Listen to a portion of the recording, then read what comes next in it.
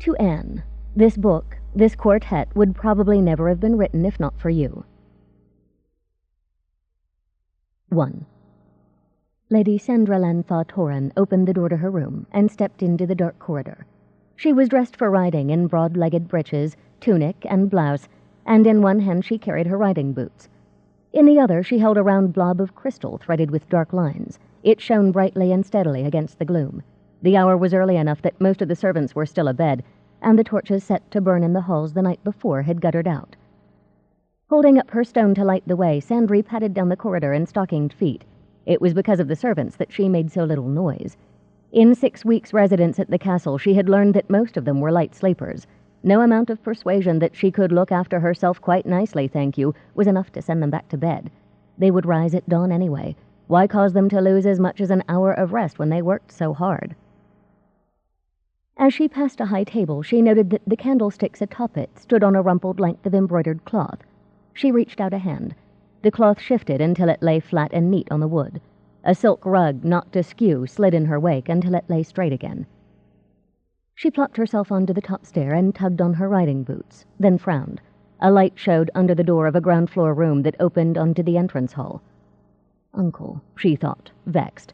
And what odds that he hasn't been up since 4? With a sigh, she trotted downstairs and entered the room, a small library. There sat her great-uncle in a wing-backed chair. He was reading a sheaf of papers by the light shed by a crystal globe. The globe was larger than Sandry's, perfectly round and without flaws, its light as steady as the sun's. Inspecting his stark white shirt, black tunic, and breeches, Sandry decided she would have to do something about the Duke's clothes. He liked to dress plainly, but there was no law that said he had to wear blacks, browns, and dark blues without any bright colors. A crimson tunic might warm his skin tone, and a touch of gold embroidery at his collar would add sparkle to his eyes. Until he was fully recovered from his recent heart attack, he would need such aids to keep his people from thinking he might still die. And it won't hurt to stitch in signs for health and strength either, she thought, fingers already itching to pick up needle and thread.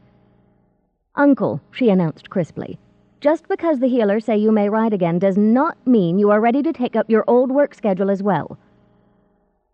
Duke Vedris IV, ruler of Emelan, looked up at his favorite great-niece and smiled. The smile warmed a face that was still haggard, though he looked better to Sandry's critical eye than he had even a week ago. He needs to smile more, she thought. Without affection or amusement to light his eyes, he was a rather forbidding middle-aged man with fleshy features, deep-set brown eyes, and an eagle's nose. With some warm feeling in his face, he looked both serious and kind, the sort of man it was easy to trust and depend on. This isn't work, the Duke told her as he lifted the sheaf of parchments. I'm just reviewing what's been done on the repairs to the harbor wall. Sandry walked over to him, kissed his forehead, and drew the papers from his fingers. The harbor master is an expert on this sort of thing. You told me so yourself. And you know what Dedicate Comfrey said. Why pay these people if you have to watch them all the time? I'm not watching. I'm keeping myself up to date. The Duke carefully got to his feet. Sandry did not try to help. Too many people did that, and it upset him far more than did the loss of his former strength. You and Dedicate Comfrey should understand that sooner or later I must begin to oversee my realm once more. I can't wait until you do, she told him pertly. You're getting awfully hard to handle. He laughed at that. I'm going to miss you when you return to Winding Circle, he remarked, going to the door. You're the only one who is completely frank with me. As he left the room, Sandry put the papers she had taken on his desk. For a moment she stayed there, staring blindly at the curtained windows. As much as she wanted to return home, she worried about him. Over and over she had heard tales of the way he lived, skipping meals and going without sleep to complete some piece of work. His household was in awe of Duke Vedris, and feared to balk him. Without her there to keep an eye on things, he would probably return to his old bad habits. She didn't like that thought. Emelan's best healer mages had warned her that while they had done all they could to strengthen his heart and veins, he was vulnerable to another attack. A second one might well kill him. A third definitely would. He managed without a meddling 14-year-old for years, one voice said in her mind. He was younger then, argued a second. Sandry growled with impatience. She had been listening to this internal argument for weeks, and flung her hands wide. The heavy draperies on the windows flew apart to bare expensive glass panes. The thick gold ropes that held the curtains open wrapped around the lengths of cloth and tied themselves. then let their tasseled ends dangle neatly. Getting her worries under control, Sandry followed her uncle to the main door. It was open already, offering a view of the stone courtyard, a score of burning torches, and a squad of the Duke's guardsmen and their horses. Duke Vedris waited for her to reach him and offered his arm. His dark eyes searched her face intently. "Did I say anything to distress you, my dear?" he asked quietly. Sandry shook her head and made herself smile. "The only thing that distresses me is the thought that you got up early this morning to read papers," she informed him. "You're supposed to rest, Uncle." As they walked down the stair to their mounts, she thought, "And what will Lark say if I stay with him?" Pasco, wake up." He rolled over and moaned. A hand grabbed his shoulder. "Pasco, you chuff, getting up was your idea. Now do it. I want to go to bed." Pasco Accolon sat up, blinking. His sister Halmady knelt by the bed, her dark eyes amused. She was still dressed for the watch that had just ended, the brown leather of her jerkin stark against her dark blue shirt and breeches. Pasco rubbed his face, ordering his traitorous body to move. "It's a disgusting hour to be about," he grumbled. "No arguments here. What's the deal anyway?" Pasco swung his legs out from under the blanket and leaned against his oldest sister. Their long amber-skinned faces labeled them as kin, the same winged black brows over ebony-colored eyes, noses a little too short and straight mouths a little too wide. At 12, Pasco was just starting to get his growth, his thin body coltish as he wrestled with arms and legs that tended to go every which way. "A friend wants a favor," the boy mumbled as he pulled on his garments, tying the string that held up his breeches as tight as he could manage. His shirt required no buttoning, which was why he'd picked it out last night. The less he had to do before he was properly awake, the better. "What kind of favor?" Halmady demanded, suspicious. "This isn't off the straight, is it? Because—" Pasco ruffled her hair, glossy black, cropped short on the sides and left to grow long on top, just like his. "You're home now," he reminded her. "No need for harrier work here." Harrier was street slang for a provost's guard. "An Accolon off the straight," he went on, his voice strangled as he bent over to don his shoes. "The very skies would cry at it. Go to bed, Helmy. Try to dream of something beside arresting drunks and housebreakers." She punched at her brother half-heartedly. He ducked under her fist, blew a kiss at her, and left his room. He didn't bother to sneak by the garret room where the maids were. They had proved able to snore through hurricanes and his mother's first shout for them to get out of bed, but was quieter going down the stairs. He went noiselessly past his sister's rooms and ghosted past the floor where his parents slept. Mama was the one to step quietly for. Once his father fell asleep, only his snoring proved he was not dead. Mama had the fox ears, asleep and awake.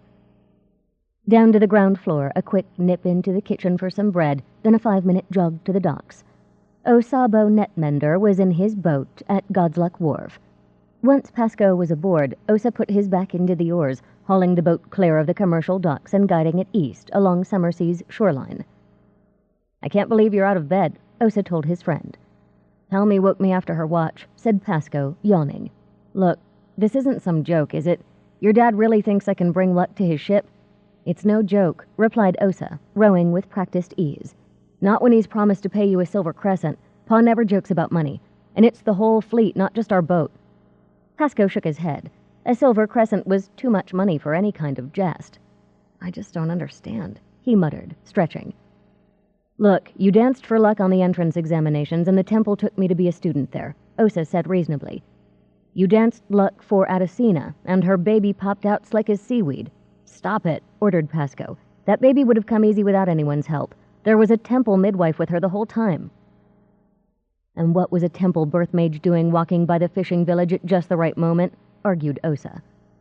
"I'll bet you a copper crescent my dancing for fish don't do a whisper of good," Pasco told his friend. The other boy winced. "That's too much like ill-wishing," he said. "We need the fish, Pasco. We need 'em bad." "I'm not ill-wishing," retorted Pasco, offering some of his bread. Osa took a piece. "I just never heard of a dance that brought fish into nets before." "Gran says it's an old one," Osa said doggedly. "She's going to teach it to you. There's a song to go with it and everything. You'll see."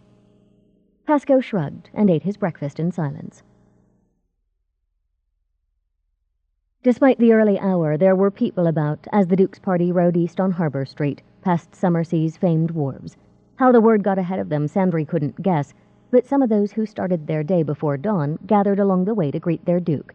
Sailors, washerwomen, draymen. Their eager looks and open smiles showed how glad they were to see Duke Vedris up and about. Sandry had meant to turn back once they reached Long Wharf, but looking ahead, she could see more of the locals emerging from ships and warehouses to get a look at him.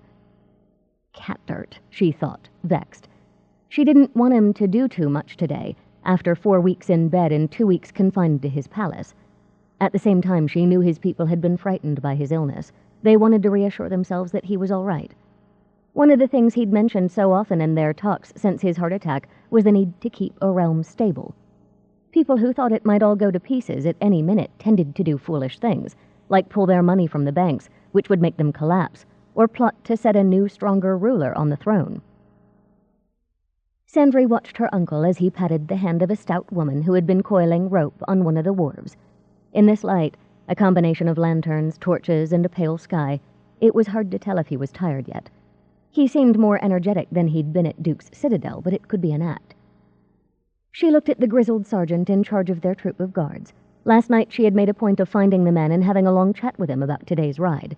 Now he nudged his mount over until they were side by side. "He takes strength from them, milady," the sergeant told her quietly. "Same as they do from him. I say let him go on a bit." Sandry thought over what he'd said. At last she replied, "I suppose there's no harm in going on. If it looks like he's tiring, though, we turn back." The sergeant bowed and returned to his soldiers.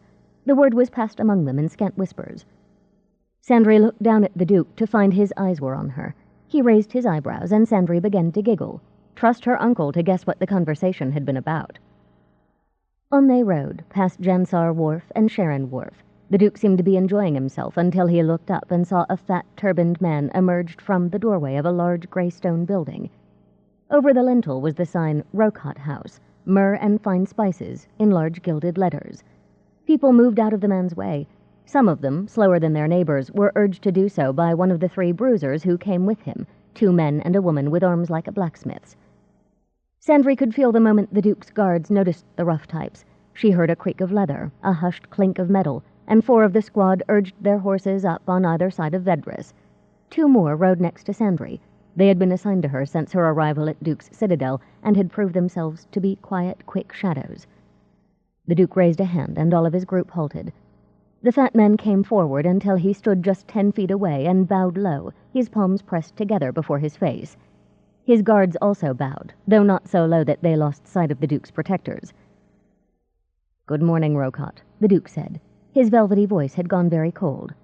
"May the gods be praised, your grace," said the fat man, straightening.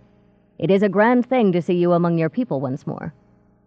Now that he was closer, Sandry could tell that he wore a jeweled pin in the neat green folds of his turban, and that his clothes were made of the finest silk that money could buy. His plump hands glittered with rings, all gold and most sporting a gem.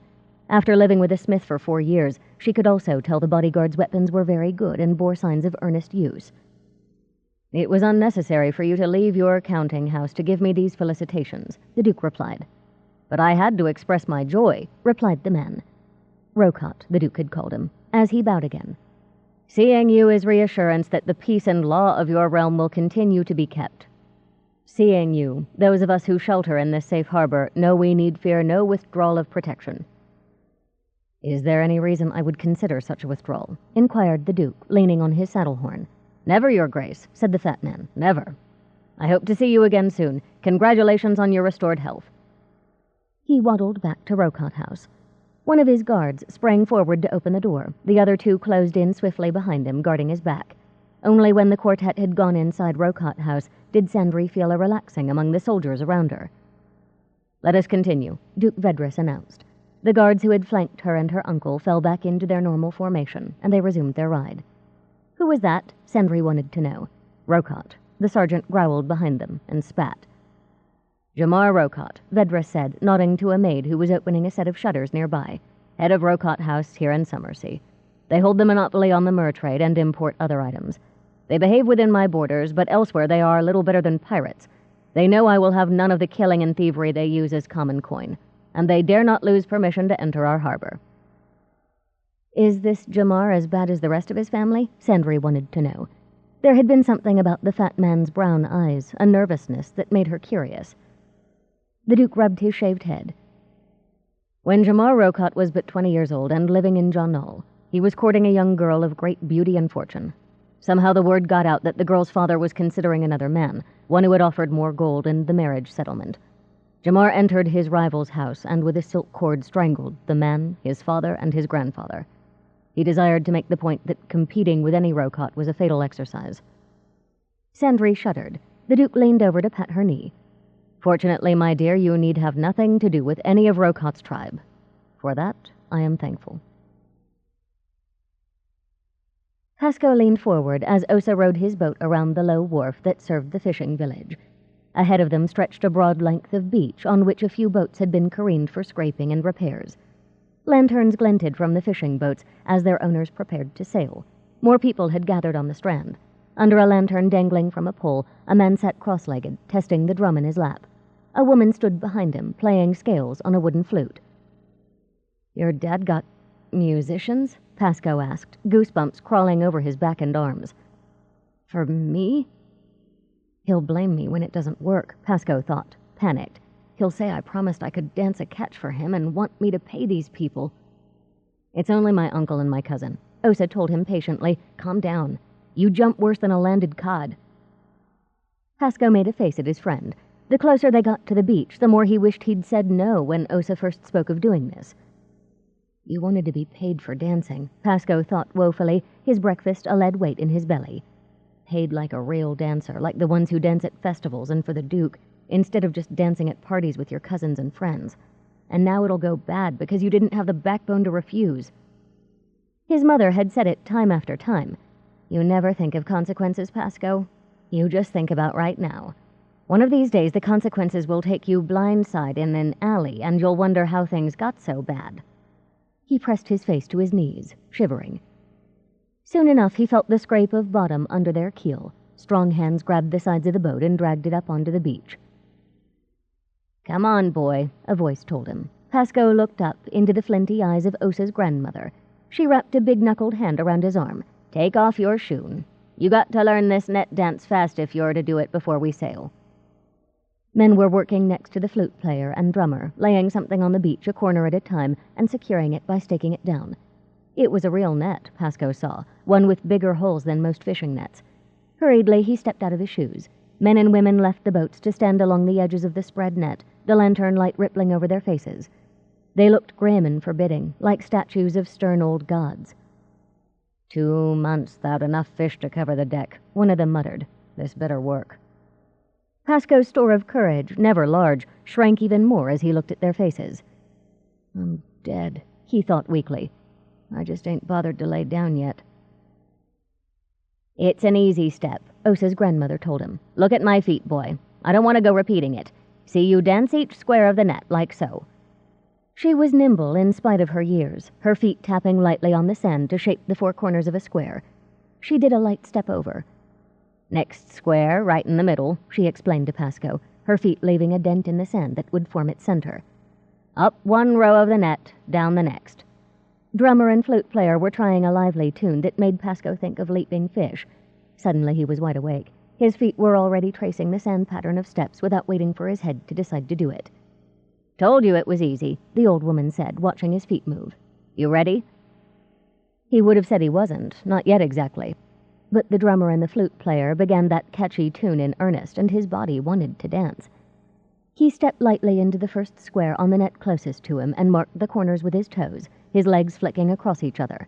It was a jig of sorts, and he always liked jigs. He locked his hands behind his back, keeping them firmly out of his way as the drum pounded and the flute trilled. Square by square he called the fish, and he felt them answer, their tails flicking through the squares as his feet did. Oddly, his legs and feet were so warm they seemed almost fiery, though the warmth only came as high as his waist. It wasn't an uncomfortable warmth. If anything, it gave him strength. When he finished, he did it by leaping from the last square and coming down, feet together, as light as any wisp of silk. The music stopped. He bowed to Osa's grandmother because it seemed like the right thing to do. The sound of hands clapping made all of them, Pasco and the fisher folk, turn. A party of riders had come onto the sand while Pasco was dancing. Who was mad enough to be riding at this hour? Pasco wondered. He squinted at them, then gulped. His Grace the Duke of Emelan and the prettiest lady Pasco had ever seen were applauding him. 2. The lady dismounted from her horse and walked over. She was just an inch shorter than Pasco's own 5 feet 5 inches, but the way she held herself, that perfectly straight and head high, made her seem taller. She had a button of a nose, eyes of the brightest blue, and an open, friendly smile.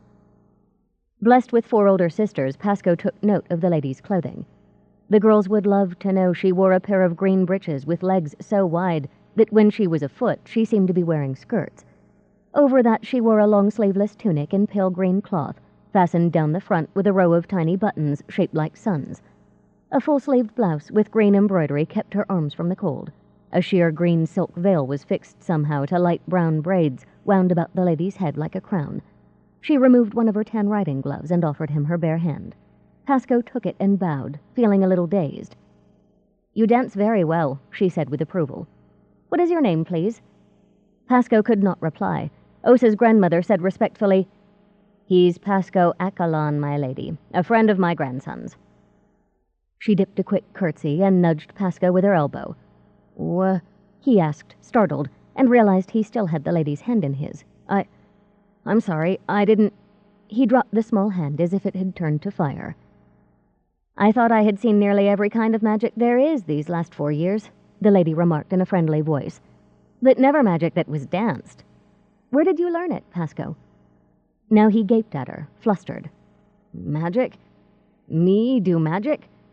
Magic was a thing of schools and books. No proper Accolon did magic. They were harriers. They had always been harriers, or the spouses of harriers, or the parents of harriers.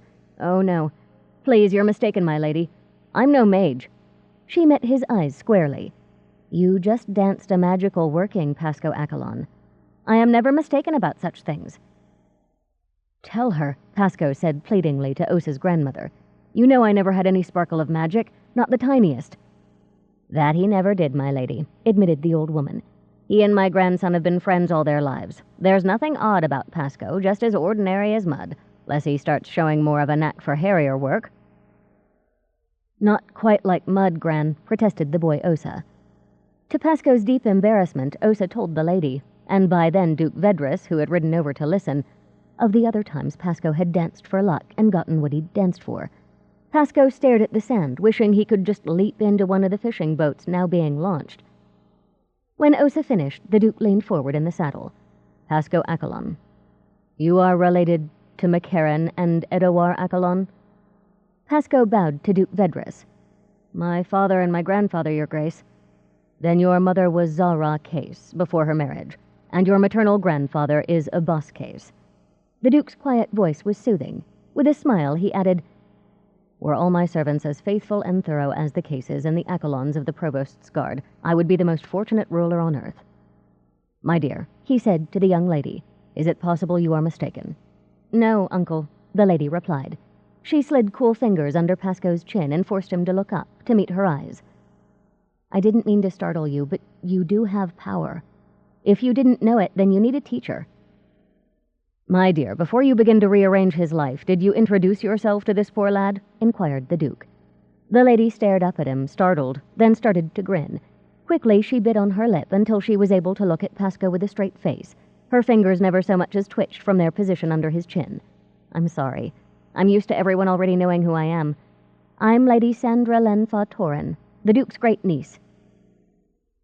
Pasco blinked at her for a moment, dazed. It was such a pretty name, as pretty as she was. Then his mind began to work again.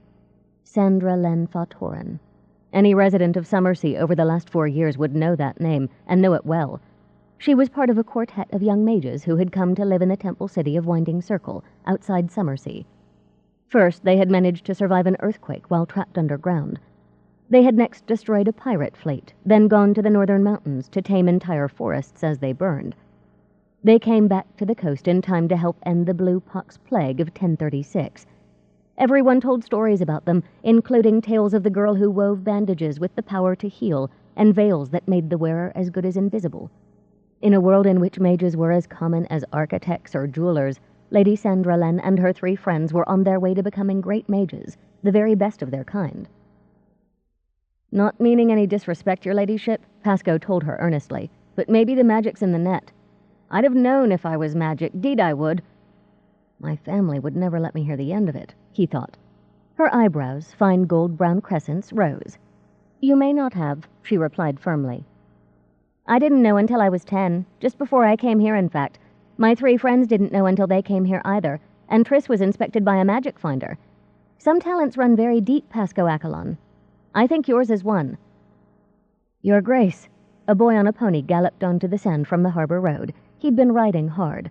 The pony was covered in sweat as they drew up next to Vedris's horse. The messenger wore the provost's colors. "They told me you rode this way," he gasped. "Captain Case on Dawn Watch requests your Grace's attendance at Rocott House on Harbor Street." Pasco frowned, thinking.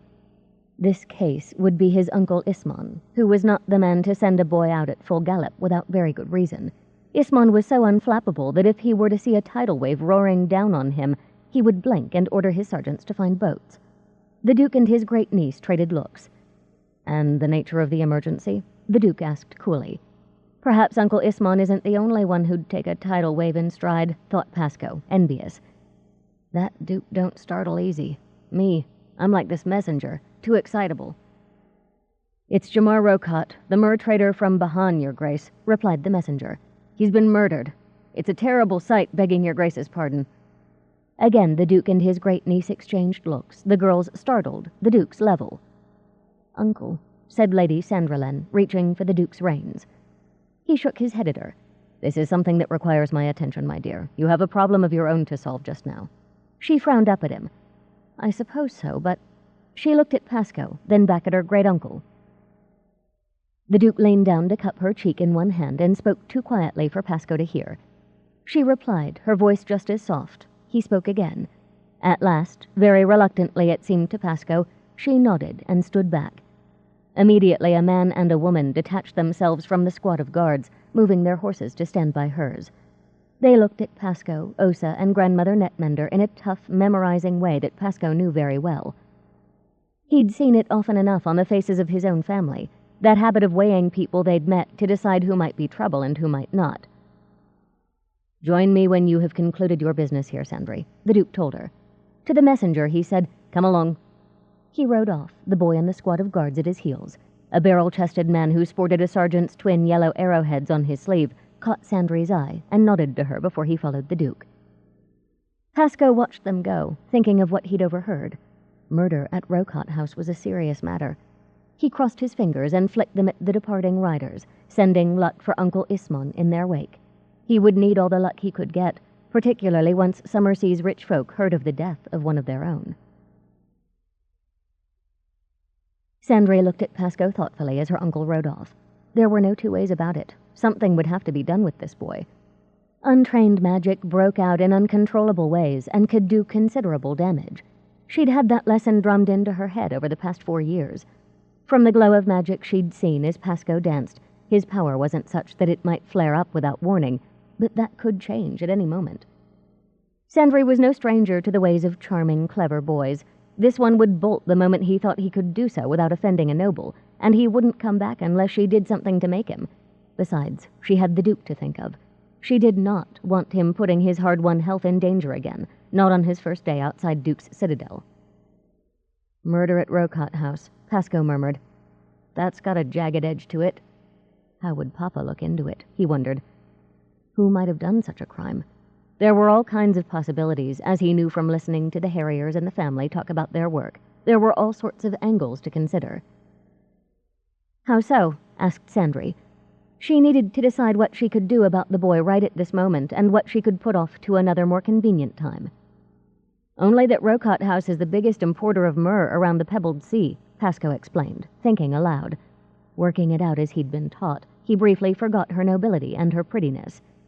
"They're from Bahan, but they've houses in every big port. That's serious coin, and headaches for the Harriers."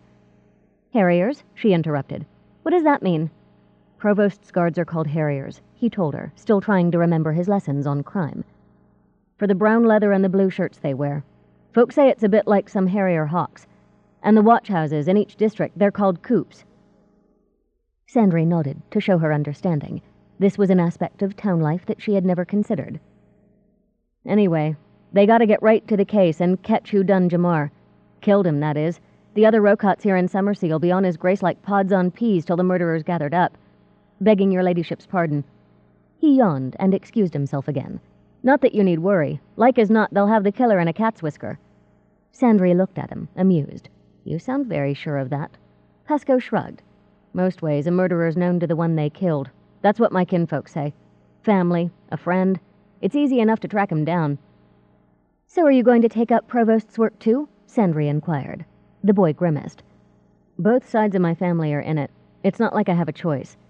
"If you were a mage, you'd have a choice," Sandry remarked slyly, if she could make learning magic attractive to him. Pasco shook his head, his face set. "Lady, you don't know my family. The only kind of mage they'd want me to be is a harrier mage, one that tracks blood back to the one that shed it, one that can lay a truth spell on folk. I never heard of no harrier mages dancing what they do. I never heard of no dancing mages either, not ever." Sandry fidgeted. She had to catch up to her uncle. Before she could do that, she had to make this boy understand what had happened to him and his need for study. He didn't seem very convinced. If she could prove he was a mage, though, he would have to give in. "Make a bargain with me," she suggested. "A bargain for what?" he asked warily. "I'll meet you here, tonight, when the boats come in," she said. "If their catch is better than it's been in the last month or so, will you agree to talk some more about magic?" He shook his head. "And I'm telling you, lady, you're plain mistook. I've got no magic." Sandry frowned. "You say the word like it's a disease." He bowed. "Beg pardon, lady. I meant no disrespect." "Have we a bargain? We'll meet here tonight, and we'll see who has the right of it." If he'd had any training, he would have felt her magic hooking into his. With an invisible hand, she teased out a strand of his power and pulled it to her, attaching it within herself. It was as fine as a single thread of silk, but with it in her grasp, she would always be able to find him. "Pasco, I want to catch up with my uncle," she said tartly. "Have we a bargain?" He nodded reluctantly. Sandry mounted her horse once again. Her guards drew up beside her, looking down at Pasco with level brown eyes. "Until the boats come home, Pasco Accolon," Sandry told him. Again he bowed deeply to her. Sandry nodded to her escorts and turned her mare back toward the city. Once they reached the road, she set off at a smart trot, hoping to find the Duke before he got too involved in this murder. Pasco watched her ride off, shaking his head. He had little experience with nobles or mages, but he'd never heard of those people behaving as she did. Was she even as pretty as he'd thought, or was it just her bearing, and her dress, and those lovely blue eyes? He oughtn't to meet her back here when the boats came in. Would a lady even know so commonplace a thing as the time a fishing fleet returned? If she didn't see him that afternoon, she would forget this idea of him and magery. Everyone knew the nobility was flighty, except for Duke Vedras. Pasco looked around and found just Osa, napping beside his rowboat. Osa's father had gone off fishing without paying for the dance. "So I'll have to come anyway, to see if they still want to pay me," thought Pasco, wandering over to the sand where he'd danced. Dawn had come. In the sunlight he could see the patterns made by his feet and the rope net. Pasco grinned. Suddenly the idea of an Accolon who danced magic was as funny as anything, a joke and a half. "I have it," he told the air and a few seagulls that had landed to pick for clams as the tide went out. "I'll be a dancing harrier, only instead of putting my hand on the lawbreakers, I'll dance 'em into my coop." "Are you done being foolish?" Osa demanded, getting to his feet. "I've chores to do yet today. And don't you have law and baton fighting lessons?" Pasco yelped and ran to his friend. "No lessons till later," he told Osa, helping the other boy to push the boat into the water.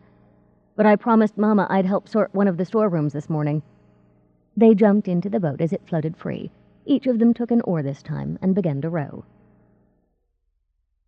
3. When Harbor Street filled up with gawkers a block from the scene of the murder, Sandry's guards did not ask whether she wanted to push on or not. Like the other residents of Duke's Citadel, Quabbin and Oama had learned weeks ago what happened when Sandry wished to join her uncle and was kept from doing so. They urged their mounts ahead of hers and began to open a path with their booted feet and with their horses.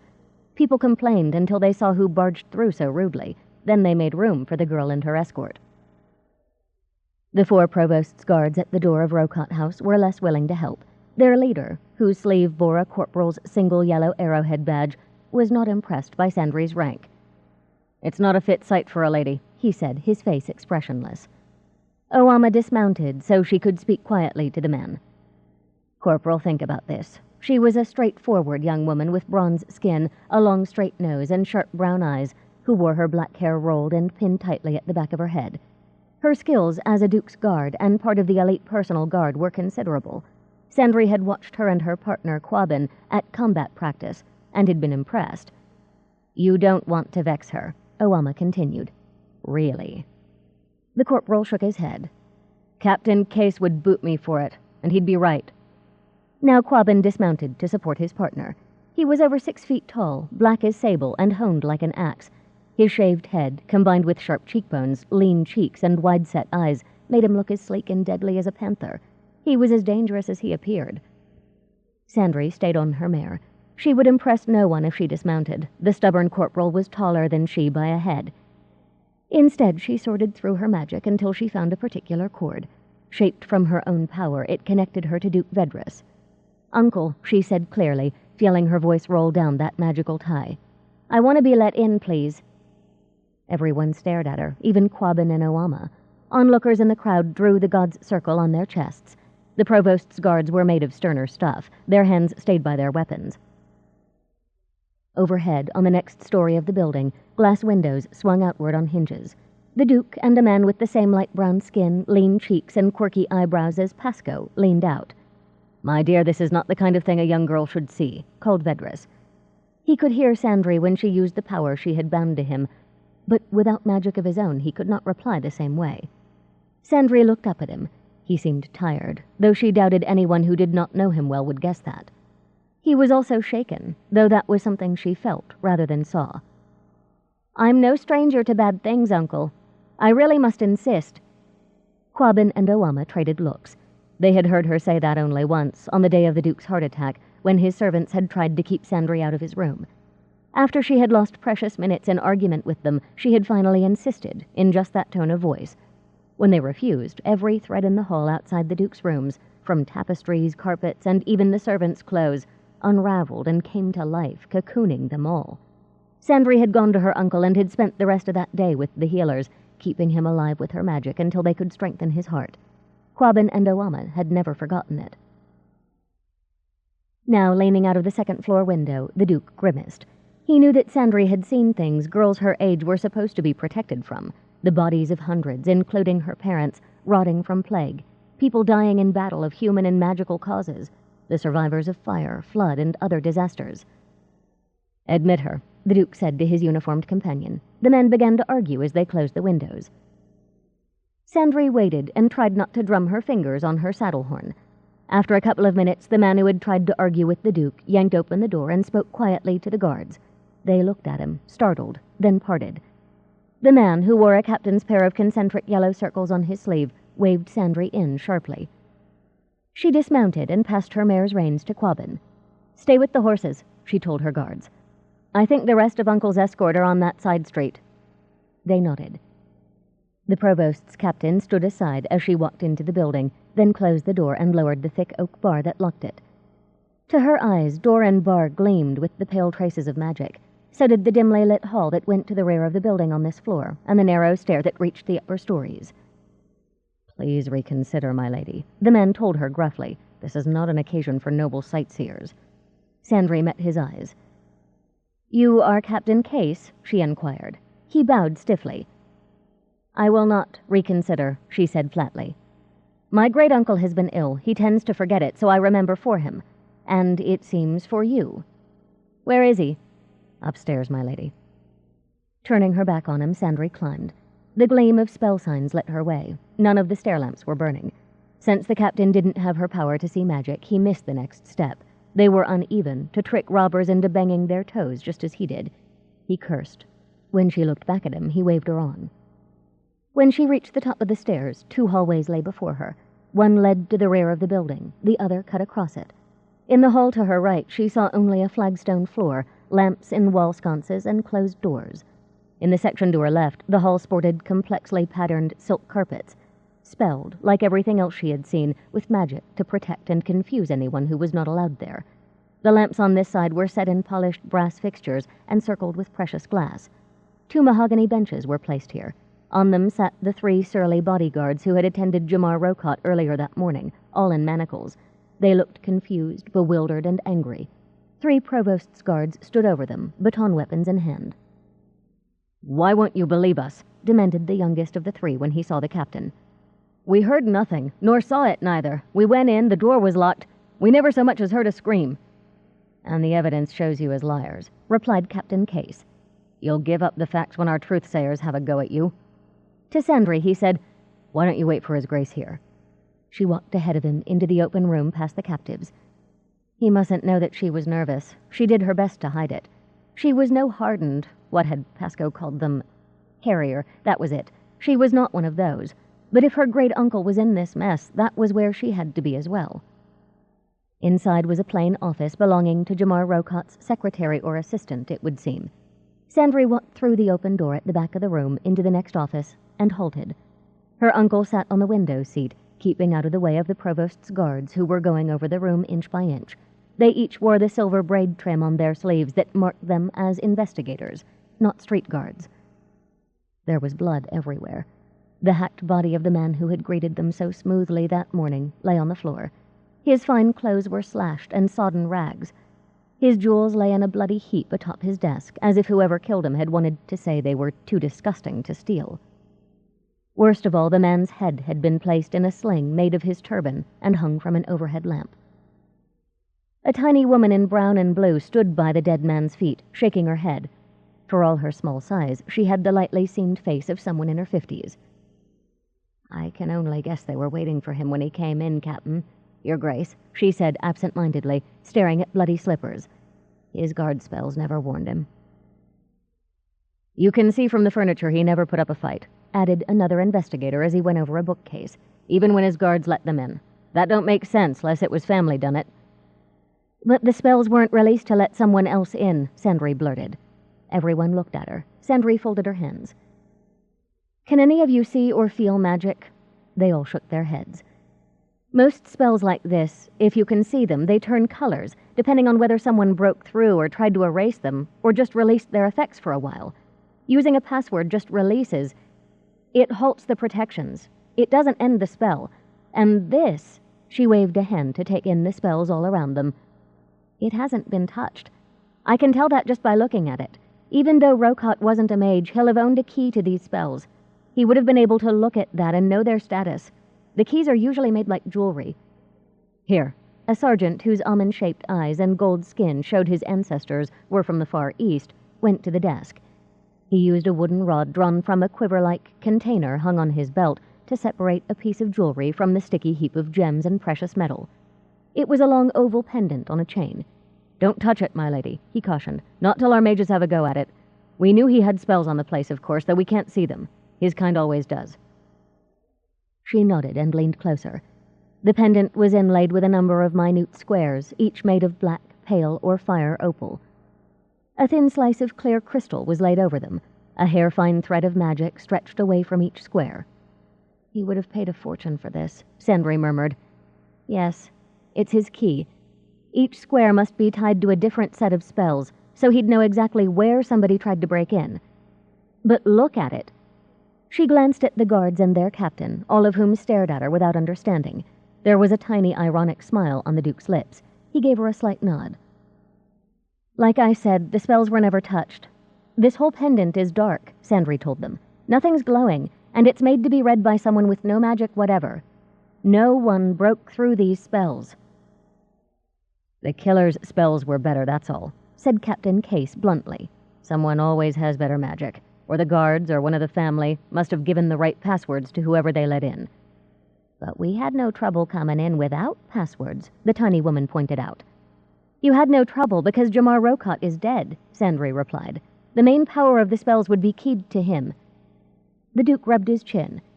"Surely after he went to the expense to have these spells laid on, he'd only give passwords to a few. He was a careful man with many enemies. He'd keep the password to this room for his own use." "Could have come in over the roof," said the bald, chunky man who was the third investigator. "He'd have spelled the roof, too," the sergeant told them tersely. "He never left no loopholes. Not him." Sandry looked at the ceiling, though she was really inspecting the magical fabric above it. There were storerooms on the floors upstairs, all with their own protections. The roof was a solid mass of untouched magic. She shook her head. You're right. The roof is absolutely covered with spells, and none show signs of tampering. Captain Case crossed his arms. Begging your pardon, your ladyship, but you are versed in weaving and needlework. We have mages who know just this kind of thing. Magic used by criminals and magic used to keep criminals out. They will be able to explain. And I still think those guards will talk plenty once they're sweated. Sandry stared at the man, honestly shocked. What did he think magic was, if not a kind of thread? He spoke as though she'd spent the last 4 years minding a spinning wheel or a tapestry frame, not cudgeling her brain with lessons in arts, sciences, and the theories of how and why mages could get magic to work. Captain, the Duke said coolly, if your mages are coming, we must not remain underfoot. He got up. You will keep me apprised of all developments? The captain was studying Jamar's head. He glanced at the Duke, startled at the interruption, and hurriedly bowed. Of course, Your Grace. Sandry hesitated. She would like to see Provost's mages, whom Pasco had called Harrier mages. They would be academic mages, taught at places like the University and Lightsbridge, their ways different from those of craft mages like Sandry and her friends. While she had been taught academic methods and had learned about different specialties in academic magic, she had never seen a Provost's mage at work. The Duke offered Sandry his arm. She had a choice, she realized. She could stay, or she could get her uncle back to Duke's Citadel. Her uncle came first, so she took the offered arm. Perhaps she could get him to introduce her to some Provost's mages before she went home to Winding Circle. Sandry and the Duke made their way out of the building in silence. 2 of the guards stationed before the door escorted them to their horses and their own soldiers. Sandry kept a wary eye on the press of human beings that folded away from them, but there were no weapons in the fingers that brushed the Duke's tunic or arm, and there was only respect in the whispers of, "God's bless your grace." Their approach was so quiet that they surprised one of the Duke's guard, telling some Provost's guards, "Took an hour to cut them out of her cocoons. They growed into the very walls and floor." Someone cleared her throat, and the guards snapped to attention. Their mounts were brought forward as the Provost's guards melted back through the side door to Rocott House. Some got nothing better to do than gossip, Quabbin said to no one in particular. Sandry peered at her uncle and saw the corner of his mouth quiver with amusement. She almost smiled herself. Perhaps it was bad of me, she thought as she mounted her horse. Still, at least I taught them who they're dealing with. No one will keep me away from Uncle again. Once in the saddle, there was a delay while the Duke spoke to their guard sergeant. The knowledge of what she'd seen in that building hit Sandry without warning. The copper stink of blood returned to her nose. The sight of a man she'd met with his head cut off lingered in her mind's eye. She gripped her saddle horn with hands that trembled. For once in her life, she wished passionately that she carried smelling salts, or even a scented ball, as some nobles did, to clear her nose and chase off the shudders. A brown hand, wrapped around an open water bottle, entered her vision. Owama had brought her mount up close to Sandry's. "It's all right," she told the girl quietly. "It's just water with a bit of lemon for cleaning out the mouth." Sandry drank and returned the bottle with a shaky smile. "Was it bad?" Owama asked softly. Sandry nodded. "We reap what we sow," murmured the Duke. He had finished his conversation with the sergeant. "It sounds cold," he told Owama and Sandry, "but Jamar Rocott sent enough people into the next world before their rightful time that he must have known someone might grant him the same." The Duke patted Sandry's arm. "Ready to go?" She nodded. The moment they clattered into the inner courtyard of Duke's Citadel, the seneschal, Baron Erdogan Fair Bay, walked briskly out of the Duke's residence and down the steps. He was a whippet-lean man with light brown skin and brown eyes set under a cliff of forehead. Above that, he was as bald as an egg. What little black hair remained on the sides of his head was cropped painfully short. He was fussy, precise, and arrogant, but he was devoted to Vedris, which countered his flaws as far as Sandry was concerned. "Your Grace, I had begun to worry if some accident had befallen you," he said, bowing. He hovered as Vedris dismounted, but like Sandry, he had learned not to help. "We would have sent word of an accident, Erdo," replied the Duke. "There was a problem, of course. Jamar Rocott was murdered this morning." "Good riddance to bad rubbish," the Baron said crisply. He fell in half a step behind the Duke as Vedris began to climb the residence steps. "I need to return to the fishing village this afternoon," Sandry told Owama and Quabbin. Meet me here at 3. They bowed to her from the saddle and took the reins of her mare. Sandry ran to catch up with the Duke and Baron Erdogan. The Baron was saying, "And your plans for the remainder of the morning?" The Duke sighed. "I believe I will lie down until lunch." 2 weeks before, when he was allowed to leave his quarters and go downstairs, they had set up a couch for him in one of the parlors opening into the entrance hall. It said a good deal for how tired he was that he simply walked into the ground floor parlor and shut the door. Erdogan turned on Sandry, his hands on his hips. "He just happened to stop by a murder?" he asked tartly. "There was nothing I could do about that," Sandry informed him. "You know how he is." Erdogan sighed and rubbed his bald crown. "The mail's arrived," he said. It wasn't his nature to apologize for being sharp, as Sandry had already found. "I honestly don't know what to tell Lord Franston anymore." Sandry didn't like the Duke's ambitious oldest son.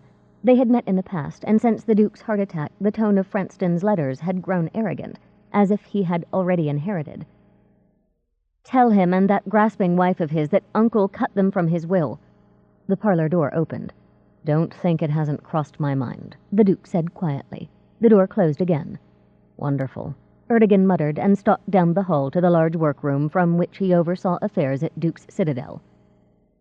Sandry followed him wearily. She missed her old life before she had found herself watching the health of a man who didn't want to be fussed over and dealing with 100 retainers, each more picky than the last. She thought dreamily of Discipline Cottage at Winding Circle.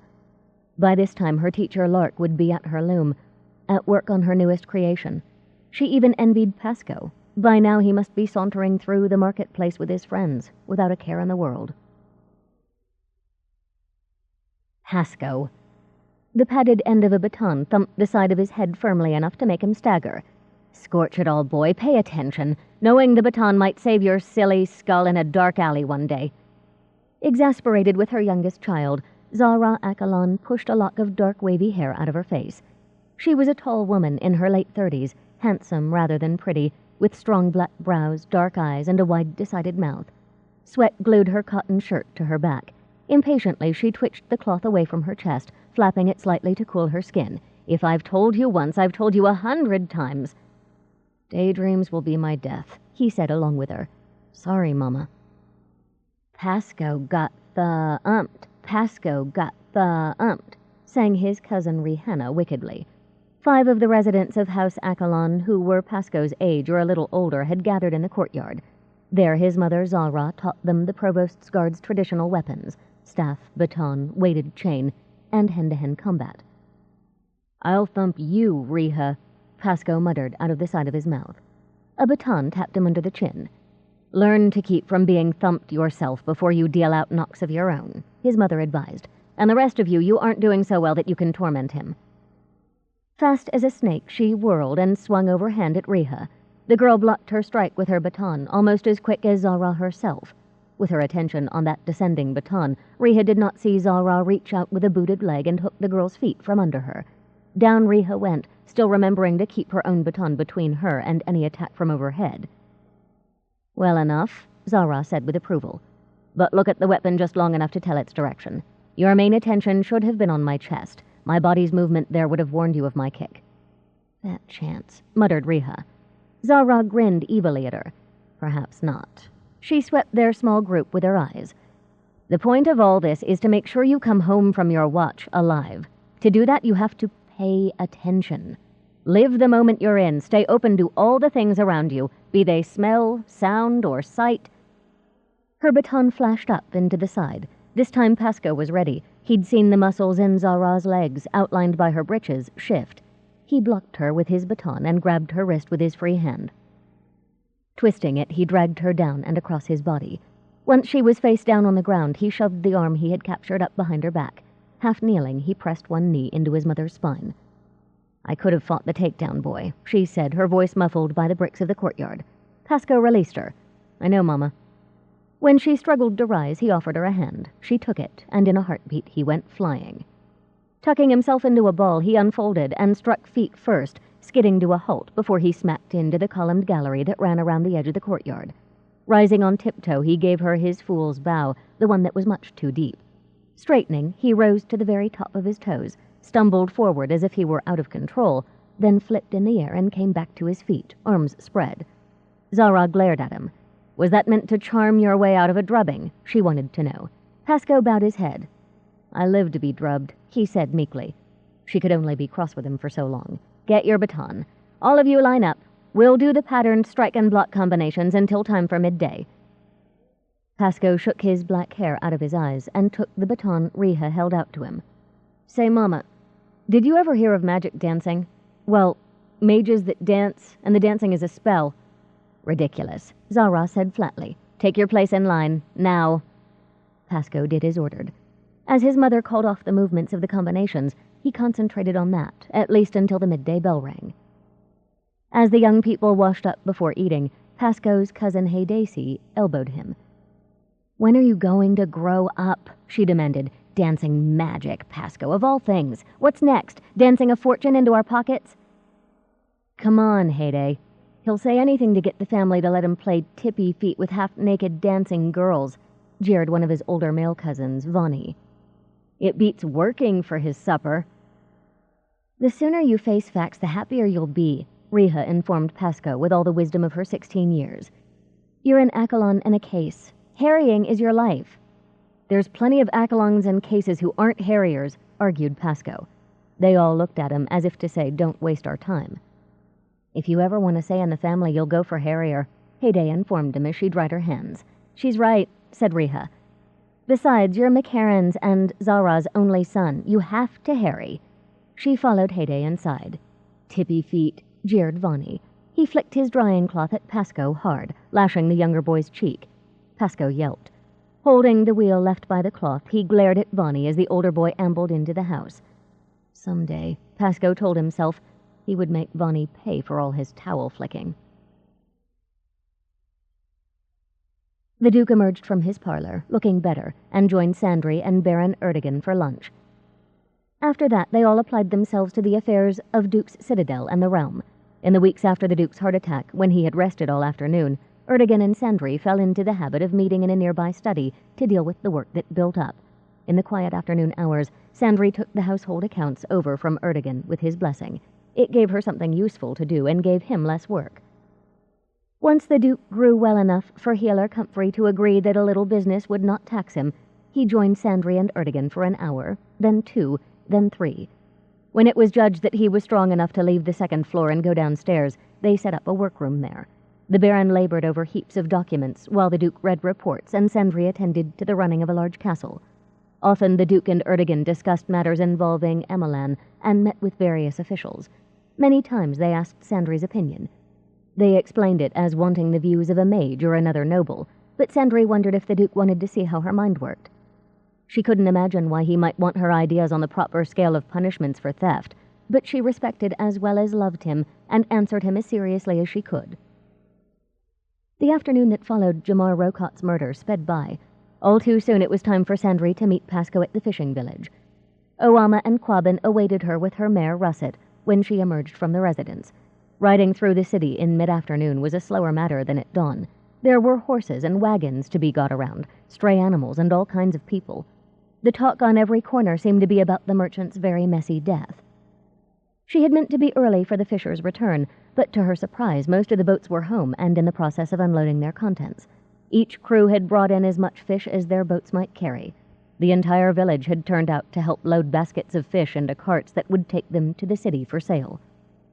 Pasco Accolon stood on the beach, his jaw hanging open. Sandry drew rein beside him. Now do you believe you have magic? She asked. He started with surprise. He had not heard her ride up, and bowed hastily. Lady, my mother has never heard of dancing mages. She was once a captain of the Provost's Guard. If she never heard of a thing, then how can it exist? This was just luck, pure and simple. It had to turn sometime. Whatever drove the fish off. A burly man in fisherman's clothes strode toward them, a grin on his dark face. He grabbed Pasco's hands and folded them around a leather pouch. Well, lad, you did the trick. He looked at the boats, shaking his head. This day's work puts food on our plates through death's night once it's smote. And Gran says the charm holds till the next full moon, enough to make up what we've lost this year. He thumped Pasco on the shoulder, bowed quickly to Sandry, then strode back toward the workers. The boy poured the contents of the bag into his palm and gasped. 5 silver crescents, he cried. Master Netmender, you said only 1 crescent. "It's bad luck to underpay a mage," the fisherman called back over his shoulder. "Just don't get greedy next year. Hi, Osa, be careful with that basket." "Mage?" whispered Pasco. "Next year?" "Well," Sandry asked the boy, nudging him with a booted foot as he continued to stare at the boats. "I know magic when I see it. So do these people. You need proper training before your power starts breaking out in ways you don't want it to. And it will. Power's funny that way." "Power or none, it don't matter, lady," Pasco said gloomily. "You don't know my family, begging your pardon. If I was a Harrier mage, that would please them no end. But even if there is such a thing as dancing magic, it's still dancing. Get it? The moon'll drop plumb out of the sky afore my family lets me dance for my supper." "Explain it to them," Sandry told him firmly, trying to keep her growing impatience hidden. She supposed he'd been through a lot today, but surely he could see what was right under his nose. He acted as if he were to ignore his power long enough it would go away. "Surely they must have noticed something odd about you by now." "Other than me not having the sense of a butterfly?" Pasco inquired, meeting her eyes. The curl of his mouth was bitter. "They've noticed that right enough. But no one said anything to me of magic. I never saw pictures in the fire or made things dance in the air when I was a babe like all the mages do." "I didn't," Sandry told him flatly, "any more than my friends did." Pasco winced, and she sighed. Where had people gotten this silly notion that Briar, Dodja, and Triss were to be feared? "Not all magic shows itself like that," she went on. He looked from her to the boats, black eyes wide with panic, then shook his head and clapped his hands to his ears. Still covering them, he bowed and walked away, toward Summersea's east gate. "Shall I fetch him back, my lady?" asked Oama. "Knock sense into that head?" "No, please don't," Sandry replied. "He's frightened, that's all. Besides, I'll be able to find him when I need to."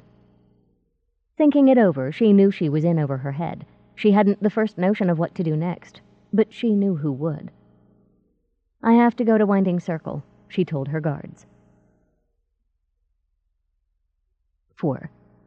Once inside the curtain wall that sheltered the temple city of Winding Circle, Sandry told Oama and Quabbin to ride to the East Gate stables, where they and their mounts would be made comfortable until Sandry was ready to go home.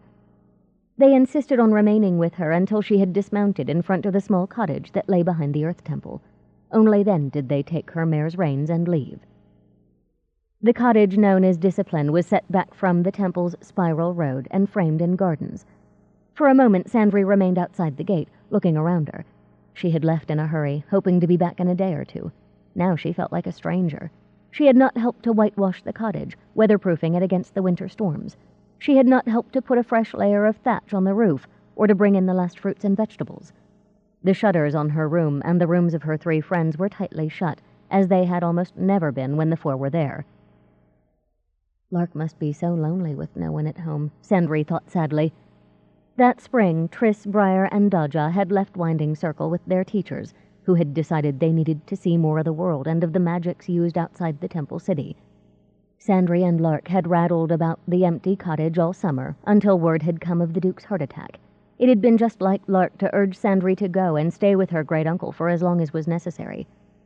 Sandry shook her head. She had seen Lark since the Duke's illness, but always at the Citadel. This was her first trip home, and she felt as if she'd lost something. She missed open shutters, the sight of Briar's miniature pine in his window, the lamps burning in the workshops built onto the sides of the cottage. Something else was missing, too. Opening the gate, she realized what it was. Once any visitor would be hailed by canine shrieks and then bowled over, if they were not careful, by the wolfhound-sized dog who lived there. Little Bear was enthusiastic in his greetings. He belonged to all 4 of the young people. That spring, when Triss's teacher Nico wanted to take her south, Triss had been so heartbroken at leaving that they had talked her into taking the dog. The 3 of them would be south of the Pebbled Sea by now, and were not due to return until next summer. The front door was closed against the night's growing chill. Sandry, feeling unsure, knocked. She heard footsteps. Then the door opened. The woman who stood there was 4 inches taller than Sandry, with bronze-colored skin and wide brown eyes set over sharp cheekbones. Lark was dressed in a long habit of the dark green shade worn by those who dedicated themselves to the gods of the earth. She smiled warmly and hugged Sandry. "What a wonderful surprise," she exclaimed. "I wasn't expecting to see you till next week. How is his grace? Come in and we'll have tea." Sandry hugged Lark fiercely, then walked into her home. Once she had brewed some tea, Lark made Sandry relax and eat. As she did, Sandry asked after the other residents of Winding Circle. "I have to stay with Uncle a while more," she said, though Lark hadn't asked when she would be coming home. "Till I'm sure he'll be all right. He was so tired this morning, and he doesn't know how to be careful." Lark smiled at her. "It's comforting to know you're with him," she said, offering Sandry an apple. "He really does listen to you. He has ever since we took that trip north with him, the year when you first came to us. He told us then he thought you had a head on your shoulders, and everyone knows he works much too hard." Looking at her made Sandry feel as if she'd been walking through a gale and had stepped through a door into a warm house. "I miss you so much," she said. "I wish you were there with me." Lark shook her head. "I have so much to do here. Besides, Duke's Citadel is too big and drafty for an ex-tumbler turned stitch witch," she teased. "And Dedicate Vetiver says one of the novices who came this summer shows some odd flashes that could be magic. I don't think Dotja will mind if this boy turns out to need her old room. Vetiver says he's terribly shy and can hardly speak, even to other novices." Sandry nodded. Just discovered mages who had trouble fitting in at Winding Circle were often turned over to Lark and Rosethorn. The two women had taught a number of mages over the years, though none so unusual as Sandry, Briar, Dotja, and Triss. "Can you manage without Rosethorn here?" asked Sandry. Lark chuckled. "It might even be easier, at least for the first few months. Never tell Rosie I said that." Sandry grinned. Dedicate Rosethorn was a terror. The hub clock chimed the hour. It was getting late, and there was the ride back to Duke's Citadel to be thought of. "Lark, this boy I found," she told her teacher about Pasco. "His magic's as plain as the nose on my face," she said when she had finished. "I'm just not sure of what to do. Should I leave him to his own devices? We were always told that if a mage doesn't get proper training, sooner or later his magic starts to run wild, like Triss's used to."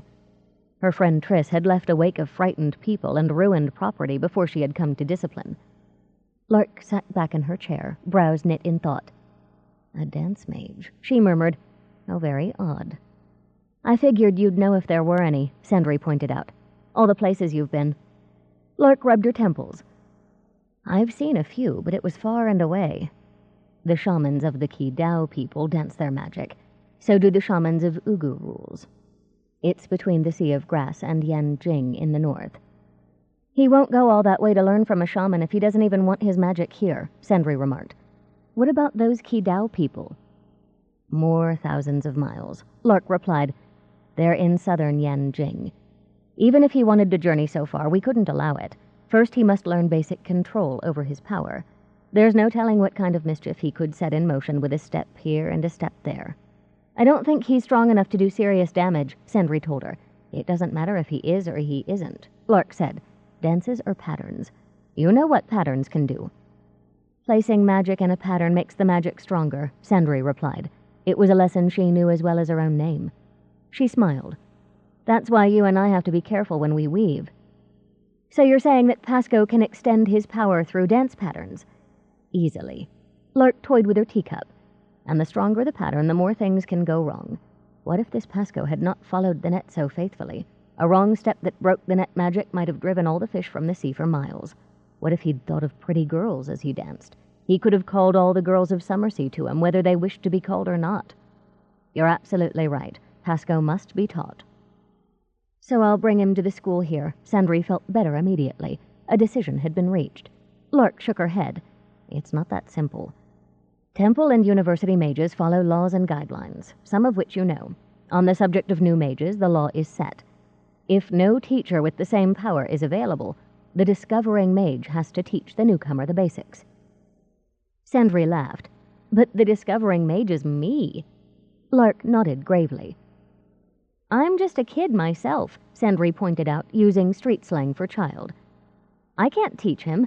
I have to keep an eye on Uncle." "You can and you must teach," said Lark firmly. "The Winding Circle Initiate Council or the Mage Council at the University in Lightsbridge enact penalties on a mage who shirks her responsibility." Sandry sat bolt upright in her chair. "And if I do not recognize their authority?" she demanded, offended by the idea that these strangers might try to control her life. Lark laid a hand over hers. "If you did not follow the rules, then as a great mage of the Winding Circle Initiate Council, it would be my task to teach you your duty." Sandry blinked at her.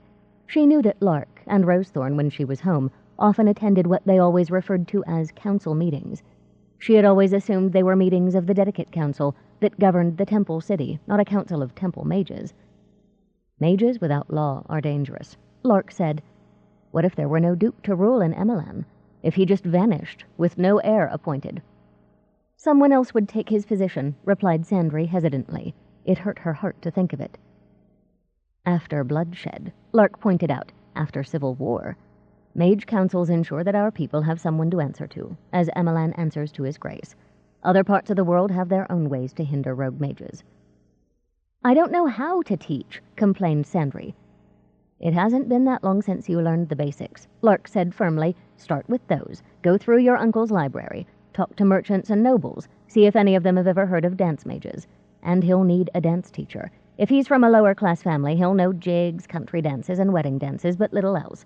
Learning new dances will help to keep him out of mischief and create a direction for his power. Bending down, she picked her work basket up from the floor. It was filled with clothes. She dumped them on the table. If you'll take the stitching out, I'll cut these into patches for a quilt, she told Sandry. One of the East District families wants the father to have a quilt made of their old things when he takes ship in the spring. That's sweet, remarked Sandry, pulling a tattered shirt toward her. Turning it inside out, she laid her fingers along one of the seams and called to the thread that held it closed. The thread began to wriggle free, twining around her index finger like a vine. Watching it slither out of the cloth, Sandry remembered the most vexatious part of her conversations with Pasco. He seems to think his family won't let him learn magic. She pointed out to Lark, drawing out the threads that tacked the cuffs to the shirt. He says it would be different if he had a talent for provost's magic, but his family won't hear of dancing magic, as if it's a toy that Pasco might pick up. I don't understand it.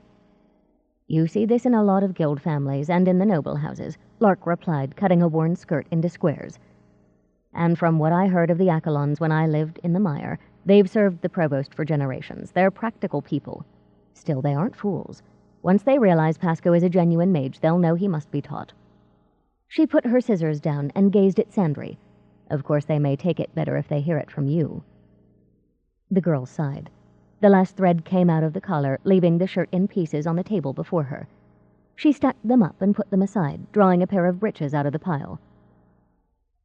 I really think he should be the one to tell them. He might as well get in the habit of owning up to his magic after all.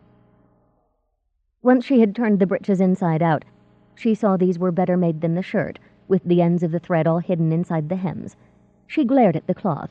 All the sewing threads jumped out of the material in 100 pieces, flying across the room. Lark hid a smile behind her hand and remarked quietly, That seems like a dreadful waste of thread. Sandry nodded wryly and lifted her hands. It took several calls to get the scattered pieces to return. Once she had them, she scooped them into a mound on the table. She petted them gently for a moment until they ceased to tremble. When the bits of thread were calm, she sent her power cautiously through each fiber. As the mound wriggled and shifted, she confessed, I don't know how I'm going to get him to like the idea of magic. Of course you do, Lark said, picking up a square of cloth in one hand and her scissors in the other. It sounds like your Pasco is dying to dance. Lure him in by telling him he gets to learn new dances to use with his power. Of course he'll have to practice a great deal, but I'll wager he wants to practice dancing. You just need to weave the 2 lessons into one, and I know you can do that. Sandry looked up at her teacher and grinned. She had a feeling Lark was exactly right. Are you sure someone else can't teach him? She asked, though she was fairly certain of the answer. Lark grinned back at her. It seems to me that teaching will be a very good discipline for you, too, she replied, mock serious. Mila knows it was good for me. Was it hard, teaching magic? Sandry wanted to know. Lark nodded. But I was older than you, and much more set in my ways, she pointed out. And I was so new to my own magic, coming to it late as I did, that I was convinced I was leaving out something important. I'll tell you what Vetiver told me. Don't forget that Winding Circle is nearby. If you get stuck, ask questions. She gathered up her scraps and put them aside. Personally, she added, I think Pasco is very lucky to have you for a teacher. I think you're going to be very good at it. I only hope I'm as good as you one day, Sandry remarked softly. You were so patient with me. Lark shook her head. You give me too much credit. It was very easy to be patient with you, and an absolute joy to teach you. Sandry looked down, blushing with pleasure. Hearing that from Lark meant a great deal to her. Lark was pleasant, but she also didn't believe in compliments unless they were earned. When Sandry checked the heap of thread bits, she saw they had woven themselves into one strand. Now they arranged themselves in a polite coil, as if they wanted to show Sandry they could behave. "Thank you," she told them. "You did that very nicely, and I'm sorry I frightened you before." She didn't notice Lark's smile. She was thinking, "Thread minds me. Why can't Pasco?" That wasn't entirely fair, and she knew it. This thread came from sheep, who were docile enough if you kept after them. Silk thread would have been harder to control, since the caterpillars that spun silk worked only for themselves. Remembering her friend Briar at Pasco's age, Sandry wondered if he'd been as deliberately ignorant as Pasco was this afternoon. Briar hadn't been. He could be infuriating and difficult and independent, but he was also a realist. He would never argue when someone had pointed out something obvious, like his magic. That made her wonder. Was it Briar who'd been unusual for his age, or the boy she had met today? "Pasco seems so young," she complained. "But that's impossible. He's 2 years older than any of us were at the start of our studies." "But by then you in particular were no longer young," Lark told her quietly. Sandry looked down. She knew what Lark meant. 2 weeks locked in a cellar in a country gone mad, with her parents and nursemaid dead and no hope of Sandry's ever being found, had worked a change on her 10-year-old self. The week she had spent afterward, staring at a ceiling and not wanting to leave her bed, had done still more to age her past her years. "Give me a day or two," Lark suggested. "I'll ask some of the dancers I know to recommend a teacher, someone who won't be unnerved if Pasco's control over his power slips." Lark still kept the performer friends she'd made in her youth before she took her vows. In the meantime, begin his lessons in meditation as soon as possible, and be prepared to talk to his parents. Sandry nodded gloomily. She didn't feel at all confident about teaching. Lark came over and gave her a hug. "The wheel turns," she told Sandry. "The student becomes the teacher. And you'll do me credit. Just you wait and see."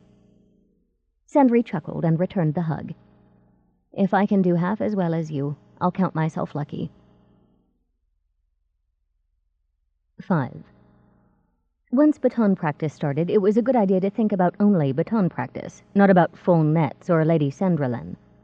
Pasco's mother, Zara, was feeling brisk. She made them all step lively that morning.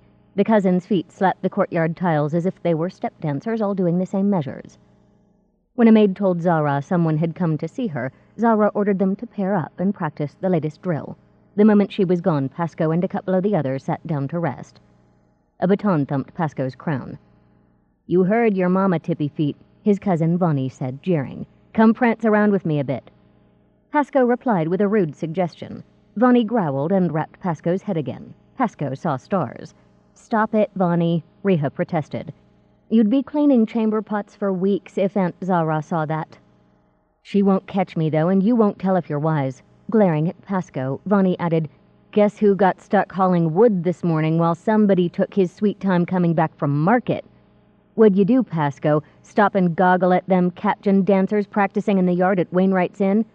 Bonnie banged Pasco's knees, then his shins with his baton.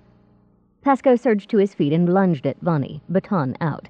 His cousin backed away, swung his weapon, and knocked Pasco's from his grip. He surveyed Pasco with narrowed eyes. "I gotta teach you not to stick me with all the hot, sweaty work." Pasco trembled. Bonnie was going to hurt him again. Even if one of the girls fetched help, sooner or later Bonnie would get his revenge. For some reason, Pasco brought out the worst of Bonnie's mean streak. Now he shrank back, raising his hands to guard his face as his bigger cousin drew close. End of Side 1.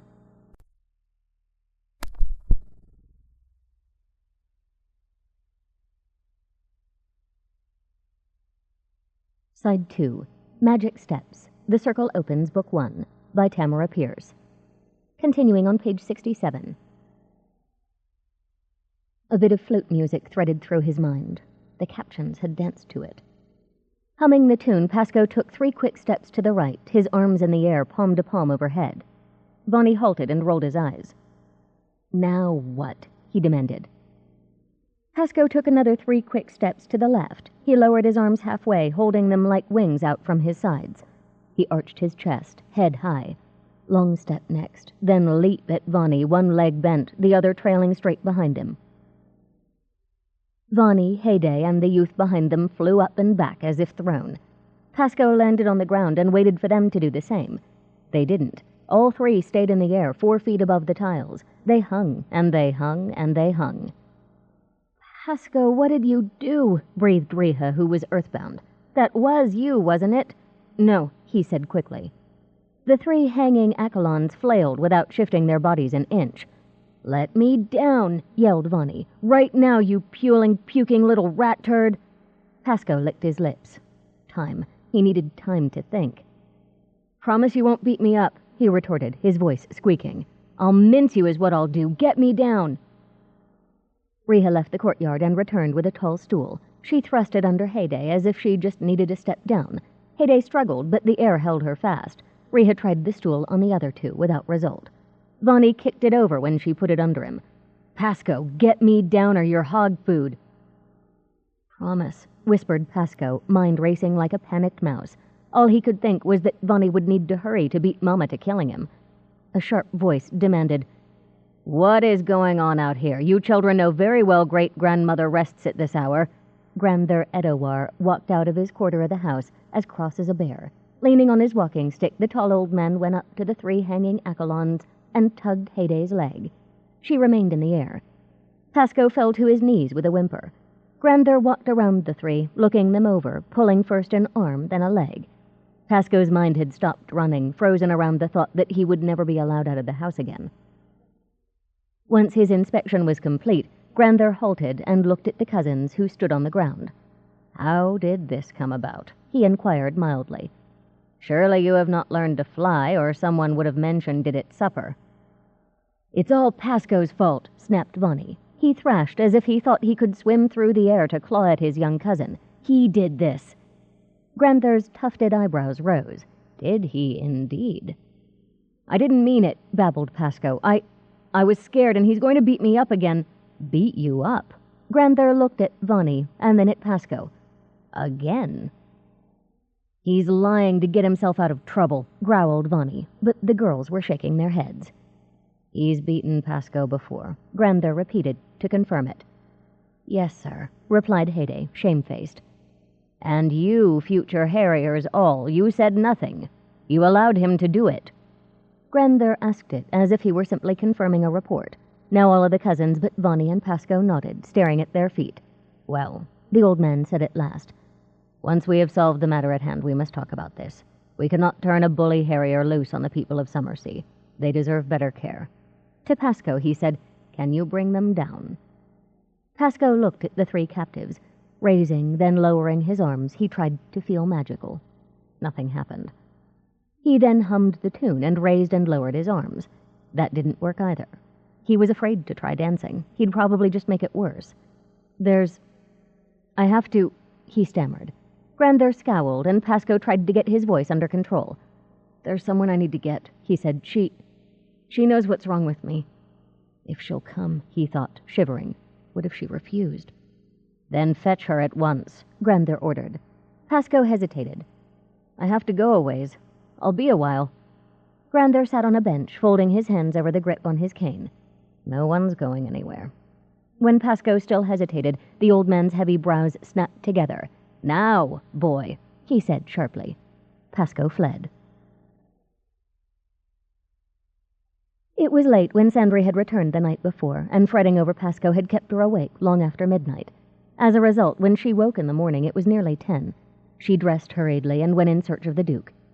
She found him in the workroom with Baron Erdogan. "Uncle, I'm sorry about last night," she said, kissing his cheek before she took a chair. "I had to talk to Lark. I didn't get home until late. And why didn't you wake me for your ride this morning?" "I am aware you came back late, and before you scold, I heard it this morning. I was abed when you returned." He smiled at her and offered her a plate of muffins. The Baron yanked the bell pull. "When you didn't come this morning, I assumed you were still asleep." The Duke continued. "Since you're usually up early, I thought you must need your rest. As for my ride, instead of having to make excuses to my taskmaster—" He reached over and tugged one of her braids, which she had left hanging down her back that morning. "I confined my explorations to the arsenal." A servant arrived and took breakfast instructions from Erdogan, while Sandry grinned at the Duke. The arsenal dockyards, where Emilan's navy was built, housed, and repaired, was large, but it was nearby. A visit there would not have lasted as long as their ride of the previous morning had. He must have been tired to go to bed early and to stick to the arsenal today, she thought, breaking up a muffin. So he's listening to the healers after all, maybe. I trust you found Dedicate Lark in good spirits? Asked Erdogan. Sandry nodded, her mouth full. When she finished her first muffin, she began on her second. Looking up as she buttered it, she saw that both men were watching her. It seemed they were curious about what had taken her up to Winding Circle, but they were too polite to ask her outright. She giggled, then told them about the success of Pasco's net spell and Lark's advice. As she talked, servants brought in a small table and set her breakfast out on it. Once they were gone, she continued as she ate. When she finished, the Duke chuckled. I'm sure teaching will be an eye-opening experience, he said, picking up the sheaf of papers he'd been reading when she came in. It always was for me. Oh, splendid, Sandry told him dryly. Was there any news about Jamar Rocotte? Not a word, said the Duke. It's as if they appeared in that room, did their work, then vanished. He leafed through the papers until he found 3 and passed them to her. Sandry read them quickly. Captain Case was as stiff in writing as he was in person, but the facts were clear. So far, the bodyguards refused to admit to helping the killers enter the counting house. She understood that, if they did, they would be executed as accomplices. The provost's mages were still picking apart the spells of protection and detection on Rocotte House, with nothing to report. Everyone who worked in the building was being questioned by the guard. The dead man's brother was making a nuisance of himself, hovering over Captain Case and demanding results. Sandry returned the papers to her uncle and continued to eat her breakfast in thoughtful silence. Just as she finished, a maidservant came to the open door. Forgive me, Your Grace, my lord, but there is a boy here. In her mouth, the word boy sounded like a disease. He says he must speak to my lady immediately. Sandry frowned. Could it be Pasco? Does he have a name? She asked. Pasco darted in past the servant, coming to an abrupt halt when he saw the 2 men at the table. His face, already ashy, went dead white. Sandry took pity on him and got to her feet. Pasco, good morning, she said calmly, putting her napkin on her chair. You met my uncle yesterday, of course. Pasco bowed jerkily to the Duke. And this is the Lord Seneschal, Baron Erdogan Fair-Bay. Pasco gave the same wooden puppet bow to Erdogan, then fixed pleading eyes on Sandry. Lady, my cousins are hanging in midair and I can't get them down. Sandry heard the Duke smother a chuckle. She ignored it as she fixed Pasco with her best teacherly stare. I take it you danced them up there? Pasco nodded, wringing his hands. So you agree you have magic, Sandry told him sternly. I'll agree anything, lady, if only you'll fetch them down. Sandry looked at the maid. Please inform Oama and Quabbin that I require their company, my own horse, and a mount for Pasco. The woman dipped Sandry a curtsy and left, her back stiff with disapproval. Sandry thrust Pasco into a chair and put a muffin in his hands. Tell me exactly what happened, she ordered. House Accolon was not what Sandry had thought it would be when Pasco told her that 4 families of harriers lived there. She had expected something gloomier than this tall, airy building with its tiled roof and plastered walls, built around a large central courtyard. Bright, colorful hangings decorated the walls inside, and soft carpets lay underfoot. The walls had been whitewashed recently. Wooden furniture gleamed under coats of wax. It wasn't cold enough yet for a hearth fire in the front parlor where Pasco led her, but a brazier took the chill off the room and released a whiff of sandalwood to perfume the air. When they entered the front parlor, a woman got up from a chair next to the brazier, closing the book she had been reading. She was tall and strong-looking, with direct brown eyes and a firm jaw. When Pasco saw her, he gulped audibly. Mama, he said, looking down. I am Sandralen Fatoran. Sandry offered a hand to the woman, who grasped it lightly, bowed, she wore loose breeches, and released it. Zara Accolon, the woman replied. I understand my son has been keeping a few things from us. Sandry gave Zara her best smile. Don't blame him, she said, resting a hand on Pasco's shoulder. The boy quivered like a nervous horse. I only told him yesterday he had dancing magic. I can't scold him for not believing me. My teacher, Dedicate Lark at Winding Circle, has never heard of dance magic the way he does it. She wasn't sure, but she thought Zara softened a little. He should have told us, she said gruffly. Looking at Pasco, she added very firmly, immediately. It's not harrier stuff, muttered Pasco. Zara looked rueful. It's true, my lady, she confessed to Sandry. Most of what gets talked of here is harrier business. Provost's guard, she explained. Sandry nodded. I understand. When I lived at Discipline, almost all we talked about was magic." It wasn't quite true, but it might help mother and son to relax if she didn't act critical. "Now, perhaps we should get to the problem. Once we've sorted that out, we can talk about Pasco's education." "This way," said Zara, leading them through the house. They walked into a gallery around the inner courtyard. From there, Sandry could see the airborne captives, 3 young people in their teens, all in breeches and shirts, each holding a padded baton. They seemed to be practicing a defense against 2 attackers on the open ground. Watching them intently from a bench near the low fountain at the center of the courtyard was a tall, slender old man with gray hair combed straight back, a long, straight nose and heavy brows. He thumped the ground with his cane. No, Riha. You're leaving yourself open for a side attack. Pay attention." Sandry ducked her head to keep anyone from seeing her grin. She felt a prickle of respect for Pasco. By her reckoning from his story, his cousins had been in the air for at least 90 minutes. He must have been really determined when he danced them up there, she thought. Zara stepped forward. "Excuse me, Grandher," she announced. "Lady Sandra Lenfa-Toran has come to help Pasco unravel this—" She glanced at the hanging trio. "Difficulty." The Accolons turned and bowed to Sandry. Even the 3 in the air tried to bow. This time she'd thought ahead. She raised her handkerchief to her nose to hide her grin at the sight of those 3 swaying bows. The old man shot a look at Pasco. "Was there no one of our own standing you could bother with this?" he demanded sharply. "I am sure my lady is far too busy to undo your tangles." Sandry curtsied to the man Zara had called Grandher. "Actually, I'm honored to be the mage who discovered Pasco's talent," she remarked solemnly. "Not everyone gets to find unusual magics." Perhaps a white lie on her part would make Pasco feel better and get his family to think of this as an opportunity, not an embarrassment. "I look forward to being his teacher." "Teacher?" barked the old man. "Since when does the nobility teach?" "My lady, this is my husband's father, Edouard Accolon," Zara said quietly. "He is the head of our house." Sandry walked over to the 3 who hung in the air. Halting beside the old man, she answered him. "Since the nobility is the mage who discovered his talent, and there are no dance mages at Winding Circle." With a nod, she turned her back on Edouard Accolon, making it impossible for him to argue with her. Focusing on the captives, Sandry walked around them, thinking hard. "I don't think I've seen anything like this before," she remarked slowly. She had Pasco's measure by now. He was capable of forgetting his scare the moment his cousins were earthbound again. She had to reinforce his fright, or he would be skipping lessons before she could say Duke's Citadel. "None of us ever hung anyone in midair." Pasco gulped. She could hear him. "You can't fix it," he cried. "But you have to. I don't know how to get them down." She wanted to take pity on him, but something warned her not to let him relax just yet. "It's not what I would have chosen for his first lesson," she admitted to herself, "but it's what we have, and maybe it'll stick longer this way." Sandry shook out her skirts, letting Pasco stew a little more. His mother, Zara, stood at parade rest, her eyes never leaving Sandry's face, while the old man leaned on his cane. "If you didn't know how to get them down, you shouldn't have put them up there," Sandry remarked at last. "It was an accident," cried Pasco. "I told you how it happened."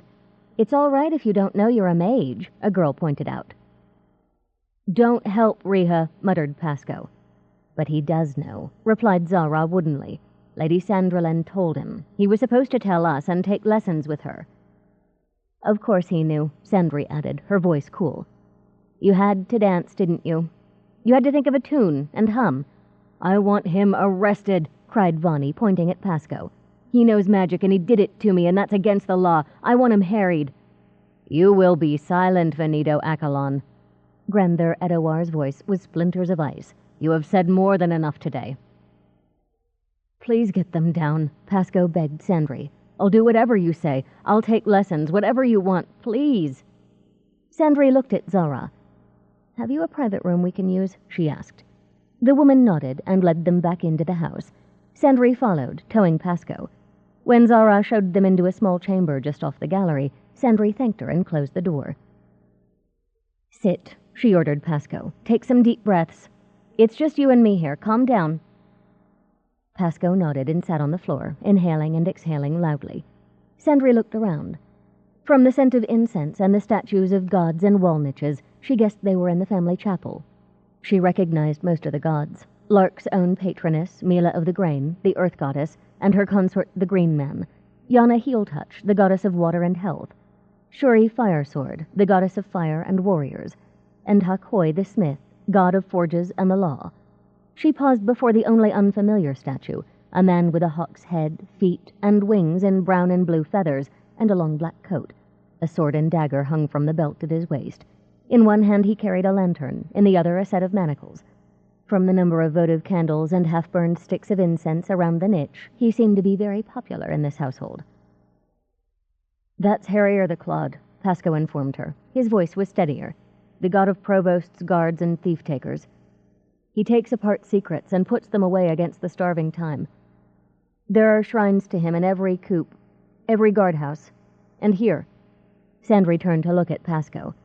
"First things first," she said. "You need to learn to meditate, or at least you need to be able to clear your mind if you're handling magic. Now's as good a time as any to start." "But Vani and them," he objected. "They've been up this long. A bit longer won't hurt," Sandry replied firmly. Pasco rubbed his face with hands that trembled. "Why did this happen?" he whispered. "All I want is to dance, not to be a mage, no, nor a harrier neither. Just a dancer. Now I can't even do that without something going awry."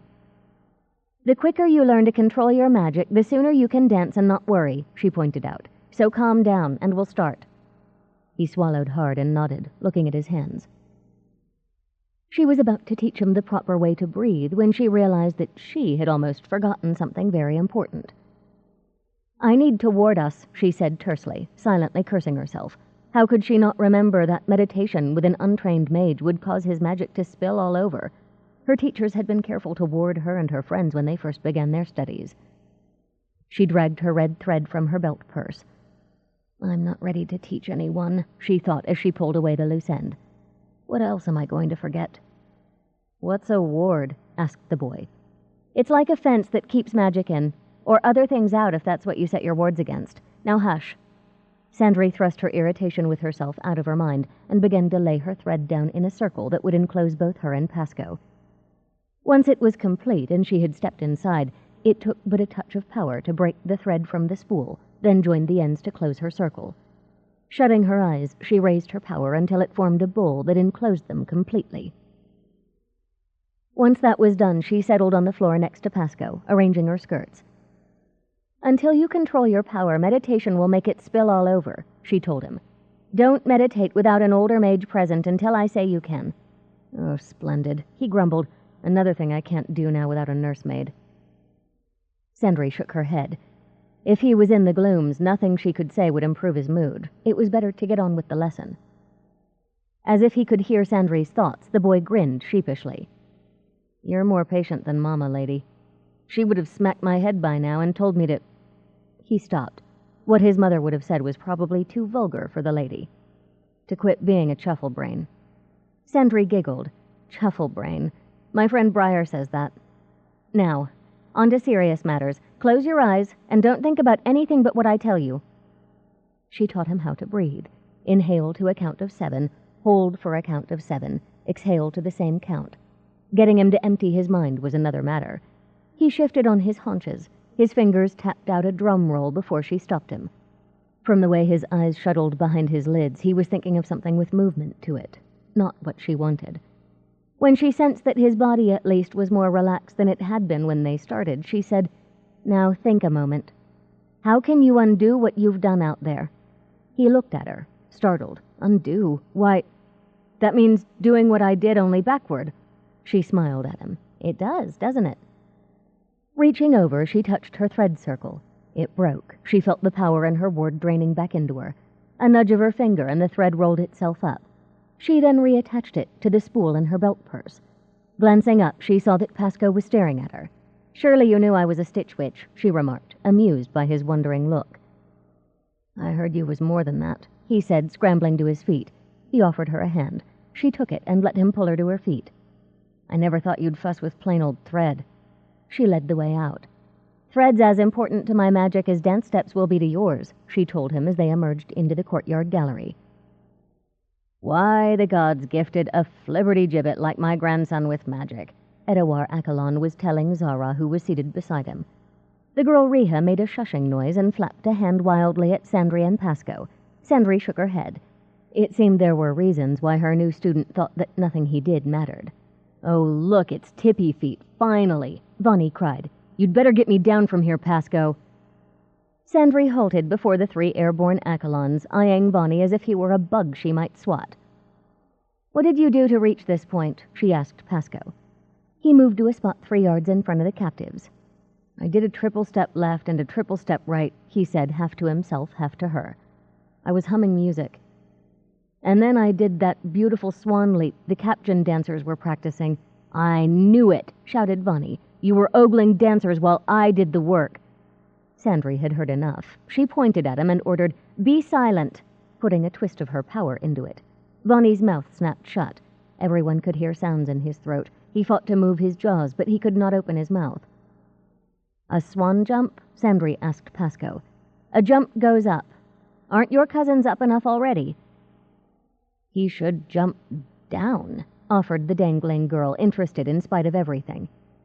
"Heyday, hush," said Zara. "If you think about the results before you try something, you can save yourself problems," Sandry told Pasco. "It sounds like you really need to look before you leap." Jump down," Pasco muttered, turning to view the courtyard. Sandry could tell when he realized the benches were too short, and followed his eyes as they rested on the gallery wall. Its waist-high top was the same height as his cousin's dangling feet. Pasco ran over and climbed onto it. "I do the steps and the humming, and I jump down," he said triumphantly. "And while the ones in the air touch the ground, what happens to those of us who are on the ground already?" Sandry inquired, thinking, maybe he has some brains after all. Riha and her sister ran into the gallery. Pasco's mother and grandfather stayed where they were, their eyes calmly on him. "What do you do when you aren't sure you can control magic?" asked Sandry patiently. He'd never work things out if she fed him the right answers. Of course, that meant she had to think of the right kinds of questions, those that would lead him to the answers. "What if you don't want the power getting away from where you wield it?" "But," Pasco began to protest. He went quiet. Sandry waited, hoping this meant that he'd learned he shouldn't argue, but use his head. It seemed she was right. Pasco closed his eyes and inhaled, counting, and held, counting, and let go, counting. Twice more, and his lips began to move as he talked silently to himself. Then he opened his eyes. "I don't know how to put that warding thing on, that you do with the string," he pointed out. "Do I have to learn now?" Sandry grinned at him. "It would take you weeks to learn how to do a proper warding," she said. "Only think how inconvenient for your cousins if they were up there all that time. When you need a spell you can't do, it's a good idea to ask an older mage to help. Specifically, you had better ask your teacher." Pasco bowed his head. "Lady Sandry, please will you ward them?" he asked. She drew her red thread from her belt purse. "Stay right there. I have to include you in the ward." He obeyed, holding his position atop the gallery wall, as relaxed as if he stood on solid ground. Here there was no way she could lay her thread flat as she had when they meditated. Instead, she walked through the gallery and around the captives, letting her thread drape over the low wall. When her circle was complete, she stood back and called on her magic.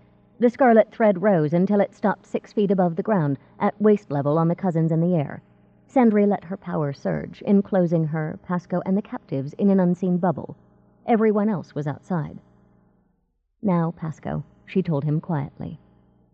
He took a deep breath, then began to hum. Nimbly, he danced 3 quick steps left and 3 more right, then leaped. It seemed as if he floated to the ground, touching as lightly as a feather on the ball of 1 foot. Vonnie and the girls did not land that gently. They dropped. Pasco faced Sandry. "It worked!" he cried, giddy with excitement. "We did it!" She plucked at her thread. It broke, still hanging in midair, and she wound it onto her fingers. "That's what happens when you think it through," she told him. "Now let's go talk about lessons." She, Pasco, and Zara had reached the door to their part of the house when Grandther thumped his cane imperiously on the courtyard tiles.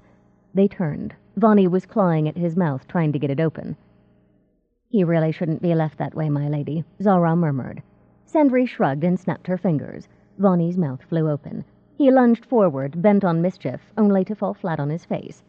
Grandther had reached out with the head of his walking stick to trip him. "You will come with me," he told Vonnie, getting to his feet. "I have several things to say to you and to your parents." Sandry curtsied to the old man, then walked into the house with Pasco and his mother. "We need to set a time and place for Pasco's next lesson," she told Zara. "I think he's seen that he really needs to study." Alzina raced up the rickety steps of the inn and pounded at the door to their room. She could hear Norhar scramble to open it. "Be more careful," Norhar told her once she was inside. "What if you draw attention?" "Two roughs are trying to cut each other to pieces downstairs," she snapped at him. "They wouldn't notice aught else if the place was on fire." She turned to the mage. "The brother, Kasam Rokat. He's come out of his Silk Place house. We can take him easily when he returns." Her grin bared long yellow teeth. "He is sweating." The mage looked up at her. There was an emptiness in his eyes that gave her the jitters. "Is there salt for me?" "No," she said cruelly. "The dragon salt they fed him kept him dreamy for most of the time. It's time for you to wake up and earn your next dose." "Yes," he replied, "but a taste will clear my mind." "Work first," she told him, sharp-voiced. "When we have Kasam Rokat's head, then you can have salt." He had not blinked. That made her uneasy. "I have to see the place." "We know that," she snapped. "I don't like it," mumbled Norhar as he positioned the carry frame on the rickety bed. "It's too public." He lifted the mage into the frame. There was so little of him. He had no legs, and his body was skeleton thin from his long use of dragon salt, that Alzina could pick up the mage at need. "It has to be public," Alzina retorted, fastening the buckles that held the mage to the left side of the frame as Norhar did the right. "The Rokats have to know that nothing will stop us." Once the mage was settled, Alzina and Norhar dressed in beggar's rags. They covered their clothes and their curved swords with long patched cloaks that could be stowed in a carry sack once they were clear of the inn. There was no sense in allowing the locals to wonder how 3 beggars could afford to rent rooms, even at a pit like this. Once Norhar had settled his cloak, Alzina helped him to strap the carry frame on his back. "All ready for a stroll, Grandpa?" she asked the mage. "I'm ready to die," he whispered. "I'll be readier still in an hour." "Too bad," Alzina told him. "I need dragon salt." "Shut up," Norhar growled, opening the door. "Help us kill the rest of our prey, and you'll have more dragon salt than you know what to do with," Alzina hissed in the mage's ear as she followed him and her husband out of the room. "Sure I will," the mage whispered. He stared blankly at the filthy ceiling as they descended the stairs. 6. The Duke stared at the card the footman had brought. His nostrils flared with distaste. "He will not set a proper time." "Your Grace, he said it was important. His brother's murder, doubtless." "Show him in." As the footman left them, the Duke told Sandry and Baron Erdogan, "It is Kasam Rokat, Jamar Rokat's brother. No doubt he feels not enough is being done." Sandry and the Baron rose, but Vedris shook his head. "Please stay. This is a complex affair. Perhaps you will see what I do not. I should leave this to the provost and her people, but it is my sense that the more heads are put to this thing, the better. Is there any way to reach Nico?" he asked Sandry. The girl shook her head. Triss's teacher, Niclaren Goldeye, was not just the greatest living truth-sayer, able to spot a lie at a glance. He was one of the few who could work the magic that made it possible to see the past, even if only for a short time. "They're halfway between here and the Cape of Grief," she said, naming the southernmost tip of land below the pebbled sea. "That's much too far away. I won't even be able to talk to Triss until they return to Hatar." "And that will be," inquired Erdogan. "Not till next year," she sighed. The Duke smiled. "You miss her, don't you?" "I miss them all," Sandry admitted. "It's like part of me left with them. At least I can still mind-speak to Daja and Briar, if I really strain." The Duke reached over to pat her hand. "Well, I am delighted you stayed at Winding Circle." The door opened. Sandry had been present at such meetings before and kept her workbox here for them. Quickly, she lifted her embroidery hoop from the box and began to stitch on its design. She was the very picture of a noble maiden. "Kasam Rokat, of Rokat House, merchants," the footman announced before he closed the door behind the guest. Sandry peered under her lashes at the newcomer. Kasam Rokat was plump, not fat like his brother had been. He was sweating so much that his white turban had gone dark where the lower edge touched his skin. His face was brown, his full dark beard neatly trimmed. Like Jamar Rokat, he was richly clothed in silk, wearing draped breeches under a long-buttoned coat.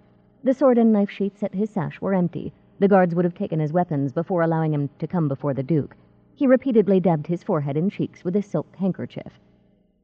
First he bowed to the Duke, touching his forehead, then his chest with both hands as the people of Alaput greeted their royalty. When he straightened, he bowed less formally to Baron Erdogan. When he noticed Sandry, he frowned. "Your Grace, what I have to say is not for a lady's ears." "Lady Sandralen has my confidence," replied the Duke coldly.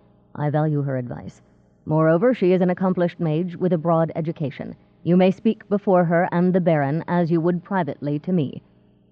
"But, Your Grace," argued the man, bowing once more to Sandry, "it regards matters of considerable violence and bloodshed. Surely you do not wish so lovely a young lady—" "Either talk or go away," snapped the Baron. "It is not for you to question his Grace." The Duke raised a hand. "Peace, Erdo." To Qassam Rokat he said, "My caretakers are zealous. Speak before them or not at all." Sandry felt the merchant's eyes on her. She kept hers down, picking out a design of blue lotuses, their petals and stems shaping the signs for health. It was complex work. Most embroiderers would be able to attend to nothing else while they stitched. "Your Grace, I appreciate your seeing me at such a time," Qassam said at last. "My deepest felicitations on your recovery, so prayed for." Again the Duke raised his hand. "Spare me your felicitations and prayers. If you have concerns about your brother's murder, why have you not addressed them to my Lady Provost? The investigation is her affair, not mine." "But your Grace understands the way of the world," Qassam replied. "A servant always works better when the master's eye is upon him. I wish to assure myself that your Grace's eye is indeed upon my Lady Provost and her guards. It is known that your Grace is not a supporter of Rokat House." The Duke braced his elbows on his chair and folded his hands. "Let us speak frankly," he said in an icy voice. Hairs stirred on the back of Sandry's neck. Suddenly he felt dangerous. "I permitted your house to do business here under certain conditions. The thievery and murder you employ were never to occur in Emelan, or you would be barred from my lands and I would find other ways to obtain myrrh. Is that not so?" Qassam bowed. He was trembling now as well as sweating. "From where I sit, it appears that your methods outside my borders have come within them. What act did the Rokats commit to rate your brother so messy an execution? And if you think to retaliate, you and your people are on the next ship out." "No, Your Grace, please. We did nothing to cause this, nothing." "I find that hard to believe," drawled Erdogan. Qassam threw him a frantic look, then dropped to his knees before the Duke. "Please, you must help us. We have done nothing in Emelan. On my mother's honor, I swear it. The Dehanur are animals. My poor brother is evidence of that." "Now we come to it. Get up," the Duke said crossly. "Don't grovel." He glanced at the Baron, who tugged the bell-pull. Sandry put aside her embroidery and got a chair for Rokat. The man struggled to his feet and sagged into the chair, weeping. She watched him for a moment, then lifted his handkerchief from his fingers. "As a rule, silk isn't practical for handkerchiefs," she told him. "It's expensive and it looks nice, but it doesn't soak up moisture very well." She gave hers to him and laid the silk over the back of his chair to dry. Qassam rolled his eyes at her. They were bloodshot from weeping and fear, and buried his face in the new handkerchief. A soft-footed maid brought glasses, a bottle of wine, and a bottle of pomegranate juice. Sandry poured wine for the men and gave out the glasses, then took some juice for herself. Mages soon learned that any drug or liquor had unusual effects on their power, some good, many bad. She didn't think Qassam Rokat would like it if all the threads in the room began to move. His sips of wine seemed to quiet the merchant. "Thank you, Your Grace," he whispered. "I do not require thanks. You suspect your rivals, the Dehanur, are involved." Qassam nodded. "I know it. Have you favored my Lady Provost with this information?" Qassam shook his head. "Why not?" asked the Duke. Qassam did not look up. "My lady, she is not a woman of power in the merchant's world, or understanding, or sympathy." "His Grace knew that when he asked her to take the post," said Erdogan waspishly. Sandry, back at her embroidery, was fascinated. She had to suppose that the Baron and the Duke had done this many times. She knew her great-uncle. If the Baron made tart observations in situations like this, it was because the Duke wanted him to. They stir the pot and see what bubbles to the top, she thought. "The Provost thinks it is not a business matter when murder is done with such violence," Qassam explained, staring at the glass in his hands. "She expects a slighted husband or lover, or a madman." He began to tremble again. "She does not understand the Dehanur. They are heartless, little better than animals." "You said that," the Baron interrupted. "Tell us something new." Now Qassam did look up. His skin gleamed with sweat. "We are rivals. They have the frankincense trade and desire our monopoly on myrrh as well. The the greedy pigs. And somehow they have learned. They found—" He drained his glass and set it down, shaking so hard that he nearly dropped it. "Today I received word they have gained the upper hand. In Bahan, in Janal. My father is dead. My mother, their parents, my sisters, and their husbands—" He covered his face with his hands. "You believe your brother's killing was part of this?" Duke Vedris made it a statement, not a question. Qassam lowered his hands. "They mean to wipe our house from the world. In Bahan, in Janal, they have succeeded. Now they send their murderers here. My brother Jamar was the first. They will not stop until they have killed every Rokot in Emelan." The Duke got to his feet. The Baron and Qassam did the same. Sandry began to rise, but the Duke shook his head at her. "They shall commit no mass slaughter here," Vedris told Qassam. "Tell all this to my Lady Provost and her harriers. They will find it useful. You may have obstructed their search by keeping information back, and think of the rest of your family in Emelan. They will need protection." "Don't bunch up in one building," said Erdogan. "You don't want to make it easy for them." Qassam nodded. He was spent with emotion. Sandry wondered if he'd slept at all last night. "I am curious," the Duke remarked, standing idly at rest. "Were you told how your brother was found?" The merchant nodded, wiping his face again. "Murderers rarely stop to arrange their work. The way they left things suggests—" Vedris paused, searching for the right word, while his eyes never left Qassam's drooping form. "It suggests a message, particularly the display of your brother's head. Am I correct? Was a message intended?" "It refers to a thing that was done," whispered Qassam. "My brother in Janal was intemperate. A Dehanur thrust ahead of our great-uncle as they went into the temple of Tirpu. The insult was avenged on Palat Dehanur, their patriarch. Then my brother showed all the city what became of those who did not treat the elders of Rokot House with the proper respect." "He displayed the head," prodded the Baron, "on the city walls, over the south gate for all to see." "And you wonder why they're angry," Baron Erdogan growled, disgusted. Qassam shook his head and looked at the Duke. "You will help? Please, I am not— My brothers, my uncles, my father, all have spilled blood to defend our house. I am only a bookkeeper. They do not even listen to me.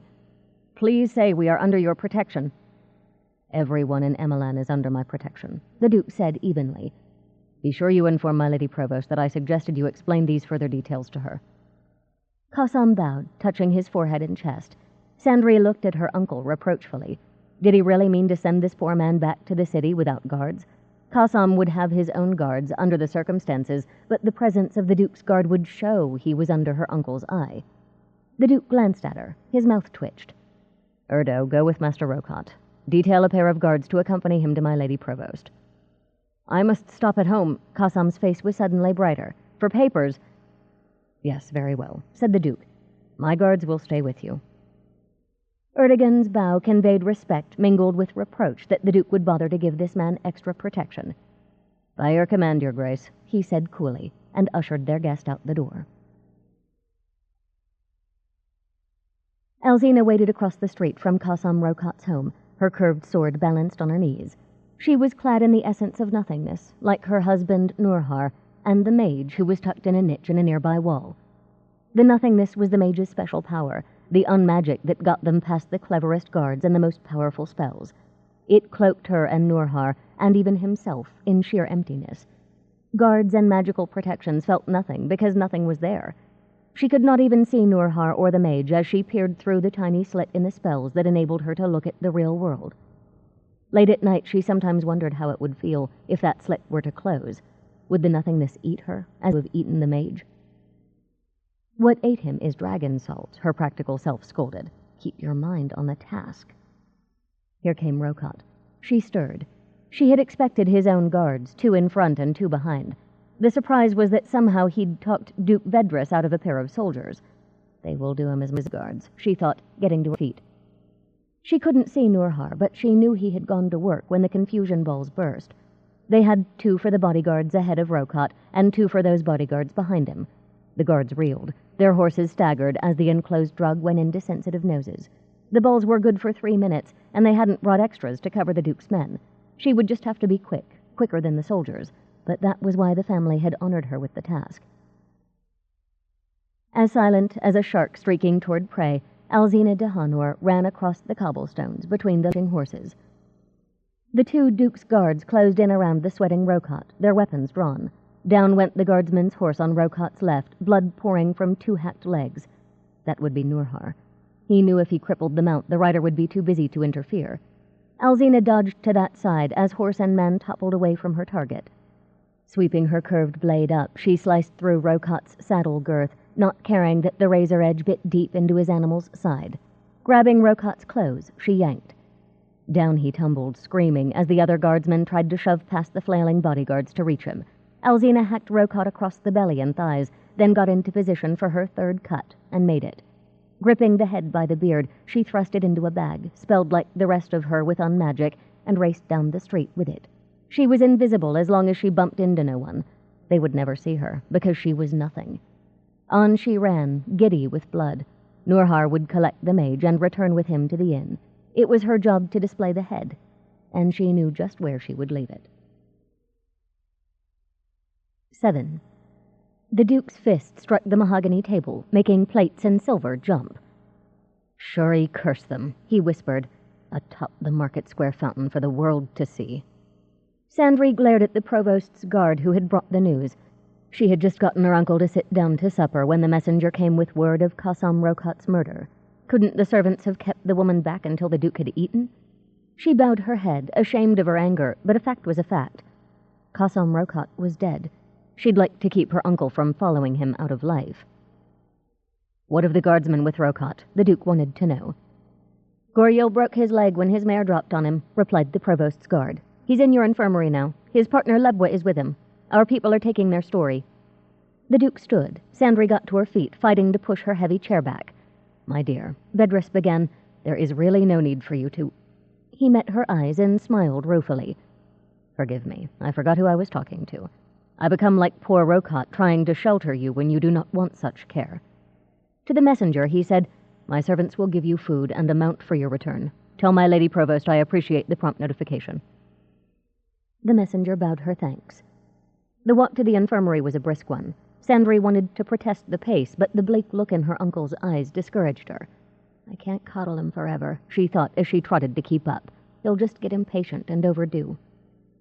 Knowing that, it was still hard not to protest. She couldn't forget how he'd looked when, only 6 weeks ago, she got word that he'd collapsed in his library. When she had reached him, the Duke was in bed, his face ash-gray and pain-twisted. He looked old and half-dead. It had taken all her strength to bind his spirit to his body until the healers could do their work. She never, ever wanted to see him like that again. As if he felt her worry, the Duke slowed near the infirmary door and waited for her to catch up. "I'll be all right," he murmured as a guard opened the door for them, "and I promise I will eat as soon as we're done here." The injured Goriel lay in a curtained alcove at the rear of the small infirmary. A healer sat with him, one hand on his wrist, the other on a leg braced with splints. To Sandry's magical vision, the healer's power was a cool silvery blaze that ran through the guardsman. It flickered in the broken leg as if the magic fought something there. "Goriel has broken that leg several times," remarked a short, stocky man who watched from the curtain's edge. "He's built up a resistance to healing." The speaker was only a handful of inches taller than Sandry, with curly white and gray hair cropped short, a salt-and-pepper mustache, and full dark eyes. He spoke with a crisp Namornese accent and wore the uniform of the provost's guard. His insignia was 2 yellow concentric circles surrounded by a raid circle, which meant he was a colonel. The fastenings and trim on his uniform were all white. He was a mage. "I am told his mount fell," remarked the Duke quietly. "Collapsed, poor beast," the stocky man replied. "Tendons cut in the right fore and hind legs." "I swear I saw nothing," cried the young man beside the bed. He, too, wore the uniform of the Duke's guards, and he clung desperately to Goriel's free hand. "Not a midget, not a child. Gori's too good to let anyone get close like that, and they didn't use confusion balls on us, just Rocott's bodyguards." "Confusion balls?" Sandry whispered to the Duke. The stocky man heard and replied, "Clever devices. Mix spells for addlement and visions, throw in a drug to give the horse the staggers, and stitch them in a ball. Throw it at a man's chest, it bursts, and you've got him and his horse useless for 3 or 5 minutes, depending." "They are illegal," said the Duke coldly. The mage shrugged. "Of course they're illegal. They're for the one purpose, aren't they? More importantly, they cost. Our killers have full money bags."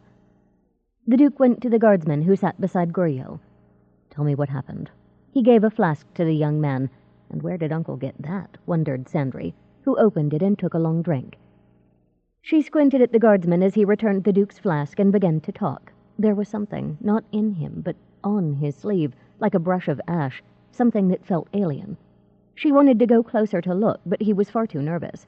His full lips trembled as he talked, and his eyes flicked repeatedly to the man on the bed. "Guriel is the solid partner," the Harrier Mage murmured. "Guardsman Lebwa is superb with a blade and a quick thinker, but he needs a calm hand on the rein." Sandry nodded and took a better look at Guriel. He was brown to Lebwa's black, a few years older, with long crinkled hair mussed from lying on a pillow. The healer seemed to ease his pain, if not mend his leg. The lines in Guriel's face were not so sharp, his body more relaxed than when she arrived. A shadowy smear lay on Guriel's splinted leg, a long stripe from his thigh to his foot. The healer's magic flickered in the flesh under it, like a candle shining through dirty glass. "What is that?" Sandry whispered, staring. "What is what?" asked the mage. "The shadow on his leg. You can see the healing through it." "Seeing, is it?" The Harrier Mage fumbled at a ribbon around his neck. A glass round set in a copper rim hung from it. He raised it to one eye and walked closer to Guriel, leaning over him.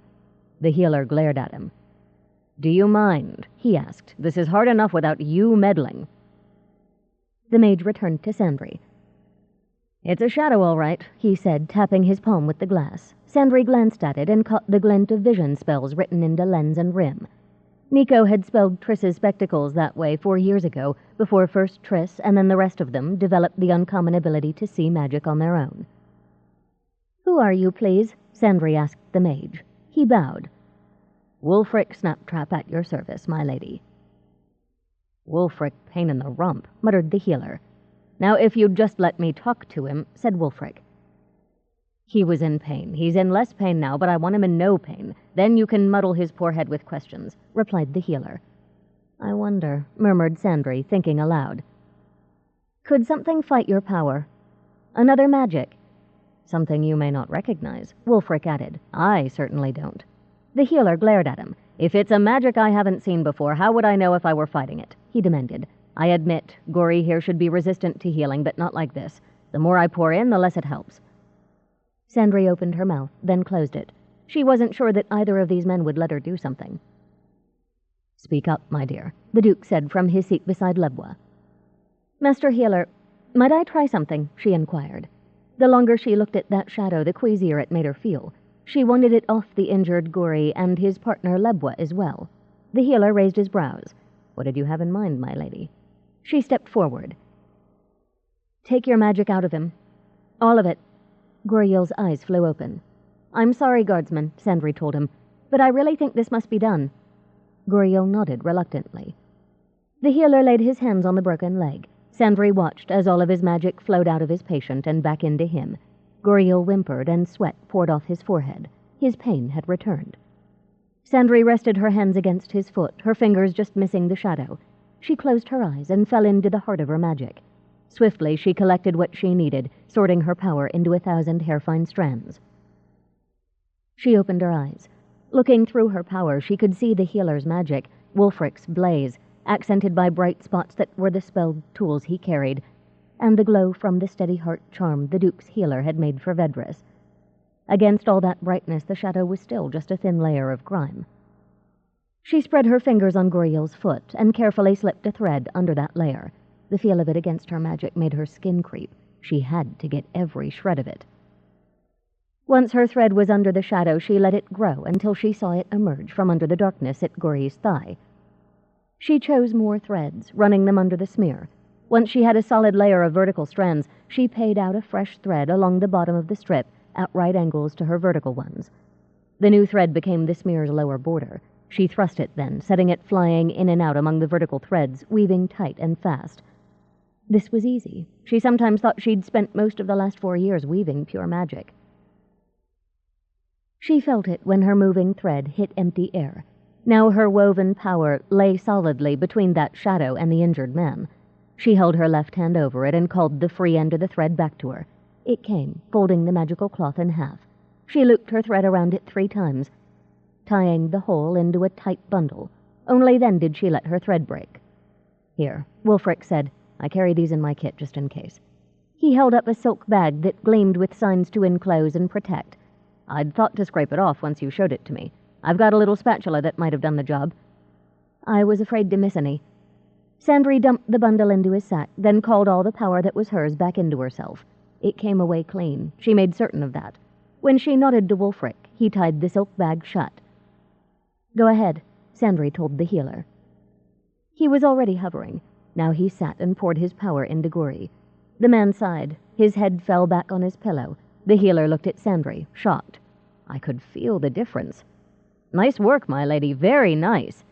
Sandry blushed. "There's some of that stuff on his partner, too," she told Wulfric. He nodded, and they went over to Lebwa. Gathering the darkness on him went quickly. As soon as Wulfric had that second piece of shadow in one of his protected bags, he told Sandry and the Duke, "I'm off to play with this. I'll let you know what I find." He strode briskly out of the infirmary. "What an odd man," Sandry remarked, wiping her forehead on her sleeve. The Duke frowned, watching her, then offered his arm. Sandry let him walk her out into the cool night air. A gentle mist was falling. When Sandry turned her face up to it, Duke Vedris paused. "He is the best of the Provost's mages," he said, his velvety voice easy on her ears. "He knows more about the spells used to commit and study crime than anyone else alive. If he can't pick apart what you found, then it must be rare indeed. You could do with supper, I think. So could I." Sandry nodded, and they returned to the Duke's residence. She would have to wash her hands before she ate. Maybe a scrubbing would erase the sense that she had touched something dreadful in handling those smears. The next morning, Pasco arrived after breakfast. When Sandry met him in the great entrance hall, the boy had the look of a hunted fawn.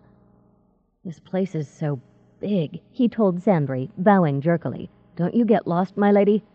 Should I be here?" She looked him over. Gone were the sandals, breeches, and worn shirt of the last 2 days. At Zahra Akalon's command, Sandry guessed. Now he was dressed in what had to be his best clothes, neat brown cotton breeches, a spotless yellow linen shirt, and a thigh-length brown coat that he wore unbuttoned. His feet were neatly shod. "Don't be silly," she informed him. "Yes, you should be here. I told you to be here." "No, I never get lost. Let's find some place quiet." She led him upstairs and opened a door to one of the sitting rooms. A pair of maids had rolled up the carpets and were busily scrubbing the floor. They started to get up, but Sandry shook her head at them and closed the door. "By the way, Pasco, you look nice." "Mama said I couldn't come here in normal clothes," he explained as they walked down the hall. "She even scrubbed me behind the ears, and me 12 years old. Does His Grace really need so many rooms?" Sandry opened another door to find it was one of the side entrances to the chancellery. Scribes turned to stare at her. She closed the door. "His Grace's officials need the rooms," she told Pasco severely. "We'd better go outside." "And I had better think of someplace else for us to meet," she realized. "Pasco just isn't comfortable here." A stair led them out into the gardens. They found a seat on a stone bench that was tucked out of the day's brisk wind. Sandry perched crosswise on it and drew her legs up in a tailor's seat under her skirts. She pointed sternly to the bare spot on the bench in front of her. Pasco sat. "Do you remember how we meditate?" she wanted to know. "You have to ward us," he said, mischief in his eyes. Sandry drew herself up and got off the bench with great dignity. "So you do remember yesterday's lesson, at least a bit." Let him think she had meant it as a test. He didn't need to know that mentally she was yelling at herself for almost forgetting such an important thing. She had to calm down to place the thread circle and enclose them in her power. By the time she rejoined him on the bench, she had to admit that since she did ward them before his magic could spill, it was funny. Not that she would tell him so, but she thought that the Duke might laugh at the tale. "What next?" she asked. "I close my eyes and breathe and count and think of nothing," he replied promptly, "even if I'm bored." "Very good," she approved. "And today I want you to imagine you're fitting yourself into something small." "Like what?" Sandry tried to remember how Nico had explained it to them. Briar had chosen a carved wooden rose, Sandry a drop spindle, Daja a smith's hammer. Triss had never said what she had imagined. "Well, it could be one of the rocks here." "Why ever would I want to fit into a rock?" "Then maybe something you use at home," Sandry told him, trying to be patient. "A candle holder or a baton. Anything, as long as it's small. You have to learn to pull all your power within your skin so it won't escape you." He remembered the pattern of counting and breathing, which pleased her. Getting him to empty his mind remained a struggle. She had to wonder if she and her friends hadn't needed meditation to harness their power. The first time they had tried fitting their minds into something small, they had done it easily. Pasco pretended to try, then complained that it was too hard. He had to scratch. He fidgeted. She called his attention back to meditation. At last, the Citadel's giant clock struck the hour, completely destroying the mood. Sandry got stiffly to her feet and took up her warding. "Will you at least think of something to fit into?" she asked. "I'll try, my lady," he told her. His look made her think he might agree, but he wouldn't do it. What would make this exasperating boy learn the things he needed to? Lark had suggested bribes. Busily, Sandry shook out her skirts, driving the wrinkles from the cloth. "Pasco," she said craftily, "the sooner you learn to pull in your magic, the sooner you can dance without surprises. You might want to think about that. And if you learn to control your breathing, you'll be able to dance longer." Guiding him out of the courtyard, she asked, "Do you know Fletcher's Circle?" He frowned. "Between Spicer Street and Fountain Street, off Bowyer Lane?" "That's it," Sandry replied as they entered the castle. Fletcher's Circle was closer to East District than to Duke's Citadel. She would have to travel longer to get there, which was just as well. The easier things were for Pasco, the less chance that he would try to skip his lessons. "There's an eating house," she began. "The Crooked Crow," he said promptly as they walked into the front hall. "Yes. Let's meet there tomorrow at this same hour." That would give her time to ride with her uncle and have breakfast before she had to meet him. Pasco nodded. "May I go now?" "Fletcher's Circle. Don't keep me waiting," she added. "Yes. Go." He trotted out of the residence, his step light. Sandry ran to the door and called after him. "No dancing!" Pasco, halfway across the courtyard, waved at her and kept going. She sighed and drooped against the heavy door. "I am not a teacher," she told herself for the dozenth time. "I am much too young, and it's so hard." "Excuse me, my lady," it was one of the maids. "You've guests. I took the liberty of putting them in the rose sitting room." Sandry thanked the woman. Who might have come to see her? When she entered the room the maid had spoken of, she found Lark and a stranger. Lark beamed at her. "Sandry, Lady Sandra Lenfa-Toren. This is Yasmine Hebet." Yasmine curtsied deeply. Sandry almost goggled, but caught herself in time. It was unladylike. Instead, she returned the curtsy. Yasmine Hebet was the most famous dancer around the Pebbled Sea, where the troupe she belonged to had toured for years. Because she danced in public festivals as well as in the castles of the rich, she was popular with all classes of people. Everyone talked of the great Yasmine, from the clothes she wore to the men she was supposed to be involved with. "This is an honor," Sandry told her. To Lark, she said reproachfully, "I didn't know you were friends with the dancer Yasmine. All you ever said was you had a friend with that name." Lark grinned. "I assumed you knew most of my friends outside the temple are performers." Yasmine smiled. She was pretty, with a tiny nose, large brown eyes, and a small pointed chin. A mole on one smooth cheek accented a broad mouth with a full lower lip. She wore her tumbled mass of brown hair pinned up, with artful curls left to frame her face. When she spoke, her voice squeaked a little, as if she'd spent years raising it. "I'm honored," she told Sandry. "Lark's told me so much about you. She says you're the only maid she's ever known who can spin magic." Sandry blushed. "It was spin magic or die the first time I tried it," she explained. "I was just lucky I figured out how in time. Please sit down. What can I do for you?" "Lark says you have a student who's a dance mage," replied Yasmine, arranging her skirts as she sat. "He needs a teacher." Sandry looked from Lark to Yasmine. Was help for Pasco in sight? "You know a dance mage?" she asked. "I've never even heard of one," said Yasmine. "I've seen shamans work dance spells, just as Lark has, but that isn't the only way they do their magic." Sandry told herself she should have known she hadn't gotten that lucky. "Then you can recommend a teacher for his dancing?" "I'll pay his fees," she assured Yasmine. "I can't teach him myself. I know very few dances, and I'm not any good at them." Yasmine folded her hands in her lap. They were covered with designs in henna, Sandry noticed, and henna had been used to put red tones in the dancer's hair. She painted her face, too, using kohl to line her eyes and a red coloring on her mouth. "Actually, I hoped to teach him myself," Yasmine explained. "You see, I retired this year. I've been a traveling dancer for 23 years, murmured Lark. Yasmine wrinkled her nose. You had to remind me. I would have been content with just a long time. Sandry giggled, and Yasmin smiled at her. You aren't like most nobles I've met, she commented. Lark said you weren't. She leaned forward, resting her elbows on her knees. This summer I opened a school on Festival Street. It's an old warehouse, not fancy, but it's a place where dancers and acrobats can stay and train during the winter. And I've tried to learn the local dances everywhere I've been. Your boy could study with me. Between you, me, and Lark, we can craft the kind of spells your boy could do. I think you're the answer to my prayers, replied Sandry with relief. The longer I know him, the more of a handful he is. Tell me, Yasmin ordered. Sandry did, starting with what she had seen on the beach of the fishing village only 2 short mornings ago, and going straight on through the foul-up that had set 3 people hanging in midair. She had finished describing her conversation with Pasco's formidable mother at the end of her visit to House Accolon, when the door opened and the Duke came in. My dear, I heard Dedicate Lark was with you and came to say hello, Vedris explained as they all got to their feet. Lark bowed slightly. Temple dedicates were not expected to show great courtesies to nobility. It's very good to see your grace, she told him with a smile. You are looking well this morning. The Duke smiled back at her. The loan of my great-niece has much to do with that, I believe. It's good to know she's valued as she ought to be, replied Lark. Your grace, may I present my friend Yasmin Hebet? Yasmin curtsied deeply, so graceful that Sandry was envious. While she could curtsy well, she was always afraid her knees might creak. When the dancer rose, she offered a hand. The Duke bowed and kissed it, then released her. I am a very great admirer of yours, he confessed. I've seen you dance on many occasions. Yasmin smiled at him. I have seen your grace at quite a few of my local performances, she remarked. I'm honored that I was able to entertain you.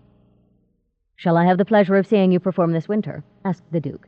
I have been considering opening this place up and entertaining a bit, if Sandry would like to be my hostess. Yasmin was just saying that she has retired, Uncle, Sandry pointed out. Oh, well, I don't plan to give it all up, protested Yasmin. Certainly I'd be delighted to dance for your grace. Then I must arrange something. Vedris motioned for the women to sit and took a chair himself. Dare I hope you're here to advise my niece regarding her new student. Sandry explained as Lark and Yasmin added details. The Duke had a few suggestions for spells they could try in dances, in part because he had seen much more of Yasmin's repertoire than had Sandry, and in part because he had dealt with mages all his life. Twice Yasmin made him laugh, something that Sandry observed with interest. When the maid who'd directed Sandry to the room came with a tray of refreshments, she took one look at the gathering and disappeared again. She came back with all that would be needed to serve 4 instead of 3. Once she had set out the food and filled their cups, she left the room. She soon returned, plainly unhappy, curtsied to the Duke, and said, My apologies, Your Grace, but that mage my Lady Provost keeps has been worriting the footman. If you'd just told his grace I was here, I wouldn't have worrited anyone, would I? Inquired Wulfric Snaptrap, coming in on the girl's heels. I told you I needed his grace and my lady right away. His sharp eyes swept the room and returned to Lark. Though actually I wouldn't mind getting Dedicate Lark's opinion either. It's news that should go back to the temple in any case. Yasmin got to her feet. Perhaps I should go, she said politely. My lady, you and your boy can stop by my school whenever you like. I see no reason for you to leave, if we may be assured of your discretion, said the Duke, unless you have pressing errands elsewhere. Yasmin resumed her seat. None, Your Grace. You have my word that nothing said here will ever be repeated by me. She touched an index finger to her lips and kissed it in promise of silence. The Duke smiled. Sandry raised her eyebrows. Was Yasmin flirting? She glanced at Lark, who winked at her. Now here's an idea, Sandry thought as Wulfric pulled up a chair and the maid left them. Uncle needs someone who can make him laugh. Maybe a romance would do him good. It's been years since his wife died. I know he's lonely. You aren't even sure Yasmin is interested, she told herself. Is anyone eating these? Asked Wulfric, eyeing the pastries. The Duke told him to help himself, and he did. Soon the maid had returned with another tray and a glass for the Provost's mage. Once she was gone, Wulfric looked at the Duke and said, I experimented with the magic Lady Sandralen took off your guardsmen. We've a problem and a half. The half is dragon salt. The mage who cast that dark magic is an addict. How do you know that? Sandry asked, fascinated. Wulfric smiled. At Lightsbridge, where Harrier mages train, they teach all manner of spells to detect things. I've only performed the dragon salt cantrip twice before, but I'd a hunch it might work. Wulfric, the Duke said, quietly amused, if we may continue with your report. You and my niece may talk of magical practice another time. My report. Oh, right. Wulfric buttered a scone. Well, if our mage is a dragon salt addict, it could be his supplier is in Summersea. My Lady Provost has the street guards looking for a salt peddler. My guess is whoever brought the mage brought the drug. The locals won't sell it, not with your grace's penalties. Dragon salt is the most vile drug brewed. I won't have it here, the Duke said firmly. You claim a problem and a half, Wulfric. If dragon salt is the half, what is the whole? We've a mage who deals in... Wulfric hesitated. Unmagic is the best term. It's nothingness. The absence of all else, of light, magic, existence, Lark said, her eyes troubled. You're certain, Master Snaptrap? I've been at this for 30 years, Dedicate, Wulfric informed her tartly. I'm not likely to mistake something that marked. My apologies, replied Lark. It's just so rare. You never mentioned it, remarked Sandry, puzzled. None of you mentioned it to us. She meant herself and her 3 friends. There was no reason to, Lark replied. None of you showed the least aptitude for it. Mila and Greenman be praised. Unmagic is so rare we never thought you'd encounter it. It's a blight as much as magic, Wulfric muttered. What can you do with it? Sandry asked. Murder people in plain view, it would seem, remarked the Duke, grim-faced. Walk past human guards and protective spells with no one to suspect you're there.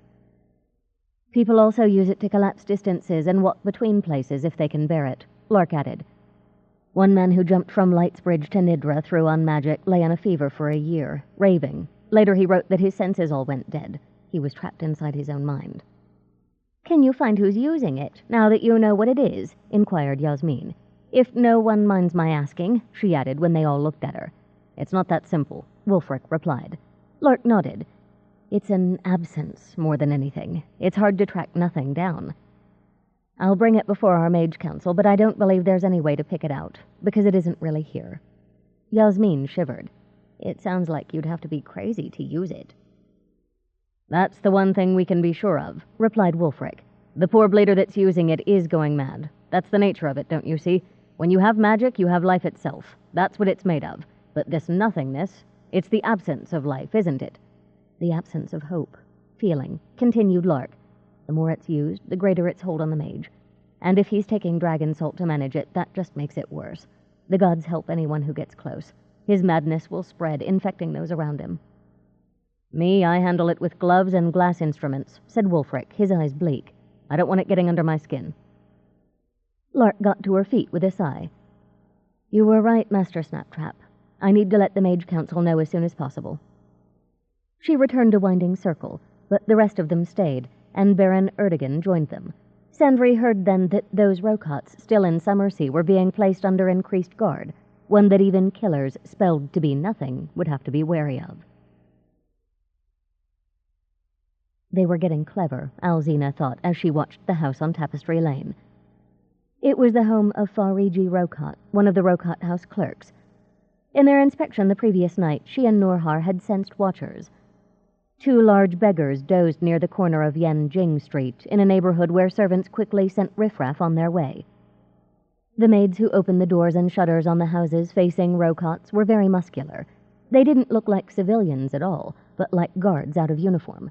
Archers patrolled the rooftops along the street. A trip through Cod Alley behind the house showed gardeners and menservants who played dominoes with hands that were blue-knuckled and calloused from fighting. It was to be expected after the first 2 murders. Alzina and Norhar had provided for it. This Rocot's protectors were no more imaginative than the Rocot guards in Bahan and Janal had been. They had not thought to put more than 1 disguised guard in front of the stable on Cod Alley that served the Tapestry Lane houses. They had not thought that Norhar could pass the guard unseen to leave a small keg of the very flammable jelly called Battlefire in the hayloft. They had not thought that the bunch of rough types, draymen, coal carriers, and the like, that came roistering down Tapestry Lane now, after a night of spending Norhar's coin in a nearby wine shop, might have an argument not far from Rocot's house. Hiring the rough folk had been the trickiest part. Unless watched, they would drink up their fee before they were needed. Norhar had stayed with them until half an hour ago, doling out coins one at a time, buying food to make sure a few heads would be clear enough to remember their orders. Alzina stepped onto a window ledge on Rocot's neighbor's house. Her target's roof was less than a story below. Scouting the areas around some of the less wealthy Rocot's homes had been a task she and Norhar had done before they went near Jamar. This location had been the best. They had saved it for when Duke Vedris decided to give protection to the Rocot scum. Before dawn, Alzina had walked across roofs to get here, unseen and unsuspected by the archers, and had entered her current place through the rooftop door. The house's occupants were up and around, but Alzina ignored them. Her sanctuary was their unused nursery. No one had entered it yet that morning, which saved her the trouble of killing them. From here, it was a 4-foot leap to her target's flat roof. The roughs were 100 yards away, lurching closer as they argued. Peering through the slit in the spells that hid her, Alzina saw a cloud of smoke rise behind the houses. Norhar's fire arrows had set the Cod Alley stable roof ablaze.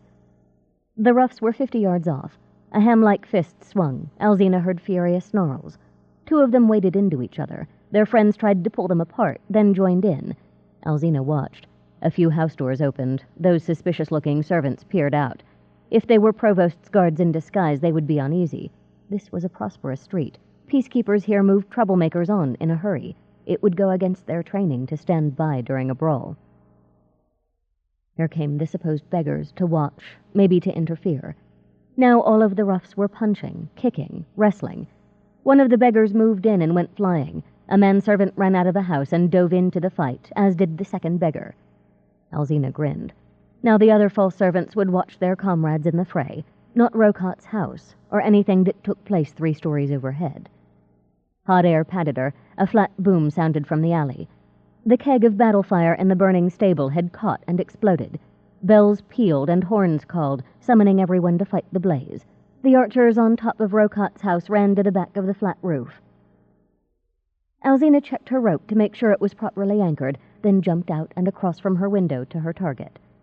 She landed with a thud that went unheard in the fire alarm's racket. Off with the rope. Walking cat-footed, Alzina reached the door to the house and eased herself inside. The archers, watching the fire as it tried to jump from the stable to the neighboring buildings, never looked behind them. 2 guards in the garret below had gone to stare out of the tiny dormer window at the fire. Alzina was past them and down the stairs, into the house proper, with no one the wiser. The family's protectors had moved them to the nursery, the biggest room on the floor below the garret. A nursemaid was playing with the baby in its crib while the young mother spun and told a story to the little girl. Fariji Rocot paced, his dark face tight. Alzina drew her knife and killed the baby first, 1 cut, while the maid stared. When she screamed, the mother leaped up so quickly that she knocked over the little girl and the spinning wheel. The mother raced over to see what had become of the infant. Alzina killed the girl child as she began to cry. Fariji looked right at them. What did he see? Her knife was spelled with unmagic, like the sword she now drew from the sheath on her back. Rocot wouldn't see the blade, only his little girl as she fell over, bleeding. He gasped and lunged for the child, just as his wife had gone for the baby. Alzina stepped into his rush and cut at his neck, smiling. He had seen his children die. That was good. She stuffed his head into her carry pouch and turned to regard the woman and the maid. They stared at Fariji Rocot's headless body, screaming. Alzina hesitated. Was the woman pregnant again? She was young. They had seemed much in love. No use taking chances, Alzina thought, and ran the woman through. Going to the side window, she climbed out. Below her was a first-story addition to the house. She dropped onto it with a clatter of tiles. She felt an arrow's bite. It took her in the calf, punching through the bulge of muscle to the other side. Alzina cursed and rolled off the tile roof. She landed easily on the pile of hay that lay on the ground, waiting for the servants to cover the garden for the winter. More arrows flew around her. The quick-witted archer was shooting fast, trying to hit what he couldn't see. She waited until a man ran out the back door, then slipped into the Rocot house. The real servants had been sent away. Only warriors in street clothes were here now, and most of them were running upstairs in answer to the nursemaid's shrieks. In the room near the front door, Alzina stopped to deal with her injury. First she broke off the arrowhead, then yanked the shaft from her leg. Both went into her carry pouch with the head. She dared not leave them for any harrier mages to use. There was some blood, not a lot, and most was going into her boot. If she tried to bandage it here, people would see the bandage apparently floating in midair outside the nothingness spells. She limped out of the house and into the street. The roughs were still fighting. From the sounds that came from Cod Alley, the fire was out of control. She hobbled down Tapestry Lane, shaking her head. There ought to be fun in this victory over the hated Rocots. Even the prospect of her family's pleasure and what she did seemed unimportant now. Before coming to the house, she had worried about killing the children, but when her work got to that, she had been cold. What was the point to any of this if she felt nothing? 8. After lunch, Sandry remembered that she needed some copper beads for a trim on one of her uncle's tunics. Like any noble, she could have asked the merchant, whose shop lay on Arrow Road in the eastern part of the city, to send a clerk to her with a selection, but it was too nice a day to stay indoors. The bead merchant, a woman she and Lark dealt with often, was delighted to see her, and had a dozen new types of bead to show her. With a number of packages tucked into her saddlebags, Sandry and her guards turned back toward Duke's Citadel. They decided to cross town on Yanjing Street rather than tangle in the afternoon crowds on streets like Harbor, Gold, and Spicer. They were a block west of Market Square when Quabbin pointed out a billow of smoke ahead, marking a fire. As they rode closer, the blaze was on one of the little streets that emptied onto Yanjing. They began to hear talk. A bunch of drunks brawling had started it, some people argued. Others said that Provost's guards were protecting a merchant from assassins and the killers had started the fire. Hearing that, Sandry and her guards followed the gossip past the alley where the fire was and on to Tapestry Lane. The Provost's guards had set wooden barricades there. Inside them, a group of tavern roughs sat, faces sullen, roped together as prisoners under 3 guards' eyes. Another guard questioned a young woman in a nursemaid's cap and apron who sat on the steps to a house. She rocked back and forth, weeping, scarlet hands pressed to her face. The Provost's guards would have liked to keep Sandry outside the barriers on both ends of the street, but they couldn't refuse a noble who was also a mage. Grudgingly, they let her through. Passing the barricade, Sandry glimpsed dark smears on the steps and walkway before the house where the guard questioned the nursemaid. The hairs on the back of her neck prickled. She dismounted and took her mage's kit out of a saddlebag. Then she backed Russet to the other side of the barrier, blocking Quabbin and Oama when they would have followed. "Stay there," Sandry told them. "There's something I need to see." "My lady," protested Oama. Sandry shook her head. "I'll be within view unless I go inside, and there's plenty of Provost's folk about, aren't there?" Sandry looked at the female guard holding the barricade, who nodded. "So inside I'll be safe too. The fewer people who walk around here, the better." "Close up," she ordered the guard. The woman swung the barricade into place. "I don't know that you should monkey about here, my lady," she said, eyeing Sandry's kit with mistrust. "Master Wulfric Snaptrap will vouch for me," Sandry replied, though she wasn't sure of that at all.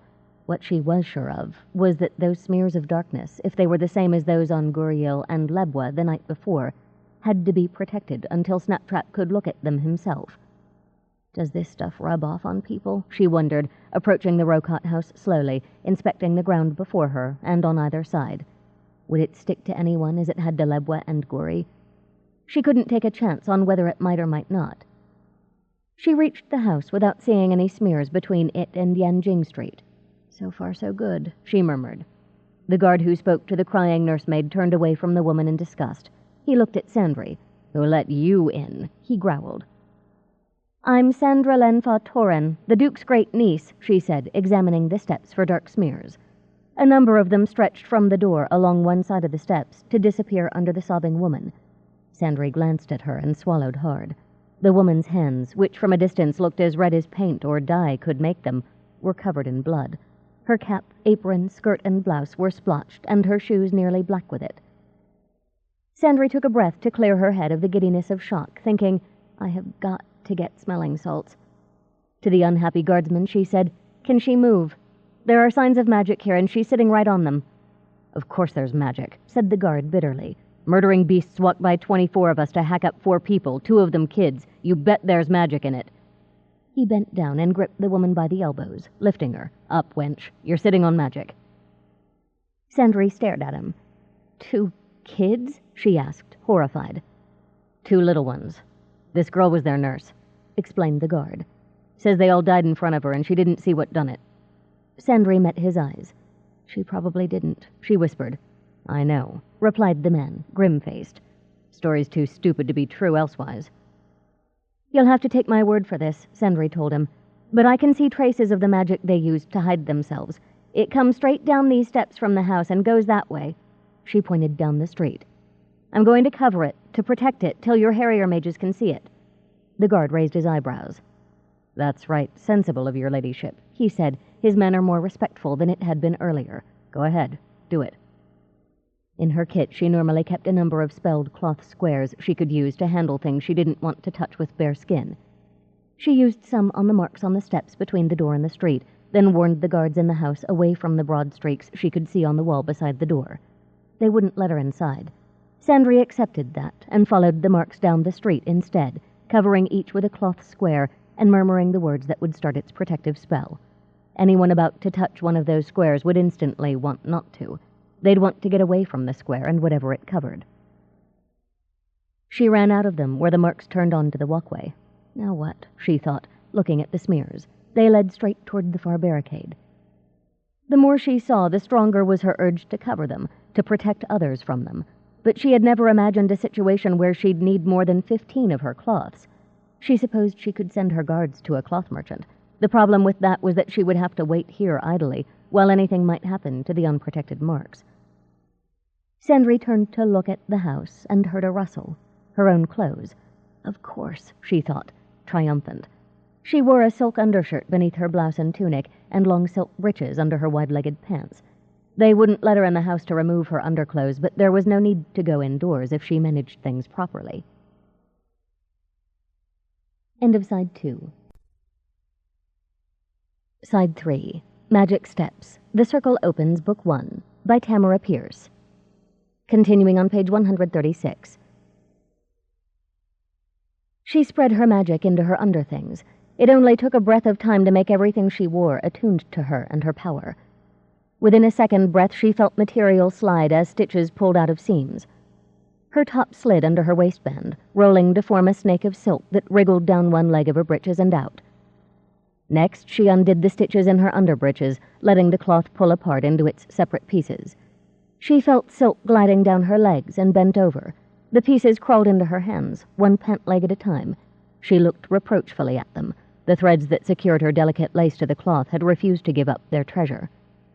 "Now," she told them silently. The threads resisted a moment longer, then glided out of the cloth. The lace bands rolled themselves up neatly until Sandry could put them into her pockets. She could always sew the lace onto new underthings. There was a pair of scissors in her mage's kit. Sandry used them to cut up the panels of her silk underclothes. She returned to work, placing the new squares over the marks on the ground, then sketching the signs for protection and avoidance that would keep them safe. It took a little longer than using the ready-made cloths had done, but it was basic magic. She worked it quickly. Her third rough-and-ready square was down when she noticed a black rim to the next mark on the flagstones. She drew closer, puzzled. What was it? This stuff was of the real world, not the magical one. It was just a thin stripe, outlining what looked like the side of a shoe. After a moment's thought, Sandry covered the entire thing. She then made her silk arch and stiffen like a bowl over the mark. She didn't want anything to touch that outline until the harriers saw it. The next unmagic smear was clean, no dark rim. The one after it was not. Again, Sandry protected it with raised silk, and went on to the next. It was clean. The one after showed a heavier outline. Now she was certain. This was blood. The killer who cloaked himself in the absence of all things, unmagic, Wulfric had called it, was hurt. On down the street she went, past the second barricade. The blood rim began to fade at that point. The killer must have bandaged his wound, though bloody traces still remained around the dark magic. 10 yards from the barricade, at the intersection with Silver Street, the marks ended. Sandry put her hands on her hips and glared at the last visible smear of unmagic. She didn't think the traffic on this larger street would have rubbed out all trace of those marks. So what had happened? "Looks to me like he or she got took up, horse or cart," a crisp Namornese voice said at her shoulder. Sandry looked up at Wulfric Snaptrap. "You did nice work here," he added, pointing back down Tapestry Lane. Behind him, 2 other provost's guards who wore the white trim of mages nodded eagerly. One was a captain, the other a lieutenant. They both carried heavy bags over their shoulders. Sandry turned to see a line of her silk squares dotting the walkway back to the barricade. "Oh, that," she said. "Yes, that," Wulfric told her mockingly. He raised bushy eyebrows. For a moment he reminded Sandry of Nico, the gray-haired mage who had brought her to Emelan and served as one of her teachers. Are you worn out? Wulfric wanted to know. Or can you help more? I'd like to get all this collected and go over the house. Sandry hesitated. Did she really want to go in that place? Hadn't it been bad enough seeing Jamar Rocotte in pieces? But there was the matter of the unmagic smears. Every fiber of her being protested leaving them where they were. She rubbed her temples. I need to send a note to Uncle, she finally said. And if there's any tea about, I'd appreciate a cup. The lieutenant took a flask from her belt, opened it, and offered it to Sandry. Fragrant steam scented with rose hips and lemon curled from it. You're a lifesaver, Sandry told the mage lieutenant, who grinned shyly. She's Ulrina, Wulfric said, tearing a sheet of paper from his notebook and giving it to Sandry. He's Behazin. They're my team for this sort of work. When she had drunk her fill of Ulrina's tea, Sandry told Wulfric, If I have to do for each spot what I did for that unmagic on Guri and Lebwa, I'll collapse from exhaustion before we get near the house. I've been thinking about that, he admitted. Here's my idea. Instead of you weaving magic to bind this stuff, let's use these cloths you've put down as well as our own. Then we could mix up a blend of sweet pea, patchouli, and ylang-ylang oils. Equal parts of each, suggested Captain Behazin, so they're in balance. Lieutenant Ulrina nodded. And we work that into these cloths, Wulfric continued. They're all attractors. Sandry nodded. That might do it. This unmagic is sticky to begin with. It wants to hold on to things. Wulfric sent Ulrina for the supplies they would need. Behazin offered Sandry a bottle of ink and a brush for her note to Duke Vedris. As she wrote it, Wulfric ordered 2 watching provost's guards to move the barricade out to the intersection at Silver Street. All of Sandry's cloth squares were safe from the onlookers, who gathered there now that the fire was under control. When Sandry finished her note, she looked up. Wulfric was crouched by one of the bowl-shaped cloth guards. He seemed immune to Sandry's avoidance spells. He was smiling. What's so funny? Sandry asked as she blew on the paper to dry her ink. I'm not laughing, my lady. I'm pleased at the turn in our luck. Our killer slipped up here, bleeding on the stones. Sandry looked at him with interest. She'd been taught that things like hair, blood, and even clothing still had a magical connection to the person they came from. The kind of tracking that Wulfric could do was considered to be advanced, specialized magic. She had yet to learn how it was done. Is there enough blood to use? She wanted to know. His grin broadened. There wouldn't have been if everyone in his ante trailed through before I got to it. Your quick thinking may have weighted the balance in our favor. We've enough here, and it's almost untainted. I should be able to track him quite nicely with this. The image of Pasco dancing to call up fish rose in her mind. Isn't there something else you could do? Inquired Sandry, her note forgotten. Call him to you if you have some piece of him? Wulfric shook his head. It don't work that way. People don't want to regain whatever part of themselves they've lost, unless it's a limb. I could do it if he'd left a hand or foot behind. Otherwise, it's the part that wants to go back where it came from, blood or hair or so on. Spelled right and put in a kind of compass, I'll hunt this lot to their lair. His grin broadened unpleasantly. Then they'll answer for what they've done. With the arrival of their supplies, the 4 mages, Sandry, Wulfric, and his 2 assistants, got to work. Wulfric and Behazin mixed the oils and called on their powers for attraction. While they did, Lieutenant Ulrina cut fresh squares so precise that Sandry knew she had spent hours learning to do just that, as Sandry herself had learned to make squares and circles. Once the mixed oil was ready, Sandry applied it to every fiber of her squares, and Ulrina treated the new ones. When everything was ready, the assistants took a pile of cloths and headed for the site of the stable fire. Like Wulfric, they had spelled lenses that would help them to see the dark smears, now that they knew what to look for. Their job was to see if the fire had been set by an accomplice. Elsewise, Behazin informed Sandry it's just too convenient, and to gather up all the unmagic that he'd left there. Too much to hope the accomplice got hurt and is bleeding, too, Wulfric remarked, watching his assistants hurry off. Still, no sense in overlooking the chance. He and Sandry began to gather up the spots that Sandry had already covered. They worked their way back from Silver Street, entering the Rocotte house and tracing the killer's movements inside. They did not enter the nursery.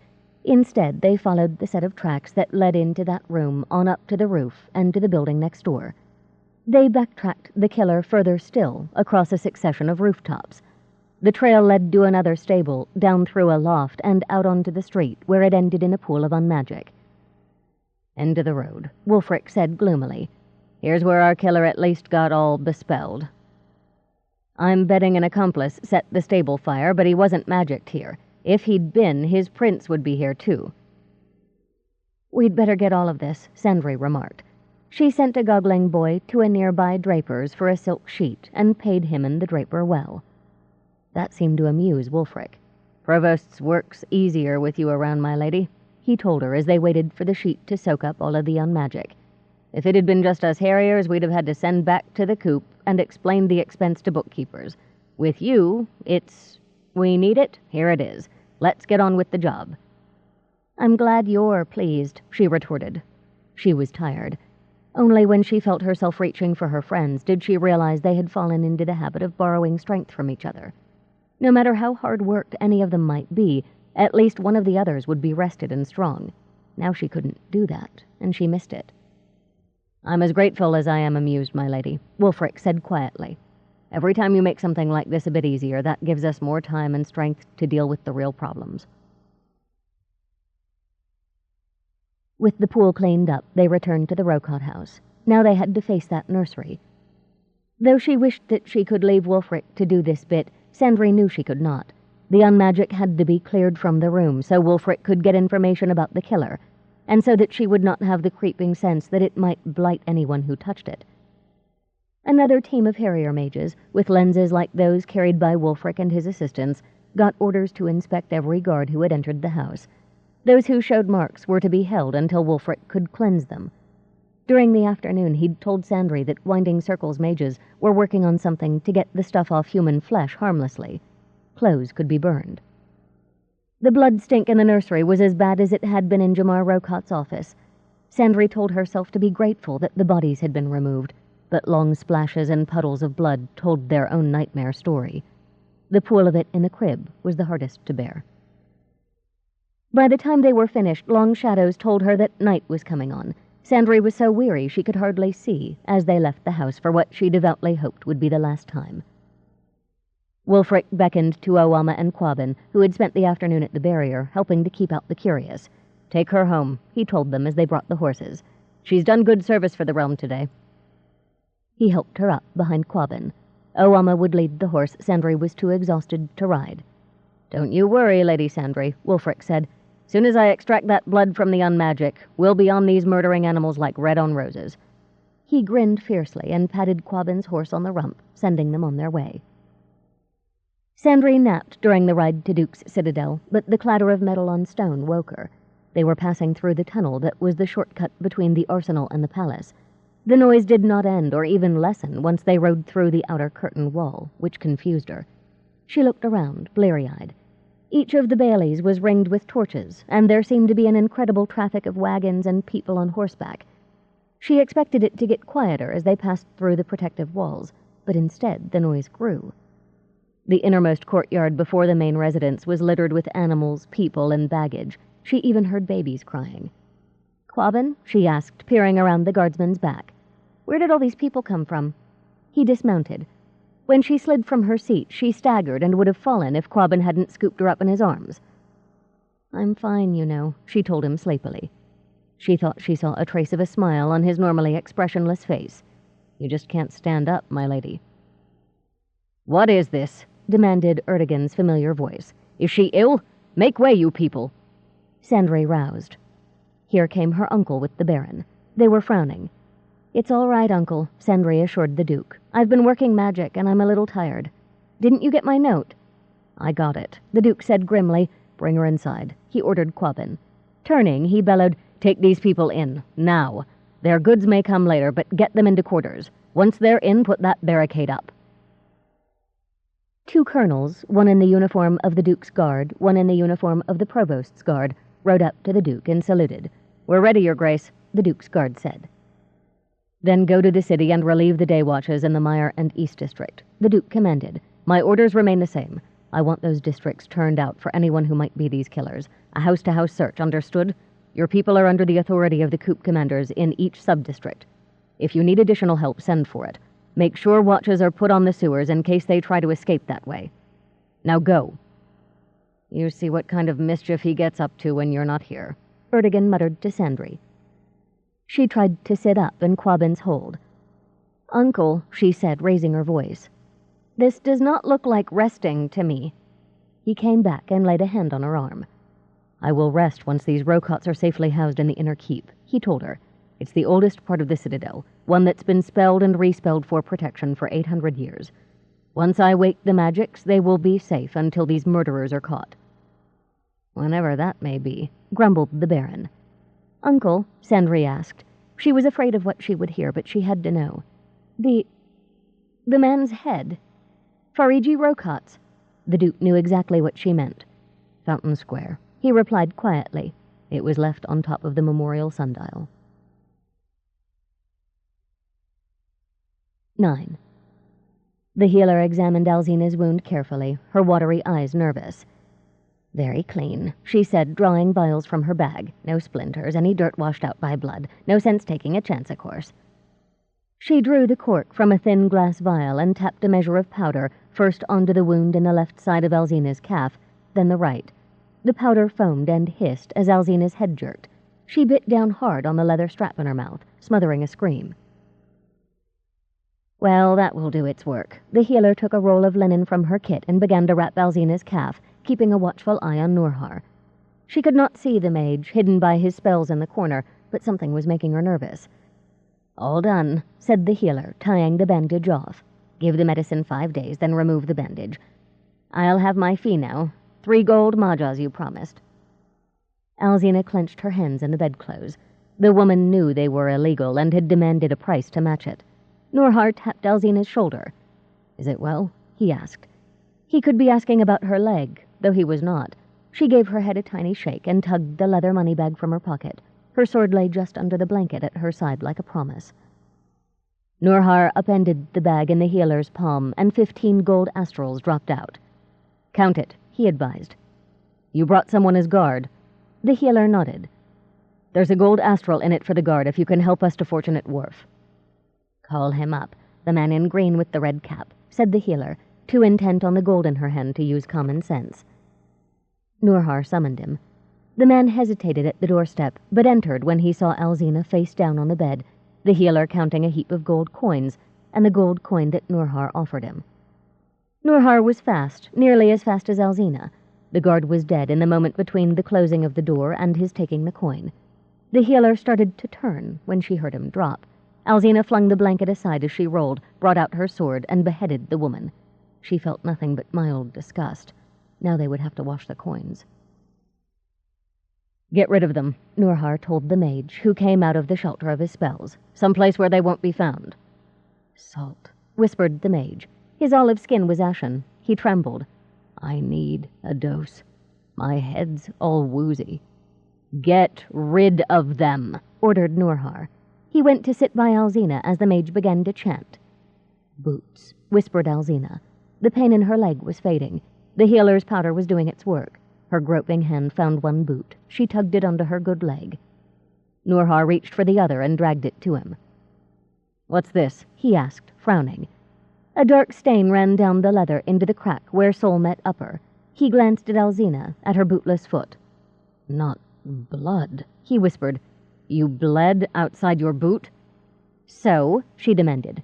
"So?" he cried, lurching to his feet. "Have you lost your mind? You left blood somewhere. They'll track us."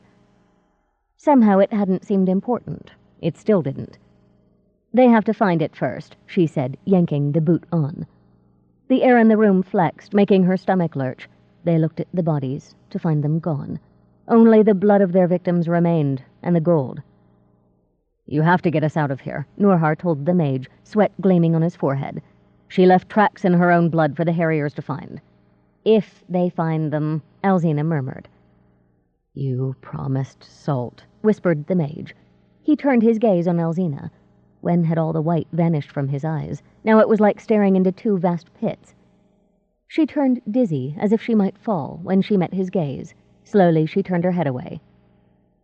"You'll have a full dose when we get somewhere else, Mage," Norhar barked. He frantically stuffed their belongings into packs. "I don't know the town," the mage objected. "I don't know what's safe. I've only been to a few places, and I need salt." Alzina reached into a pocket and produced a tiny silk bag. She waved it, letting the drug's pungent scent drift into his nose. "There's a safe place," she told him, "and you get this the moment you take us there. I swear on my family's honor." The mage licked his lips. "Tell me," he whispered. Alzina did. Norhar gave the packs to her and hoisted the carry frame on one shoulder. He dumped the contents of 2 oil lamps on the bed and struck a spark with flint and steel. The oil caught and started to burn. "Now," he said, coming to stand beside the mage. In her dream, she was back at the corner of Tapestry Lane and Silver Street. The pool of unmagic. But we gathered it all, didn't we? Her dreaming mind wondered. Had grown, spilling into the lane. She needed to soak it up. She tripped. Down she fell into that pool of nothingness. When she struggled to her feet, the dark stuff clung to her. The pool was far deeper than she remembered, up to her waist. She fought, trying to wade out, but in this dream the shadowy mess was thick and gooey, like syrup. It embraced her, pulling her back into its depths. She flailed and sank. It rose to chest level. No, to her neck. No, her chin. Her fight to keep her head up seemed to go on forever, until weariness made her body ache. Suddenly Uncle was at the pool's edge.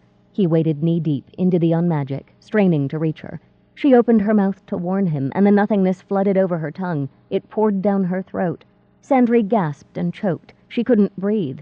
Unmagic flooded her nose. She gagged and felt it roll into her lungs. Sandry woke. The nothingness loomed on every side to swallow her bed. She seized her crystal night lamp from the table, holding it against her chest as she panted. The light turned shadows into bed curtains.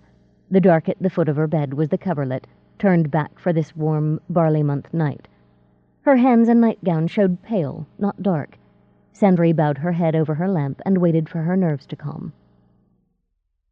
When she felt more in control of herself, she got out of bed. Her small treasure chest was on a table by the window. She padded over to it, silently undoing the magic that locked it. The item she sought lay at the bottom of the chest, under some ribbons, a few seashells, and what jewelry she kept with her. To most eyes, the thing she lifted out of the box was only a circle of thread with 4 lumps spaced equally apart. To those who could see magic, the circle blazed with power, each lump showing a different color for each of 4 friends. To anyone who knew the laws of magic, it represented an achievement so great that it was already legend. Trapped underground with her friends during an earthquake, knowing they would die unless they could be made stronger together than they were singly, Sandry had taken their magics and spun them into one. This thread circle was the result of that, and the symbol of friends who were closer than family. "I wish you were here," she thought passionately, touching the lumps that represented Briar, Daja, and Triss. In those hard rounds of thread she could feel their powerful spirits. "If we were together, we could stop these monsters. Instead, it's just me, and I can't even talk to you. However am I going to deal with this unmagic?" She put the circle away and redid her locking spells. "I don't have to manage the unmagic," she told herself firmly, settling into the window seat. "The provost's mages will do that. All I have to do is teach a silly boy to keep a thought in his head longer than a sneeze." Outside, the astral island beacon shone over the harbor. The waning moon laid a silver blanket on the islands and the sea wall. She let the view calm her mind. She couldn't help Master Wulfric beyond what she had done already. Perhaps if she concentrated on Pasco, she would keep the boy from adding to the sum of all that was going on. Keep him out of trouble, she thought drowsily, cradling her night lamp. Leave crime to the experts. And no more dreams about nothingness. The next day, Pasco was at Fletcher's Circle when Sandry and her guards arrived. Sandry eyed her student with dislike. She was still weary from gathering on magic the day before.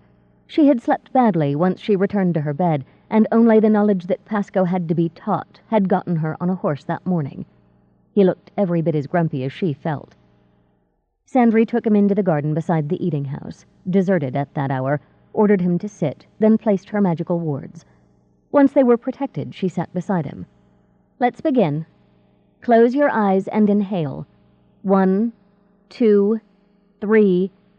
She stopped. Pasco's shoulders were slumped, his face glum. "You're not inhaling," she pointed out. Pasco sighed, not looking at her. Sandry gave a sigh of her own. "What is it now?" Pasco shrugged sullenly. "That's not an answer," she informed him. "Uncle Ismon came to supper last night," grumbled the boy. He told Papa and Mama I must have talked you into saying my magic only works with dancing. He says nobody he's asked ever heard of dancing magic. He says if I have magic, send me to the Harrier Mages at Lightsbridge. He says they'll make me put my magic to the proper use." "No, they won't," Sandry replied irritably. "You can only do that with certain kinds of magic. Others, the kind I have, the kind you have, only work through the path chosen by the magic. Your uncle may know all there is to Harrier work, but he's no mage. He oughtn't to talk about things he doesn't understand." Pasco scuffed his feet on the ground. Why couldn't I be a truth-sayer or a tracker or something? Then maybe they'd care. But no, what I have isn't good for anything real. I can't chill a riot or tell where thieves are hunting. So what's the point? The point is, there is no point, not yet, she cried, out of patience with the whole world today. "We don't know what you can do, you silly bleeder. We're going to craft what you can do, and for that you'll have to help." Pasco stared at her. "You talked street," he whispered, shocked. "Bleeder's no word for a lady to use." "Mila of the Grain, give me patience," Sandry begged the goddess. It was time to try bribes again. "Pasco, if you don't work on meditation, I won't take you to your dance teacher today." His gloom evaporated like mist in the sun. A dancing teacher? With steps and music and costumes? "Meditation first," she told him firmly. He sat straight on his bench, eyes blazing. "Meditation, definitely. I'm ready. I'm going to start now, watch." They began again, and this time Pasco actually seemed to be trying. Sandry murmured instructions to clear his mind of all thought, and watched as his power trickled out of his skin, flowing away until it struck her magical barrier. It flickered and twisted, or even went out completely, telling her he was thinking of something else. At moments like that, she began to see why some teachers were eager to use a switch on skittish students. She chided herself for the thought. That was just her weariness speaking, or at least she hoped it was. Her own concentration was poor. Concerns about Wulfric's progress distracted her. She'd sent him a note asking if Rokot House and Qassam Rokot's home should be checked and cleansed of nothingness, with her offer of help. If he'd been right about the blood, Wulfric might actually have the killers by now. That would be a relief. The clang of the Guildhall clock brought her to her surroundings with a start. The hour was done. Pasco's eyes were open and eager. "Lady?" he asked. Sandry took up her warding circle, returning her thread to her purse. She asked, "Walk or ride? It's not far." Pasco looked at her guards and the horses waiting in front of the garden. "Walk." "So who is it?" he begged as Sandry mounted Russet. "Is the teacher expensive? I can't pay, you know." "We have an understanding," replied Sandry, clucking to Russet. "Come on." "But where?" he pleaded, trotting alongside her. "Who?" "He's chattery," commented Owama, looking down at the boy. "You sure he's Harrier bred? Usually they don't have two words to rub together." Pasco grinned up at her. "That's 'cause they don't want the Duke's guard blabbing their secrets." "We'd have to be interested to steal them, boy," replied Owama with a wink at Sandry. Festival Street was like most city roads, lined with homes and businesses. The largest building on Festival, between Market and Yanjing Streets, sat behind a 10-foot-high stone wall. Sandry thought it may have been a warehouse at one time. Now there was nothing to indicate what use the building had. Its only marker was a painted sign over the gate, Hebet, in gold letters on a red background. "Here we are," Sandry announced, guiding Russet into the courtyard. Owama and Quabbin followed. When she didn't see Pasco, Sandry turned. The boy was still in the street, goggling at the sign. A girl came to take the horses when they dismounted. As she led the animals away, Sandry called, "Pasco!" "I'll get him," Owama said. She grabbed the boy's arm and towed him back to Sandry. "Do you know whose place this is?" Pasco asked, his eyes fixed on the building. "It's Yasmin Hebet's school. Yes, I know," Sandry replied. Her earlier impatience was turning into amusement. I might have acted the same if I'd heard of Lark before she took me as her student, she thought. "I believe school was the idea. May we go in, please? There's an inside here. I'm sure you'd like to see it." "She danced for 7 kings in Alaput and 8 queens," Pasco babbled as they walked toward the open doors. "She danced for the emperor in Yanjing, just for him for a whole year, and he made her a dress covered in blue pearls. Blue pearls, can you imagine? For dancing for 1 year for him and no one else." Inside the door, hallways pointed straight ahead and to either side. Open rooms on the halls emitted bursts of music from various instruments, many thuds, bumps, and squeaks, and shouts in male and female voices. At the end of the hall directly ahead, a dancer in leggings and a loose tunic tightly belted around the waist did a handstand, her legs pointed straight at the ceiling. A boy in leggings and belted tunic raced by, stopped, and came back to them. "Was you looking for someone especial, my lady?" he asked, bowing low. His accent came from south of the pebbled sea. His skin was coal-black like that of the tribesmen there. "Lady Sandra Lenfa-Torin and student to see Yasmin Hebet," said Oama sternly. The boy grinned. "Come." He raced up a narrow stair at the end of the right-hand hallway. Following him, Sandry pretended not to hear Pasco's hissed, "I have a name, you know." She thought she was in fairly good physical condition, but she was panting when she reached the top of the stair. Their guide was not even breathing hard. He beckoned them down a long hall, past various rooms on either side. "No, no, no, Thandy," cried a voice Sandry knew. "It's turn, turn, turn, jump, not turn, turn, jump. It's by threes. How many times do I have to—" "Yes, that's right." The boy led them to the room where Yasmin was shouting. He leaned in and said, "Noble in the building, Yasmin." "Noble what in the building? Noble guard, noble lord?" Yasmin leaned out the door. "Wamako, you have the manners of a goat," she told her messenger. "Lady Sandralen, welcome." She came out and curtsied to Sandry, ran an appraising eye over Quabbin and Oama, then looked at Sandry's pupil. "Come on, Pasco," she said. "We'll start with stretches." She pulled him into the room. "She knows my name," Pasco whispered as he followed her. The practice room was large and bare, paneled in golden wood and lit by large windows. The shutters were open, admitting a breeze. Benches were arranged around the walls. Sandry took a seat on one. Oama sat cross-legged on the floor beside her, while Quabbin leaned against the wall. Yasmin was giving instructions to 3 young people. When she finished, they nodded and trotted out. The flute player who had been in the corner went with them. "Sit," Yasmin ordered Pasco. She pointed to the floor. Pasco obeyed. "Spread your legs as wide as you can." "Wider." "Here." She sat opposite him and stretched her own legs out until the balls of her feet pressed against the insides of Pasco's legs just above his knees. "Give me your hands," she ordered. Pasco did. She clasped him by the wrists and pulled him steadily forward, forcing his legs open wider. Finally he yelped. "Oh, you baby," chided Yasmin. "Look at you, not even a decent spread, and you're whimpering. Now hold that position." "I think I'm stuck in it," Pasco squeaked as Yasmin eased back from him.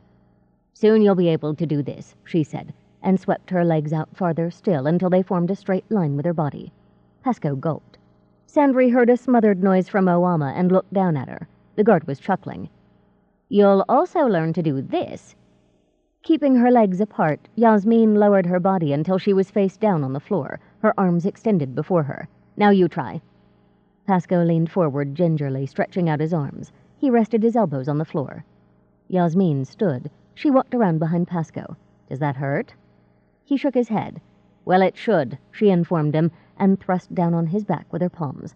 Pasco dipped several inches closer to the floor with a whimper. Without taking the pressure from his back, Yasmin leaned down and yelled, "You want to dance? Work for it." She took her hands away. "Sit up." He obeyed. She thrust him down again. "Dip. Sit up. Dip. Admire the sanding we did on this floor. It's splinter-free. Nice wood grain, don't you think? Sit up. Dip. I want you doing these exercises at home. If you don't, believe me, I'll know. That's enough for now. 10 of these stretches at night. Get up." Pasco winced as he pulled his legs together. "That hurt." "Good," Yasmin said heartlessly. "Stand up. Touch your toes. Don't bend your knees. Touch 'em, boy." She worked him for an hour, forcing him to bend his body in a number of painful ways. When a girl in pink ran in demanding that Yasmin come to settle an argument, Yasmin gave Pasco a corked flask and a drying cloth. "Breathe," she ordered, and left with the girl. Pasco staggered over to Sandry. "She's a monster," he gasped. He worked the cork out of the flask and drank greedily. "A pretty, tiny, squeaky-voiced monster with muscles like a smith's." Yasmin soon returned, a fiddler in tow. "Now let's see you dance," she told Pasco. He glared at her, then lurched to the center of the floor. Sandry got up. "Wait," she said. "Any dancing, he's got to be warded. We don't want what he does getting loose." She sent Quabbin and Owama to watch the door as the fiddler sat in the corner. Sandry created a circle big enough that Pasco and Yasmin could stay inside without having to worry about breaking the protection on the room. For the next hour, they reviewed common dances, ones Sandry had watched all her life without knowing that they had names or meanings. One dance was called Dodging the Provost, another Bird in the Hand, a third Gathering Flowers. In that one, the dancer skipped in a ring, plucking imaginary flowers from the air. Sandry thought Pasco might use that gesture to pull his runaway power back into himself. She wrote the idea down in the small book she now carried for just such thoughts. While the boy danced, Yasmin had her eye on him, as well as her hands. She hovered, straightening his back, forcing an arm into a more graceful curve, putting more thrust into his spins. "Get your feet up," she yelled. "It's a skip, not a shuffle. Show me air under your toes." When the Guildhall clock struck the noon hour, Yasmin called a halt. Pasco's hair and shirt were soaked in sweat. "I've never worked so hard in my life." That's what being a dancer is. Yasmin's dark eyes were kind and firm. "For you, it's twice a problem. It isn't just what you do to survive, it's your power. And look at you. You're a fresh youngster, not an old lady like me, but—" She twirled 7 times on the ball of one foot, lowered herself into a split, then raised herself again without once bending her knees. She leaned back until she could put her weight on her palms, raised her body into a handstand, then a split, then let her weight fall until she stood again. "I can do all that," she continued, breathing a little hard, "after chasing my lot all morning and getting you to stretch a bit." Sandry took up her warding, trying not to smile. It really was too bad Yasmin wasn't a mage. If she had been, Sandry would have turned Pasco over to her without a qualm. She was just putting her thread away when the lad, Wamako, appeared in the door. He seemed to be the school herald. "His Grace Duke Vedras," he announced, and the Duke walked in. Yasmin curtsied as deeply as she had for Sandry, giving the illusion of wide-sweeping skirts when she had none. The fiddler, Pasco, and the guards all bowed. Sandry grinned as the Duke kissed her cheek. "I'd hoped you might still be here," he commented, "and since I was in the city on business, I thought we might take midday together." He bowed to Yasmin. "You are welcome to join us, Mistress Yasmin. The food at the Bountiful Inn is very good, and I would be honored to act as escort to you both." Yasmin smiled at him. "If I may have a few minutes to change out of these things, Your Grace." He bowed again. "Please, take all the time you need." Yasmin looked at Pasco, then at Sandry. "This meditation study you do before you come to me, if you like, I can save a room for you. That way you don't have to meet some place, have one lesson, and then come here." Sandry looked at Pasco. "What do you think?" "Whatever you say, lady," Pasco replied, subdued. "Then get here at 9 tomorrow. We'll meditate before your dance lesson," Sandry ordered. As Yasmin and the fiddler left, Sandry added, "Remember to do those exercises tonight before you get too stiff." "I'm not stiff at all, lady," Pasco replied. "I'm weak as an overcooked noodle. Pray excuse me while I crawl home." "A hot bath will help," Sandry pointed out as Pasco bowed first to the Duke, then to her. "Oh, good. A way to drown myself before I have another morning like this one." Pasco lurched out of the classroom. "A message came for you from Master Wulfric just before I left the Citadel," the Duke told Sandry. He gave her a piece of folded paper. Sandry read it quickly. "Lady Sandralen, greetings. I have read your note with regard to the unmagic that will be at Jamar Rokot's death scene, and that of his brother. I have sent Bahazan and Ulrina to cleanse the street where Qassam Rokot was slain, since it is a public place. Keep in mind I cannot easily spare them, because drawing blood from the unmagic I presently have, and preparing it for tracker spells is complicated work. Since Rokot House itself is locked and under guard with no one allowed in, I trust you will understand if we take care of tracking first, then cleanse Rokot House. Your servant, Wulfric Snaptrap." "Is everything all right?" the Duke asked. Sandry folded the note up with a sigh. "I'm just being silly, Uncle. Master Wulfric has everything in hand." The Duke might have pressed her about it, but just then Yasmin returned. She had changed into a crimson silk gown in the Yanjing style, made high at the neck and fitted to her body perfectly from shoulders to hips. She'd also done her hair so that curls tumbled out from under a shimmering gauze veil. The Duke bowed over her hand, complimenting the dancer on so beautiful a change in so short a time. "Performers learn how to dress quickly, Your Grace," explained Yasmin with an impish smile. "Even an ill wind blows some good, as Triss always says," thought Sandry, as they walked down the street toward the inn. "Pasco may drive me crazy, but I never would have met Yasmin if not for him." She would light a stick of incense to Yona the healer goddess, who was also the goddess of love. If the Duke was paying attention to a lovely and spirited dancer, he might not spend so much time on paperwork or on worrying about murderers who seemed to walk through walls. That night the dream began with Sandry in darkness up to her chin. She fought to keep it out of her face, but now she could feel unmagic seep through her very pores. She jumped out of bed and stumbled to the window. Leaning out into the cool night air, she gasped for breath. Only when she was thoroughly chilled did she turn to sit inside her room. There was no sense in rushing back into a nightmare. Instead, she got her notebook, ink, and brush pen. Pasco's bitter words about magic that did nothing to arrest criminals had been rattling about her head all day. So had the thought that Stitch Witches ought to be able to help Provost's mages. She needed spells that would make her and her student feel they were of some use in this tangle. The next morning, Wamiko greeted Sandry and Pasco at the door when they arrived, and showed them a tiny empty room in the 3rd story where they could meditate without interruption. At least Sandry could have done so. Pasco's inability to concentrate during their first lessons was nothing compared to his lack of attention now. Even though no classes were held on this floor, the noises made downstairs seeped under the door and through the floorboards. Pasco couldn't sit still.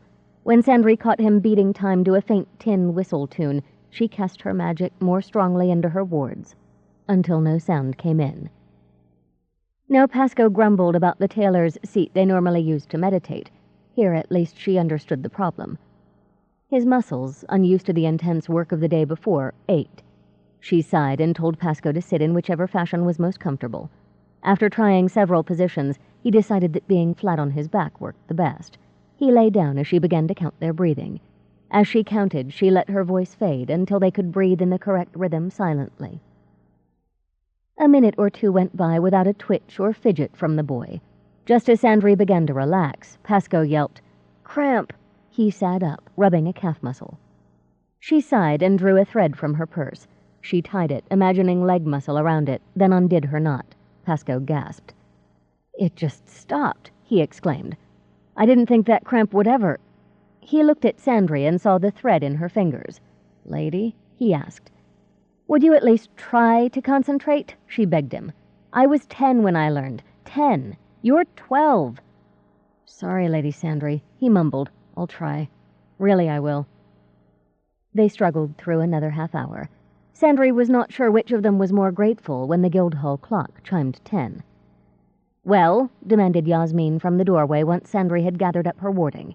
"How do you feel today, Pasco?" "Terrible," he said, approaching her warily. She beamed. "Just what I'd hoped. Come on and we'll do some stretches." "Oh, good," Pasco mumbled as he followed her outside. "I like stretches." The other students awaited them when they reached a second-floor classroom, all Pasco's age or a little older. Yasmin led the group through the same exercises she had taught Pasco the day before. "At least he gets to see her torturing others the same way," Owama told Sandry quietly before she took up a watch post outside the classroom. Sandry giggled. Once she was settled on a bench, however, she concentrated on her notes. Awake before dawn, she had been staring at the harbor waters when she remembered the fishing fleet, about to sail after the day's catch. That had reminded her of Pasco's dance with the net, and that thought in turn had sent all kinds of ideas tumbling through her head. It had been all she could do to write them down then. Now she studied them. Could a dance to call fish to nets be changed to call humans to harriers? She would love to ask the Winding Circle mages about that. Yasmin's voice broke into her thoughts. "My lady, don't you have to do that thing with the thread?" Sandry warded the room to keep Pasco's magic contained. Then she returned to her study of her notes. Maybe she ought to take a closer look at that special net they had used for Pasco's dance while she was at it. Once again, Duke Vedris arrived at the school just as the city's clocks struck 12. He invited Sandry, and Yasmin, to take midday with him. Following them out of the school, Sandry thought, if he keeps doing this, I absolutely must find an excuse to leave them alone. 10. The next day, as Sandry, the Duke, and Yasmin were finishing their meal at the Bountiful Inn, the door to their private room opened. "Your Grace, I tried to stop him," protested the girl who had waited on them, trying to halt the intruder. "It was Wulfric Snaptrap. And I told you I don't care if he is with an assembly of gods, I need to talk to him." Bowing apologetically to the Duke, he said, "Actually, to the lady." He nodded to Sandry. She instantly rose. "I'm just finished, Master Snaptrap," she said. "Uncle, Yasmin, you will excuse me." Not waiting for an answer, she grabbed Wulfric and propelled him from the room in front of her. "I hope you didn't have anything drastic to say to Uncle as well, or if you do, you can say it in a note," she told Wulfric quietly. "I was looking for a polite way to leave. Of course, I really am at your service." He looked down at her, eyebrows raised. "All I have to report to His Grace is failure, and he never likes to hear about that. Do you think he's interested in Mistress Yasmin?" "I devoutly hope so," replied Sandry. She steered him into the common room and sat at a table, pulling him down beside her. "Otherwise they'll think I've run mad. How goes the tracking?" Wulfric propped his elbows on his knees and sighed. "It doesn't," he told Sandry, glum. "That blood's so tainted with unmagic that it's barely human anymore. We labored 2 straight days without a thing to show for it." "Cat dirt," whispered Sandry, thumping her knees with her fists. "Cat dirt, cat dirt."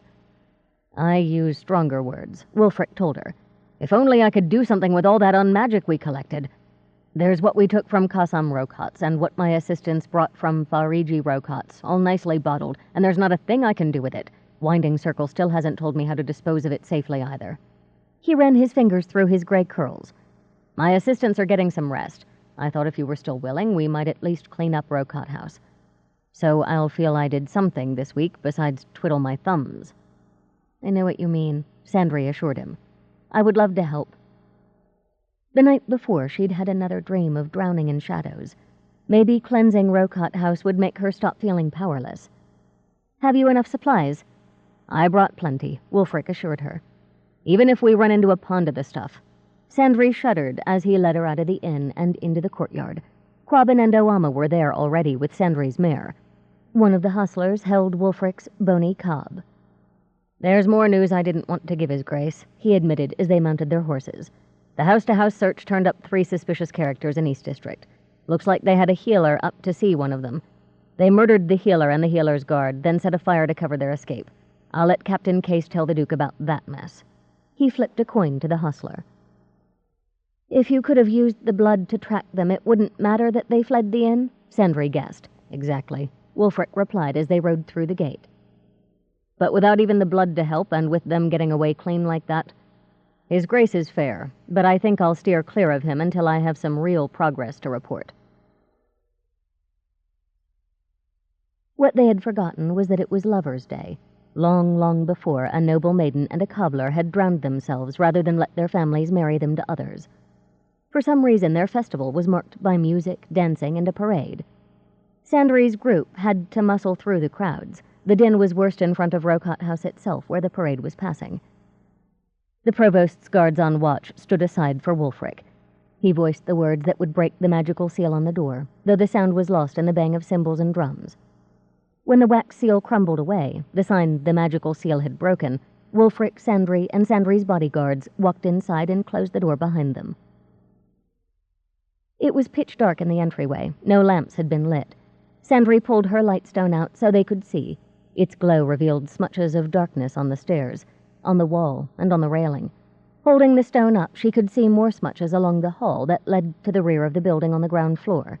She guessed the killers had escaped that way on the morning they killed Jamar Rokot. Even with a wall between them and the parade, it was still hard for her to hear what the provost's mage was saying. Finally, Wulfric put his mouth beside her ear. "Let's start with the worst of it this time, shall we?" He pointed upstairs. Sandry nodded. She warned Oama and Quabbin to stay in the middle of the stair and to sit on or touch nothing until she had told them they could. They nodded their understanding. Sandry and Wulfric each hoisted a pack of the supplies that Wulfric had brought for the job and began to climb. Unbelievably, the noise was louder yet upstairs. Someone had left the shutters open on a window that overlooked the street from the hall. Wulfric draped a silk square over his hand and opened the outer office door. "Ready?" he asked as he thrust it open. She nodded and followed him, preoccupied with noting each and every place she could see unmagic smears.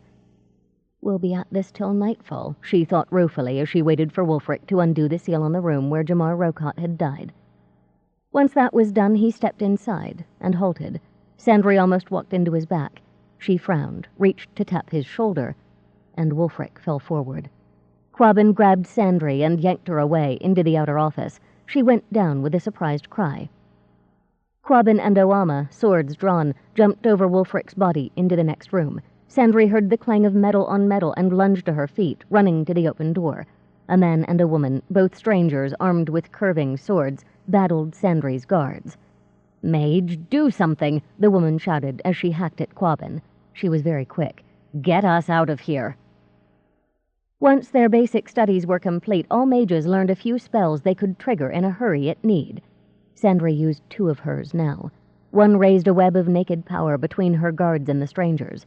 The other sent a rope of magic snapping down the stairs. It blew open the front door, twined around the guards outside, and dragged them into the building. Footsteps hammered up the stairs. Her rope had worked, at least. Her web was not so effective. A hand with a sword in it darted through to slash at Oama. A hand with a dagger punched through next to the sword. The hands that clutched both weapons rippled with dark smears. Sandry could see a foot, a leg, a head, as strangers attacked and retreated through her barrier. Riddled with the essence of nothingness as they were, as Wulfric had told Sandry their blood was, the strangers were able in part to reach through her power as if it did not exist. Quabbin and Oama could not cross her web at all, but they could and did battle the pieces of the enemy that got through. Something, a rising force of unmagic, surged on the far side of Sandry's barrier.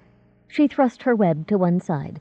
It yanked the strangers out of the way by pulling the real parts not yet consumed by unmagic.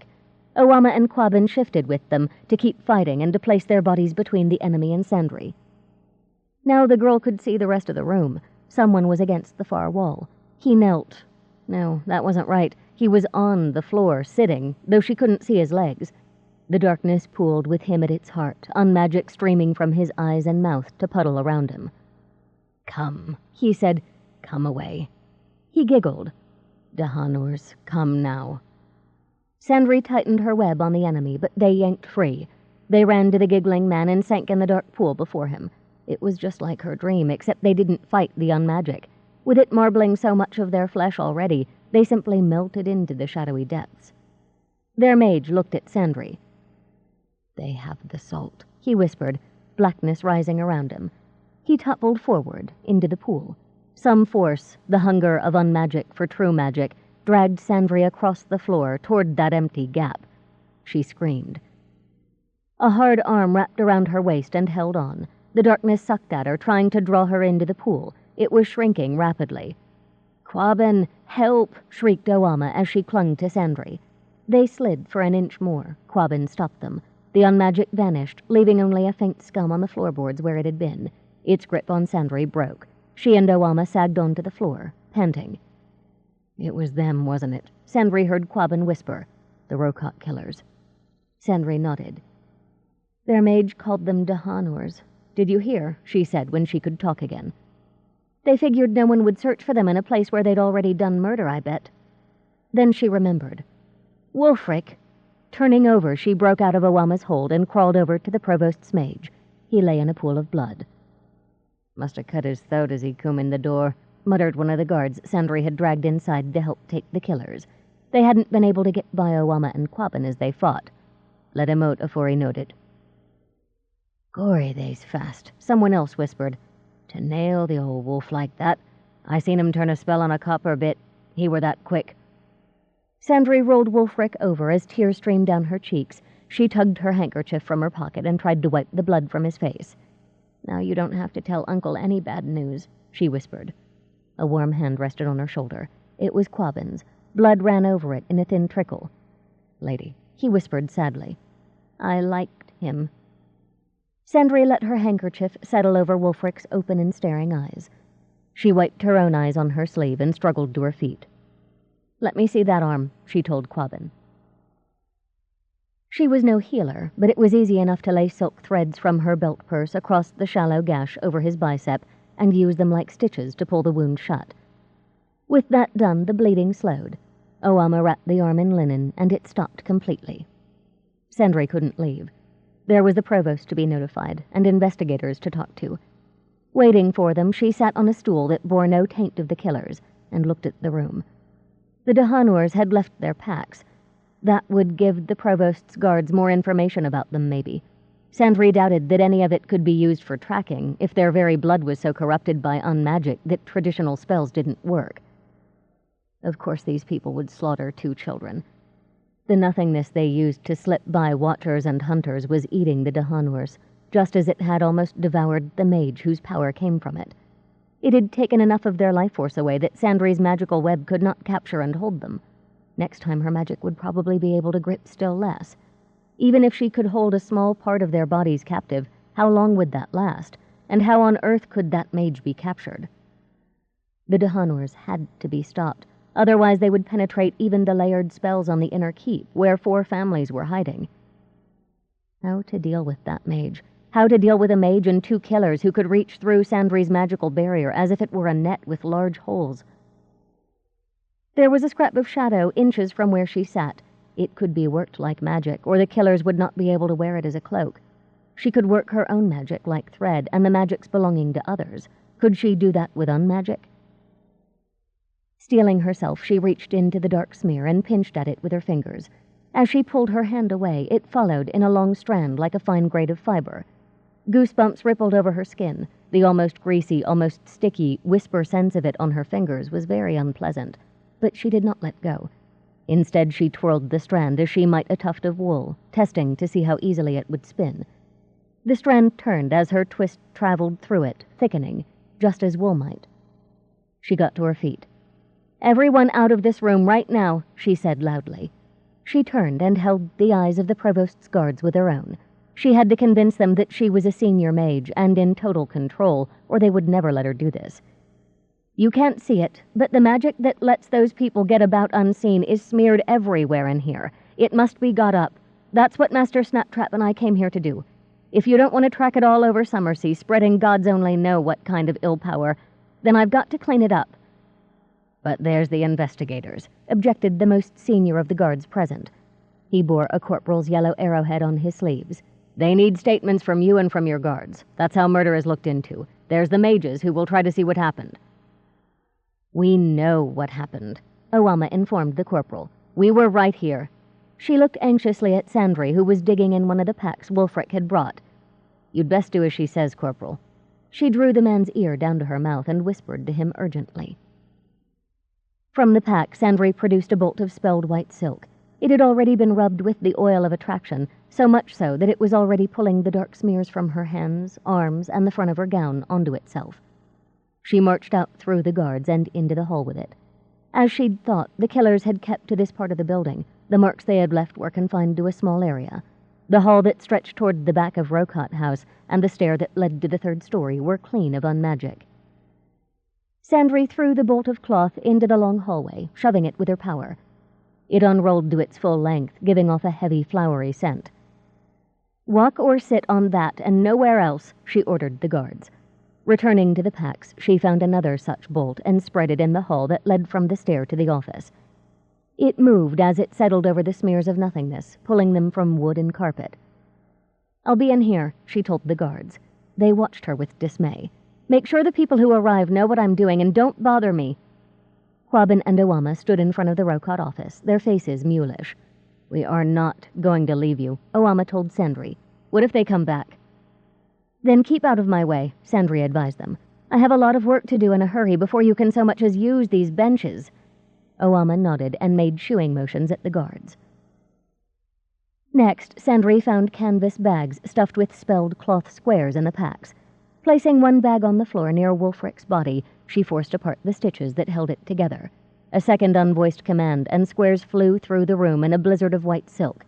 They raced to cover every spot where Sandry could see unmagic. Taking the second canvas bag into the outer office, she did the same thing there. One canvas bag remained. She ordered its contents into the hall, where they draped themselves over benches and windowsill, sopping up darkness. Walking back past Quabbin and Owama, Sandry noticed shadow smears on them. Getting a few extra squares of silk, she rubbed them briskly over her guards. collecting all of the nothingness she could find. Once she had it, she called one of the linen bags in the packs to her. It came, unfolding itself as it did. It blazed with signs for protection and enclosure written onto the fabric in the same powerful oils that filled every fiber. Sandry let it hang in front of her as she dumped the cloth she'd used on her bodyguards into the bag. Owama shifted. When Sandry looked at her, she realized that both dark-skinned guards were pale. They were staring at her. "What's the matter?" Sandry demanded. "Why are you looking at me that way?" To her surprise, it was silent Quabbin who spoke. He said, "Lady, we knew you were a mage, but mostly you're like a cat with it. You never let it show any more than you can help. I think because you know it makes folk nervous." "You only throw it around when you're upset," Owama added. "I am upset," whispered Sandry. She plucked the linen bag from the air and went back to the inner office to collect the silk in there. She had to keep after the squares to make sure they gathered everything. Wulfric had brought plenty of those cloths and plenty of bags to hold all they collected. Sandry blessed him as she cleaned and tried not to look at him. That was hard, particularly when she had to slip a magical weaving underneath him, as she had first done at the castle infirmary, to gather the unmagic hidden by his blood and his body. When all her silk was used up, she had to stop for a few minutes and think.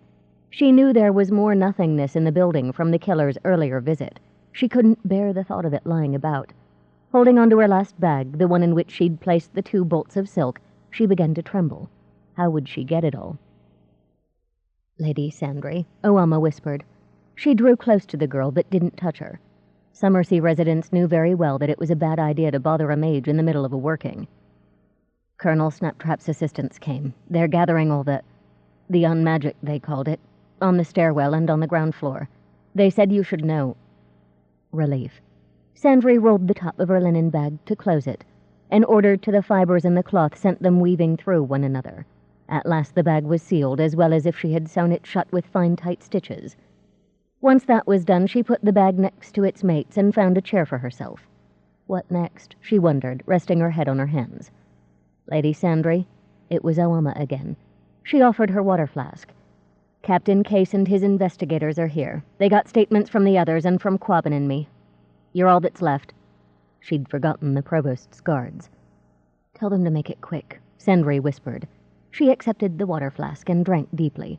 If she hadn't thought it would be disagreeable, she might have poured water down her nose in the hope of rinsing away the stink of blood and death. It wasn't the captain who questioned her, but the tiny woman with the seamed face and the old eyes. A scribe took notes as the investigator got Sandry to tell her story, from Wulfric's arrival at the Bountiful Inn to that very moment. Once done, she took Sandry over it again, making changes as Sandry added things she had forgotten or barely spoken of. When she was done, the woman laid a hand on her arm. "You've been a very brave girl, my lady," she told Sandry warmly. "Captain Bahazan and Lieutenant Ulrina said you were true to the heart and would never falter, and they were right." Sandry blinked. "Oh, thank you." "My lady." Captain Case had come in. He bowed to her. "All done?" he asked the investigator who had questioned Sandry. She nodded. He jerked his head toward the door. The woman bowed to Sandry and left, taking the scribe with her. "Well," the captain said, his dark face wooden. "I must say, my lady, it would have been better if you had left this unmagic to Master Wulfric's assistants." The captain tucked his thumbs in his belt. "I am sure his grace will be most displeased when he learns of your involvement here." Sandry rubbed her hands over her face. "At least you had the sense not to interrupt me while I was working," she informed the man, ignoring his indignant gasp. "And my uncle will understand why I involved myself. Pasco really is related to you? Because he's not at all stiff." She was being rude as her friend Triss. She would probably spend days writing a properly apologetic note after this was all over, but just now she didn't care. "You are under a strain, lady." Case appeared more wooden than ever. "I have told you, violent scenes like this are no place for a gently reared young woman. And while our family is gratified by your interest in my scapegrace nephew, it does no good to encourage him in his odd imaginings. Dancing, even dancing magic, whatever that means, will not clothe him or feed his children when he is a man. It would be better for you to send him to Lightsbridge or Winding Circle for lessons, and for him to settle once and for all into the training he needs for real work." Sandry got to her feet. This time she trembled with fury as she stared up into the captain's eyes. "Until you know more of magic, you will not voice opinions about it." Each word dropped from her lips like a chunk of ice. "For your information, I am proud and honored to be Pasco's teacher. He will be a credit to me. If he's a scapegrace with odd imaginings, perhaps it's because no one gave him reason to think he had anything good to offer." The captain came to a jarring halt against a windowsill. She had backed him out of the inner office and across the outer one. "He will settle for wherever his power takes him. And if the mages of Winding Circle Temple can't tell where that is, I really don't think you should even hazard a guess. Am I done here?" The captain nodded, tight-lipped. "Then I have business that will not wait." Sandry looked around to see if she had forgotten anything. "Good day to you, Captain Case." She strode out of the room and down the hall, ignoring the provost's guards who were there. Wulfric's assistants were on the ground floor. She stopped to tell them where she had left the unmagic she collected. Even in the dim lamplight on that floor, Sandry could see that Ulrina's eyes were red and swollen from weeping. Captain Bahazin's voice was hoarse. At Sandry's request, they agreed to hold on to the stores of recovered unmagic that Wulfric had kept, as well as what they had gathered that day, until they heard from her. "I'm so sorry," she whispered to them. "I wasn't quick enough. We had no idea they were here." She squeezed her hands so tightly that her nails bit into her palms. Both the captain and the lieutenant shook their heads. "It's this cursed magic they've got," Bahazin told her roughly. "We've no way to register it like we have other magics. He said he thought if anyone could think of a way to handle the unmagic, it would be you." That was too much for Sandry. She bolted for the door, not even thanking Quabbin as he held it open. A provost's guard was holding their horses. When Sandry mounted Russet, the guard gently patted her hand. She managed a smile for the woman, then turned her horse east. "Shouldn't we go to Duke's Citadel?" demanded Owama, trotting her mount to catch up. "His Grace will be fit to be tied if he hears of this." "I know, and I can't help that," replied Sandry, wiping her eyes on her sleeve. "I need to talk to the Mage Council at Winding Circle." She glanced over at Quabbin. "You must see a healer about that cut," she said flatly. "Why don't you take word back to the Citadel that I'm all right?" He shook his head. "There are healers at Winding Circle, aren't there?" he asked. "We can send a messenger bird to His Grace." "You have to keep us with you, Lady Sandry," Owama said. "Otherwise we could end up hanging over the inner gate by our ankles for letting you walk into a trap." "I didn't," protested Sandry. "You couldn't have—" "Oh, never mind." She kicked Russet into a trot. The sooner she got to Winding Circle, the sooner she would know if they'd found a way to handle a mage who dealt in unmagic, or if she would have to try something of her own. "Please, gods," she thought fiercely, "let them have a way to settle this. Please don't make me do it." 11. There was no way Sandry could break the news gently to Duke Vedris. "I'm going to lay a trap for the Dahanors. The mages at Winding Circle think I have a chance." For a moment there was only silence as the Duke's eyes met hers. Then he said, "No. We have Provost's mages, even battle mages, with more experience in the taking of killers than you." "This is different, Uncle." "I forbid you to put yourself in such danger," the Duke said tightly. Sandry gulped and stood her ground. "I don't like it either, but I don't see another way. They must be stopped." The Duke turned his gaze to Lark, who stood just behind Sandry. "How can this be? Of all the mages at Winding Circle, how is my great-niece the only one who can handle this monster?" "Not just me, Uncle," Sandry told him. "Pasco's going to help." The moment she spoke the words, she wished she could unsay them, or at least unsay her student's name. The Duke rested his shaved head on his hands. "That feckless, rattle-pated... Well, knowing that he will assist you makes all the difference. Now, instead of wishing to throw Winding Circle's Mage Council into the harbor, I will do so, immediately." "Your Grace, you know we can't allow that," Lark said gravely. He looked up and raised a finger. "Ah. You are powerful enough to stop me from tossing your council bodily into my harbor, but you tell me you cannot stop the Dahanor assassins and their mage. Can you see that I might feel somewhat confused?" Lark settled herself in a chair in front of Duke Vedris's desk. "You may as well get comfortable, dear," she advised Sandry. "He's going to be difficult." Sandry obeyed, taking the seat beside hers. To the Duke, Lark said, "We will do all we can. Prepare the materials she needs, guard her and Pasco when the time comes, and dispose of what remains of the enemy's work. We won't send a 14-year-old girl and a 12-year-old boy naked to do battle with a blighted mage." "Strange," remarked Erdogan. He sat just behind the Duke's chair. "That's what it sounds like to me." Lark folded her hands. "You know I am classed as a great mage." The Duke nodded. "I work spells by passing them through my thread. I must bind my power to real thread, and whatever I use to handle it, or none of my spells work. That's true of every weaver mage I know, except Sandry. She handles magic itself like I work thread. She can spin magic, she can weave it, she can embroider or knot or even tie a fringe with it if she wants to." "Lark," Sandry protested. "No, my dear, it's important that people know how unique your gift is. In this case, it's vital. I'd hate to have to fight the Dahanur mage and his grace." The Duke smiled, but his eyes were grim. "I'm honored that you would think the task difficult." "But why?" Erdogan demanded. "You're a great mage. Your fellows on the council are great mages, legendary for power and craft. You have an arsenal of capture magics and spells to drain the power of other mages. Do you really expect us to believe you people can't take this fellow and turn him into a tea cozy, if that's your fancy? However powerful this madman may be, I do not believe that he can stand against all of you." "But he can," Lark insisted.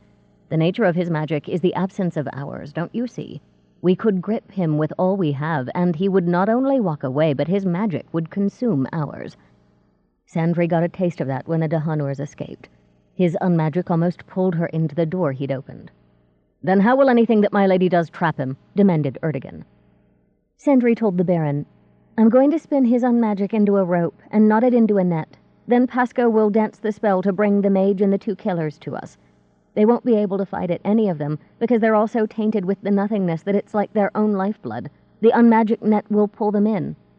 Once we have them, we can cleanse them," said Lark. "You'll have the killers for trial, and we'll keep the mage in custody. And it must be soon, before they can work their way through the layers of spells on the inner keep." "What?" cried Erdogan, offended. "The inner keep is impregnable once the protective spells are activated." "It isn't impregnable to this mage. Haven't you been listening?" Lark demanded. "Thank your lucky stars that he doesn't know the rooms where the families are kept, or he would simply walk through from where he's hiding now into those rooms. Once he tires of trying that, he'll just bring the Dahanurs here and send them through the spells. It may take them time to go through each and every layer. Think of acid eating its way through a bolt of cloth. But eventually they'll get through." "Are there no spells against nothingness in the layers?" asked the Duke quietly. Lark shook her head. "To spell against it, you would have to use it, and then it would spread and eat all of the other spells." To Erdogan, she said, "Must they break into this castle before you're convinced?" "They can't," Erdogan said flatly. "You Winding Circle people are alarmists." Someone hammered on the study floor. Your Grace, please open up." Alzina was getting very tired of Duke Vedris. Putting all of the Rocots in one place for safekeeping should have been perfect for her and Nurhar. But this Duke was an old fox who knew the ways of hunters. He had brought them into his own residence. Now they hid in the castle's very heart, a stone tower hundreds of years old, with more layers of spells to ward it than there were stars. Why do this? Alzina wondered as she slid by the guards at the last gate to the Duke's residence. Everyone knew Vedris only tolerated the Rocots for their myrrh. If he hated them, why bring them here? She would kill him when she was done with the Emelan Rocots. Or she would if she wished. She cared about so little except that one goal, the end of these Rocots. The family had invested so much to send them here, the expense greater than that spent on the teams in any of the other Pebbled Sea countries. Jamar and Qassam had been the brothers of the Rocot who had killed Palak Dahanur and displayed his head in dishonor. Many of those now in the inner keep were the grandchildren of Jamar and Qassam Rocot. Their deaths came first. They had to. Only when the last Emelan Rocot was dead could Alzina tell this Duke what she thought of his interference. The numbers of people in the citadel were a nuisance, but only that. She simply had to be careful that no one blundered into her. At first the palace spells were laughable, cobwebs against her face as she climbed the steps to the Duke's residence. The main doors were closed and guarded. Alzina waited. Sooner or later they would open, as they did now. A woman in servant's grey emerged, arguing with a pair of guards. Alzina slipped around them and went inside. Today was a scouting mission only. With no palace maps available for study, one of them had to explore the place. Next time, when they were ready to finish their work, Nurhar would come to help with the killing. It was time that he did. Even she would not be quick enough to slaughter them all before someone thought to attack the place where she might be or to throw a net over her. Alzina found her way by feel, choosing her direction by the number of cobweb magics that brushed her as she walked. The thicker they felt, the closer she was to her quarry. On she trudged, eyes straining as she peered through the slit in her spell mask. The feel of cobwebs got heavier. It took more and more effort to walk through them. The very air gained weight, until she could manage just one labored step at a time. That would happen, the mage had said. She would never meet anything so complicated as the Inner Keep's layers of spells unless she penetrated some other ancient kingdom's private stronghold. They could slow her, but as long as she pressed forward, they would not halt her. The air pressed more thickly against her body. She fought to go on. Why? Was there a point? Yes, she remembered dully. The killing to come. Once it was done, she could stop. She could do nothing. No one would insist that she get up, walk about, eat, dress. They would leave her alone. That would be good. She knew, in the part of her that said she used to love Norhar, that she owed everything to the family. House Dahanor had saved Alzina when her parents were murdered, had raised and taught her, had given her a husband. Dahanors had gone to the expense and loss of family lives it took to capture the mage and ensure he would obey her. They had bought dragon salt to keep him dependent on Alzina and Norhar. Without it, who could say whether he would stay grateful to those who'd saved him from the pirate who crippled him? Alzina halted, fighting to breathe under the weight of magic that encased her. The hall had opened onto a broad, wide corridor that followed a curved stone wall. She could see that wall only near the ceiling. Its stones were so black and pitted that they had to be the stones of the Inner Keep. The rest was hidden behind a wood barricade 10 feet high. It reached as far as she could see in both directions. She would have bet that it went all the way around the Inner Keep. How dare they add one more obstacle, even one as stupid as a wooden fence? It could only slow her down, but it could never stop her. Alzina's eyes were fixed on the thing, already examining it for weakness. If she could not wait until someone opened the lone door in the barricade and slip in that way, she might have to climb it. Calculating, she didn't see the low, treacherous step down to the floor that wrapped around the Inner Keep. When she missed it and stumbled, she made a perfectly audible thud. The 6 guards loitering around the door through the barricade sprang to their feet, drawing their swords. They spread until they were within sword's reach of one another, sweeping in front of them with their weapons. One of them blew a shrill blast on the whistle that hung around his neck. Oh, they had been well briefed, and she had been a fool to let a sound escape.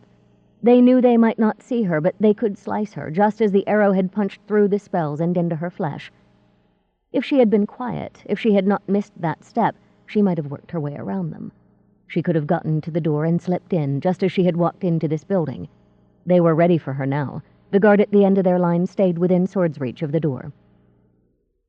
She turned away in disgust and blundered into 3 guards who had been hidden by yet more spells. The sight of their comrades coming to alert had brought them out of their concealment. Or had they, too, heard that stupid noise of hers? The layered magics dragged on her as she drew her sword and cut down the one she'd run into. She chopped at his neighbor's leg. The woman fell to the floor. The 3rd guard who had been hidden swept his blade from side to side, feeling for her. Only a few inches lay between Alzina and his weapon, and she could hear running footsteps. Reinforcements were on the way. She oozed back from the guard whose blade sought her flesh. The guards on the barricade were advancing carefully. Older and wiser than the one she had killed, they were leaving no room for her to get by them and through the barricade door. She backed down the hall, her sword ready, glancing back twice to make sure she walked into no one else. Fresh guards poured into the area around the barricade from an adjoining hall. "There," one of them said, pointing. Alzina looked down and shook her head. Her sword was dripping, leaving a blood trail. She dropped it and continued to back out, moving faster as she put distance between her and those cursed spells. She had to stop in the main hall when a trickle of warmth down her leg told her she was bleeding. One of the guards had cut her side. Cursing under her breath, she filched a lace runner from a side table and wadded it against the cut, tightening her belt over it until the thing pinched. Only when she was sure that she wouldn't leave a trail did she make her way out of the residence. She had plenty to think about as she inched by milling guards, placed on the alert by their comrades at the Inner Keep. She and Norhar could manage the layered spells, but what of the barricade? The guard on that small door would be doubled, and it would be alert. These people were very well trained. She and Norhar would have to climb the barricade, which meant they would need tools, and the mage to hide the noise they made. And if she had discovered anything about these people, it was that they learned from their mistakes. Next time it would be harder to get as close to the inner keep as she'd done today. She had to find another way in. For a long, long minute after the messenger told the Duke that one guard was dead and another wounded in the inner keep, no one made a sound. Sandry rested her hands on the Duke's shoulders, not liking the expression in his eyes. She knew this had to cut deeply. An assassin had made his or her way to the very heart of Vedris's power. Erdogan's brown face was tinged scarlet with humiliation at being proven wrong almost as soon as he had called Lark an alarmist. At last the Duke looked up at Sandry and gave her a thin smile, patting one of her hands. "Must you do this with Pasco?" he inquired. "The boy is nice enough, but he doesn't seem very reliable." Sandry glanced at Lark. "We did talk about another way, but—" She swallowed. "Truly, Uncle, I prefer this." The Duke frowned. "What is this other way that you find so distasteful?" Lark sighed. "We discussed shaping the unmagic as a web rather than a net, and blanketing the inner keep with it like a spider's web. When the assassins come, they'll touch it and, well, they won't stick to it exactly. The nothingness in them would become part of the web." "Then I could take the web and unravel it, maybe even spin it into one cord," Sandry explained. "The problem is, Uncle, I couldn't save the parts of them that are still real. If I had to do it that way, I'd kill them. If it even worked." "We know the net spell will do the job," Lark assured the Duke. "And if Pasco calls these people to the net, we can make sure no innocents will be trapped. We'll meet the Dahanurs on our terms, not theirs." "Have you spoken to Pasco?" asked the Duke wearily. "No," replied Sandry. "I wanted to work it all out before I talked to him." "He'll refuse," Erdogan said tartly. "If he has a whit of sense, he'll refuse." 12. "I could help catch rats," Pasco demanded, eyes alight. It was the next morning at Yasmin's school. "By dancing?" "That's the idea," Sandry told him. Pasco jumped up gleefully. "That will show them," he cried. "Tippy feet indeed." Sandry looked at her hands and smiled. She had thought Pasco might see it that way. "We're not sure we can do it," she warned. "I still have to make the net." "But you will, and I'll dance it, and we'll have rats in it. A nice day's fishing for a Fautoran and an Accolon, don't you think?" Sandry grinned at him. "I do think." Pasco carefully lowered himself into a split, wincing as he completed it. "We can do it," he told her, his face serious. "You can do anything." "We'll see," she replied. "It may come to nothing if I can't work that stuff into a proper net. Now settle down, let's try meditation."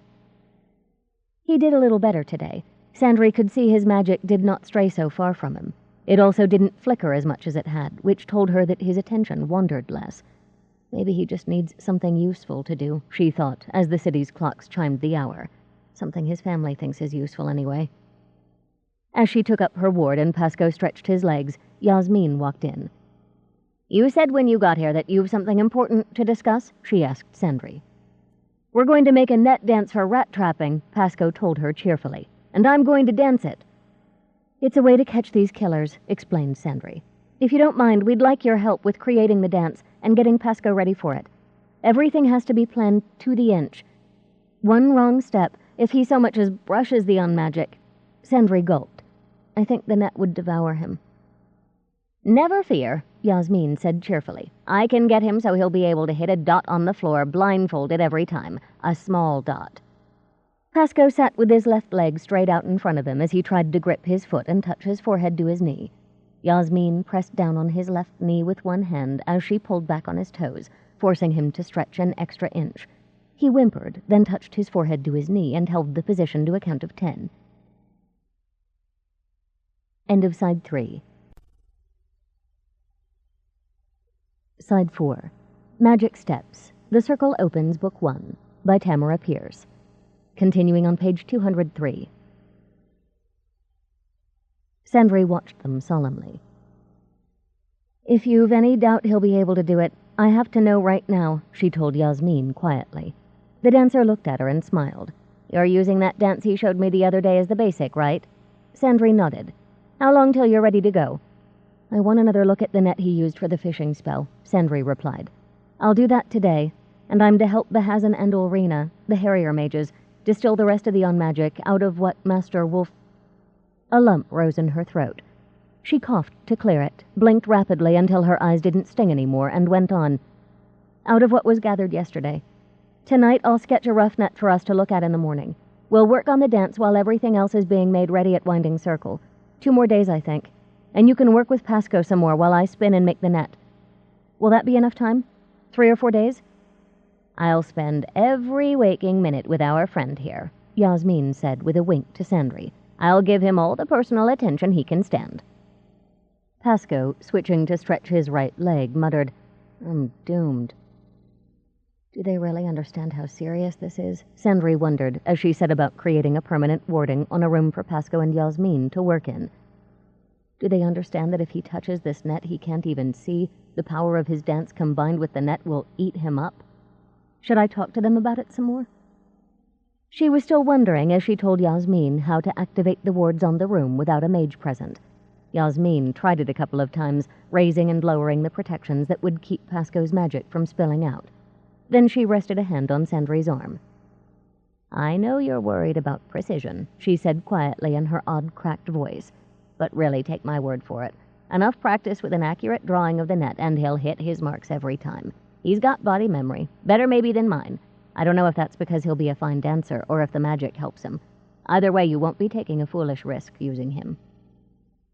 A bit of Sandry's worry evaporated. Thank you, Yasmin. The dancer flapped a hand, no thanks necessary, then entered the warded room with Pasco. Come on, she cried gleefully. I've got you all to myself. We'll do some real work now. That's what I'm afraid of, muttered Pasco. Sandry's visit to the fishing village turned out better than she had hoped. Grandmother Netmender was quite willing to let her examine the net that Pasco had used to dance for fish.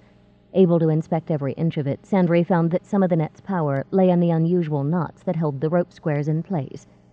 The old lady taught her how to tie them, making her practice until Sandry could do each of the 3 different knots perfectly.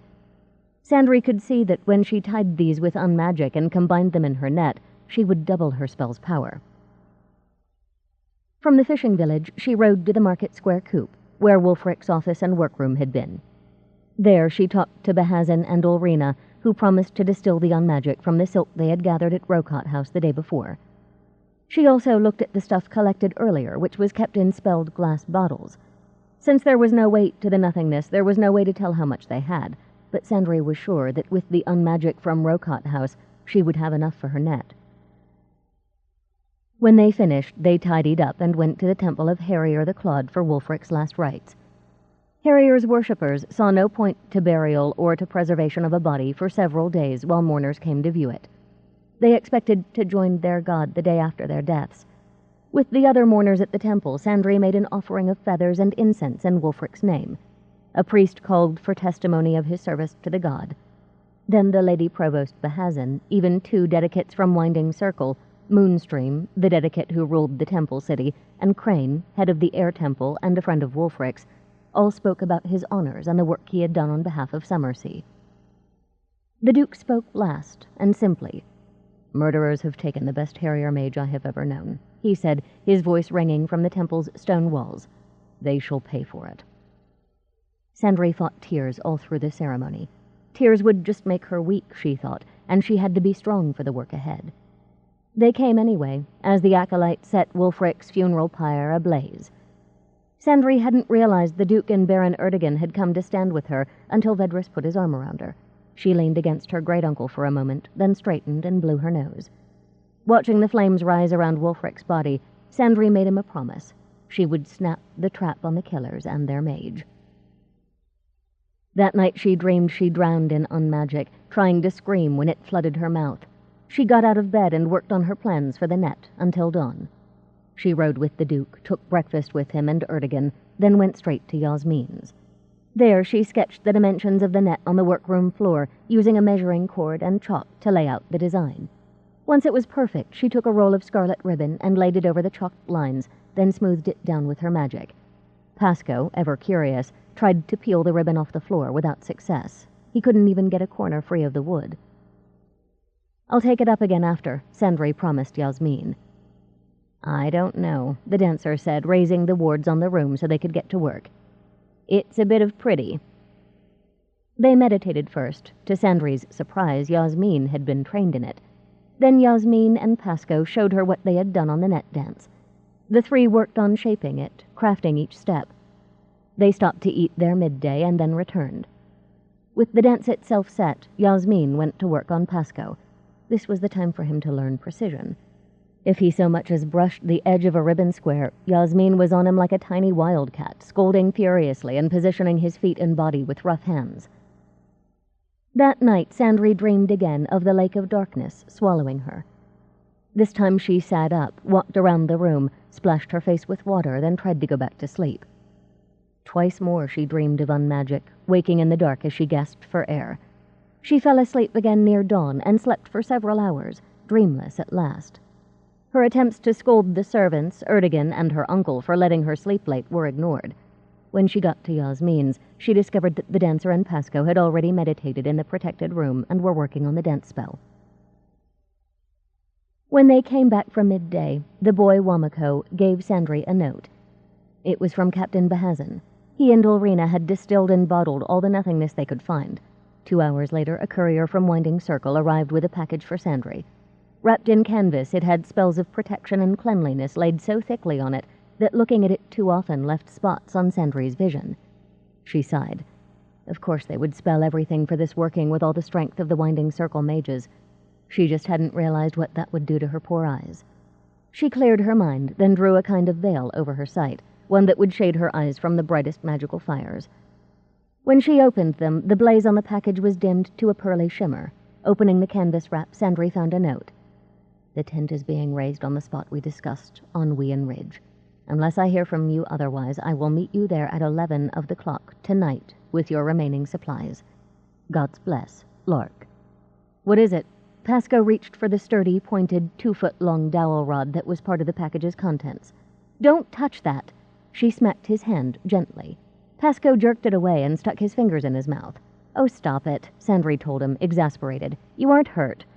He took his fingers from his mouth and asked, So what's all this for? The rod's the stem for a drop spindle. It fits through here. She picked up the second piece of wood in the canvas, a flat round piece 6 inches in diameter with a hole in the center. She inserted the pointed end of the rod through the hole. 3 inches down the rod's length, the round stuck. Assembled, the spindle looked like a very large top with an extra long stem. My aunts and cousins and the maids use those, but theirs are smaller, Pasco remarked. Mine's bigger because I'm doing cord, not thread. Sandry ran the oversized spindle through her fingers. And I'm in a hurry. Winding Circle's carpenters had done a beautiful job. First, they had carved strips of ebony, elder, and willow, all magically protective woods, to fit together into a rod and a disc without using glue. They had done so precise a job that Sandry couldn't take the pieces apart. The rod and disc might as well have been made of solid wood. Moreover, the carpenters had laid more signs of protection, strength, and cleanliness on their work. When Sandry spun the unmagic, all of it would go into her cord, and only her cord. It's beautiful, commented Yasmin, leaning over Pasco's shoulder to look at it. They do nice work at the temple. Her brown eyes met Sandry's. This is it, right? You have to start. Sandry nodded. She wrapped her spindle in canvas and tied the package up again. I should be ready for Pasco tomorrow. If nothing goes wrong, she thought nervously, if I don't mess things up. Well then, Pasco, come on. Enough loafing. Yasmin rapped the boy's head with her knuckles and moved out to the corner of the ribbon net. I want to see that jump again, and you'd better hit the mark clean this time. You turned me over to a monster, Pasco grumbled to Sandry as he got up. Sandry patted his bare feet.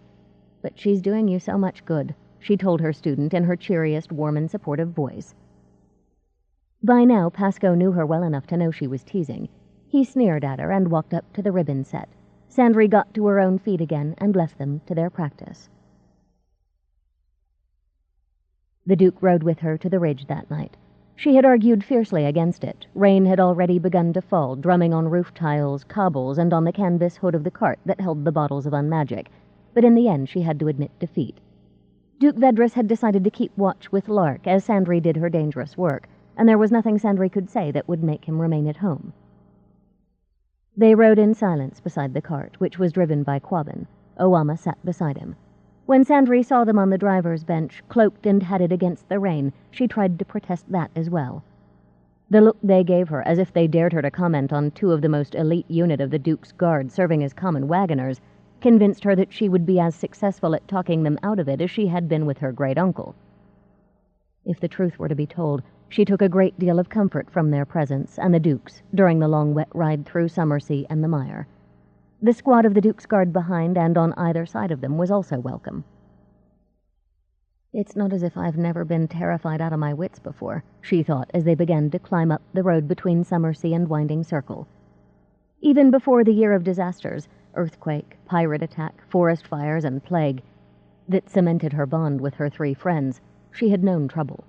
Her parents had died in another plague almost exactly 5 years ago. As travelers, her family had survived gales at sea, ice storms, pirates, and robbers. Sandry knew fear and disaster well. "But this is the first time I've ever grabbed danger with both hands and hugged it close," she thought, craning to see through the veils of rain ahead. "There," she said, pointing at a line of lamps off the road to their left. "I see them," Quabbin replied evenly. His big hands were steady on the reins. "It isn't raining that hard, my dear," added the Duke. Sandry looked at him and shook her head. Even in a broad-brimmed hat to shed the wet, he looked dignified, even solid. It was hard to think he would let anything go wrong, except, of course, it wasn't up to him. It was up to her.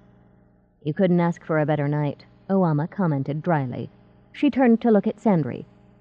"Pity your mate Triss isn't here. She'd whisk all this damp off like a maid with a feather duster." Sandry had to smile. She'd seen Triss do exactly that, with the same cross expression on her face that she wore when dusting. "She might disappoint you," Sandry told Oama. "These days she worries a lot about not interfering with the natural order of things." "Exactly as I suspected," remarked the Duke. "Too much education does ruin a perfectly good mind." Sandry giggled as Quabbin clucked to the mules and turned them onto the path marked by the lanterns. She and the Duke followed. When the cart drew to a halt, Sandry dismounted from Russet, taking the canvas package with her spindle out of her saddlebag. Robed and hatted dedicates came to take charge of the spindle and of the bottles in the cart, while Sandry viewed the newest part of Winding Circle's contribution to her working. It was a large tent with a smaller one attached to it as a lobby.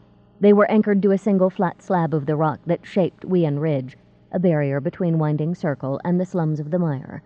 The bonds that held the tents to the rock glowed silver in Sandry's vision, as did the tents themselves. They had been spelled so powerfully for protection that once more Sandry had to shape a magical veil to protect her sight.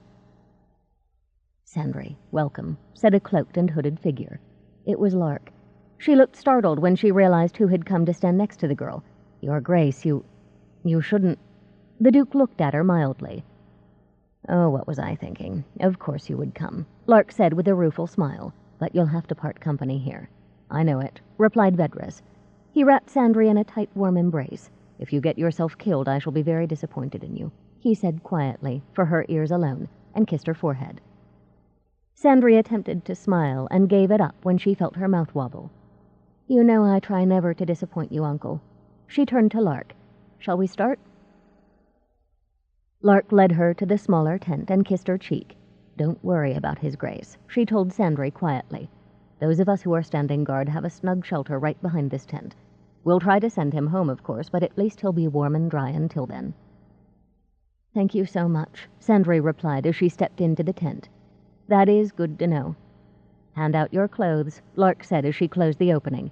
"And God's bless." This tent was divided in two. Half was the kind of rough shower used by those who worked with the sick and wanted no taint of disease to cling to them. Sandry pulled the flap shut, then hurriedly stripped off her clothes and undid her braids. Her teeth were chattering by the time she finished. "Lark," she called. Hands came through the opening in the flat. Sandry filled them with her clothes and shoes. Lark took them away.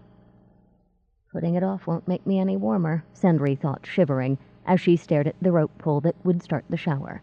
"I have to be cleansed." Drawing the god's circle on her chest, she gave the pull a hard tug. Slats on the wooden platform that roofed this tent opened. She was doused not with buckets of water as she had expected, but with tubs of it. She sighed in gratitude. The water was just hot enough for comfort and warmed her nicely. It had been mixed with yarrow, agrimony, willow, and elder for cleansing and magical protection. From the way it shone even through her closed eyes, Sandry guessed that Lark had taken the herbs from stores laid up by Briar and Rosethorn before they had left. It was like being home at Discipline again, and comforted her just as much as it warmed her. The slats overhead closed, and Sandry waited for the tubs to be filled again. Everyone had agreed that 2 rinses would serve to get all outside influences from her skin. Looking around, she saw that the tent was floored in more cloth. Like everything else around her, it was spelled to keep bad influences out, and any stray magic she did in. No wonder the temple mages had needed 3 days to prepare. They were leaving no room for mistakes, and no chance that the unmagic would escape Sandry. That made her feel better, too. Working alone, she might have forgotten something. Instead, all she had to worry about was her spinning and the net. She prayed she could do it quickly. She wouldn't be able to eat, drink, or leave the larger tent until her finished work was safely packed in the box that had been made for it. "Ready again," a voice called. Sandry yanked the rope pull, bringing the next flood of water down. Once that was done, she opened the flap that divided the small tent in 2. In the dry half, a long, sleeveless robe of undyed cotton was draped over a stand. She put that on and walked through into the large tent. It was floored in cloth and secured to the rock platform, with no openings but the one she had just used. At the center was a chair and a stool on which a large, shallow iron dish was set. The bottles of unmagic were placed by the dish. Beside the chair was a wooden stand with sockets into which 6 long spools had been fitted. She also saw the box that would hold her net. It was ebony and spelled like everything else for protection. Placed at regular intervals around the tent were round crystal globes that threw off both light and warmth. Seeing them was like feeling Rosethorn and Briar in the shower herbs. Those globes had been Triss's and Dajah's work all last winter, as Triss supplied the light in the crystal and Dajah the warmth. Someone had gone to a great deal of trouble to make this place homelike. On impulse, Sandry reached with her magic to touch the cloth of the tent and its floor. It had been woven by Lark. The signs and oils that coated the fabric and kept out the damp were hers. "Thank you, Lark," Sandry whispered. Resting a hand on the flap that covered the opening to the smaller tent, she voiced the word, "Secure." Winding Circle's mages had set the wards for her as she had done for Pasco and Yasmin, putting more strength into their guardian spells than Sandry could spare just then. Once she spoke the key word, "secure," the flap merged with the cloth walls and the words blazed into life. She needed to draw yet another magical veil over her vision to keep from being half-blinded. "Now comes the hard part," she murmured, but somehow the prospect wasn't as scary as it had been earlier that day. Rosethorn, Briar, Triss, and Dajah were all around her. Lark was in the tent and holding vigil outside with the Duke. Winding Circle's mages had done their best to shape this place for complex magics. In putting forth so much time, effort, and power, they had as much as told Sandry that they believed in her. "Don't make a muddle of this," she told herself now, picking up a bottle. "There are 15 children in the inner keep at Duke's Citadel. Whatever their parents and uncles and second cousins have done, they don't deserve to die for it, and you won't let them. You'll do this right, that's all there is to it." She broke the wax seal on the bottle and pulled out the stopper, then upended it over the iron dish. Out flowed darkness like syrupy ink. 1 bottle filled the dish. Earlier, Sandry had prepared her spindle with a length of undyed, purified cotton thread. It was called the leader, and it anchored the new thread as it was spun. Now she took the spindle and held the leader in one hand. "Gods bless me," she whispered, and dipped into the black contents of the iron bowl. The unmagic was eager to stick to her purified skin. It crawled over her head, seeking an opening. Sandry shuddered. Taking a deep breath, ordering herself not to think about how bad it felt, she pinched thumb and forefinger together and drew them out of the nothingness. With them came a strand like thin cord. Overlapping it with her cotton leader, Sandry gave both an experienced twist. They wound together. On her next twist, she set the spindle going, letting it whirl around and around. The twist in the joined cotton and unmagic traveled up the dark cord, twirling it, making it stronger and thicker. In one way, the spinning was easy. She never had to worry about the dark cord breaking. One bit of unmagic was always determined to join the rest. She never had to stop as she put darkness to be spun against the end of what she'd already worked, as she did with real fiber. As long as that shadowy pool lay in the iron dish, the nothingness streamed through her hand. Once the dish was empty, she took the finished cord from her spindle, wound it onto a spool, and put the spool in its holder. Then she would empty the next bottle into the dish, remove a strand, and begin to spin again. That was the easy part. The unmagic wanted her. It tested her skin and the cracks under her nails. It tried to creep out of her hands and up her chest, seeking her face. She felt as if she wore gloves of it, cool and slimy. As the night wore on, she thought, or the nothingness made her think, of letting go, lying back and resting without a thought for tomorrow. It offered no more worries about her uncle, about teaching Pasco, about distant friends. What did people matter when shadows would have them in the end, it wanted her to think. All she had to do was give in. She caught herself drifting and shook off the listlessness that had seeped into her bones. Whipping her magic to a white heat, she sent it coursing through her body, its fire driving the shadows back.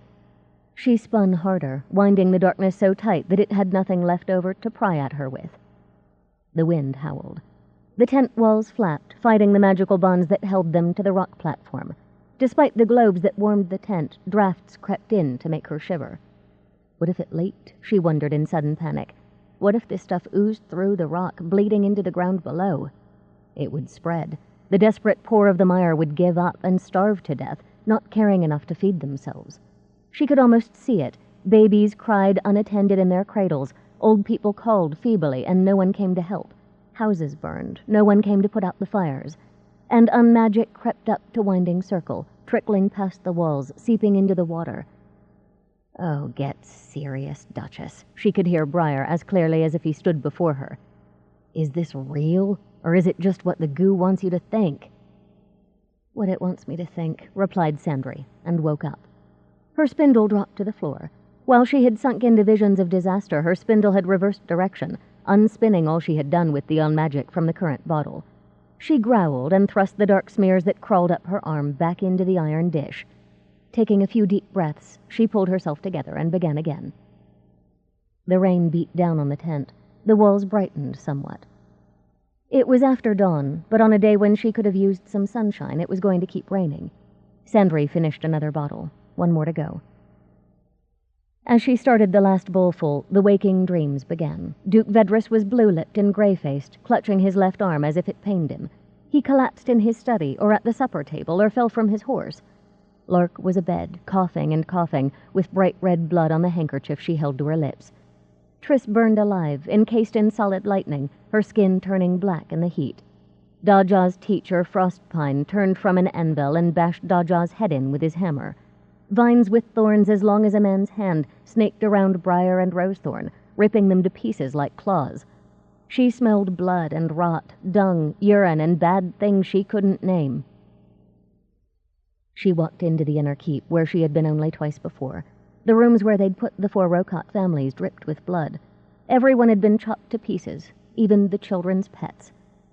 No, thought Sandry fiercely. No! She tightened her grip on the nothingness and used the white heat of her magic to banish it from her mind and heart. It is going to turn out as I mean it to, without hopelessness or despair, thank you very much. Suddenly her clean fingertips met. She was out of darkness. Instantly she grabbed for her spindle as it fell. A roll of finished unmagic cord wrapped around her spindle's stem. Confused, she looked at the dish.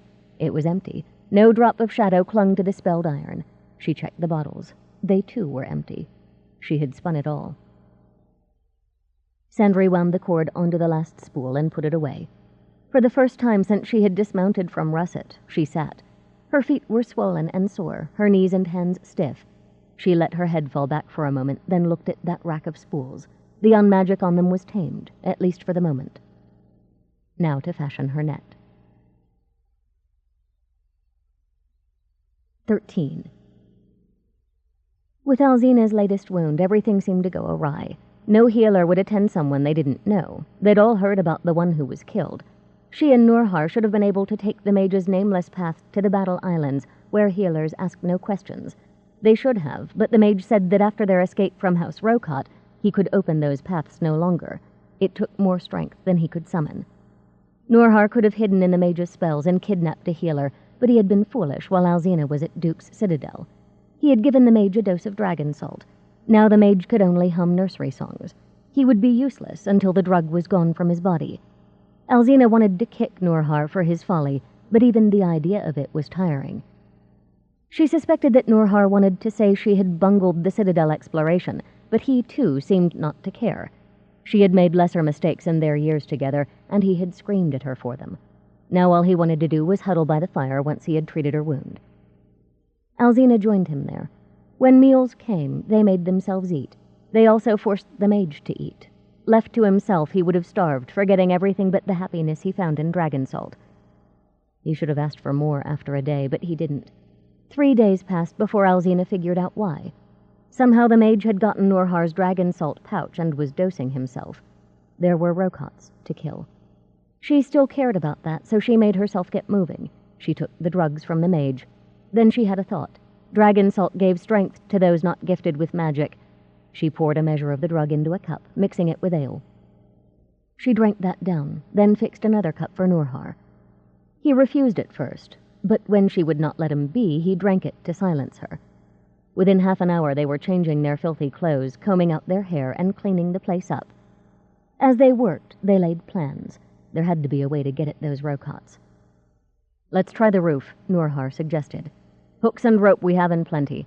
We go to the palace, get on its roof, then climb to the roof of the inner keep. If it's separate, we swing across on the ropes. We'll go in that way. I bet they don't have so many guards up above. We can avoid the ones they have." "Enough sitting around. Let's move." "What about him?" Alzina demanded, gesturing at the mage.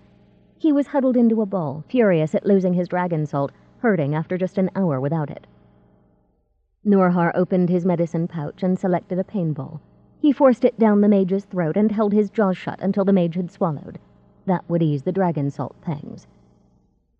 "Why can't you just let me die?" he asked bitterly when Norhar released him. "It's not that far off for me anyway." "You die when we say," Norhar snapped. He groped under the bed.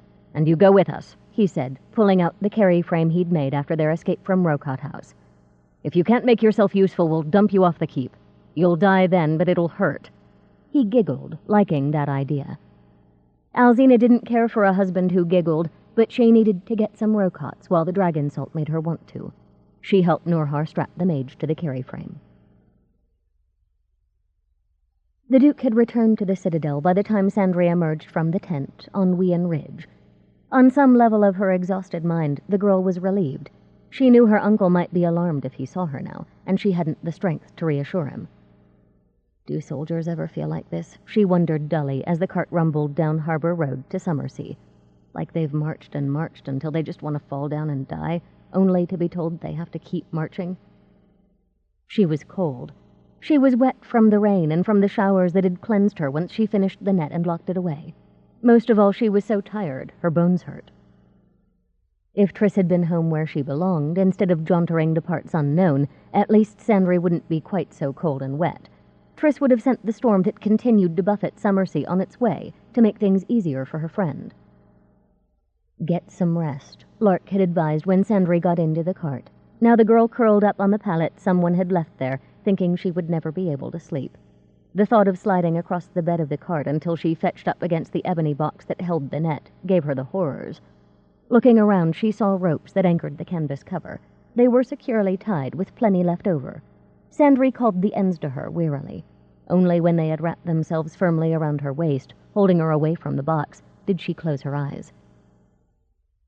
She woke briefly when the ropes let her go and someone lifted her out of the cart. She looked around. One of Winding Circle's top mages, Dedicate Crane, was carrying her into a cellar. "Where are we?" she mumbled. "It seems Dorshan Rokot has a secret entrance to his home," Crane replied in his usual energyless murmur. "No one will know we're in his house.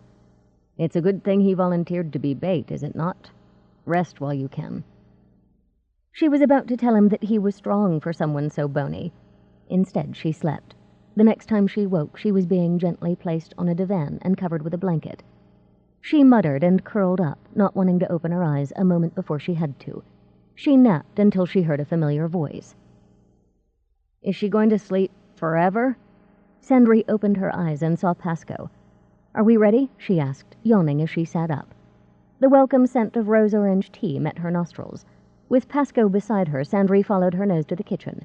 Lark smiled and pressed a large mug of tea into her hands. "You left me with the little monster for hours and hours," accused Pasco. "She worked me to death." The tea was just cool enough to gulp. Sandry took a large swallow, then replied, "I'm sure the experience was good for you." "Why do people always say too much work is good?" complained the boy. "I never thought so." "But you are lazy to the bone, my lad," replied Lark, "and that's one of my best friends you're calling a little monster." She gave Sandry 2 thick pieces of bread with ham and a sliced-up tomato between them. Sandry ate gratefully. "But she is a monster," Pasco argued. "She's trying to kill me." He helped himself to a slice of the iced cake that sat on a counter.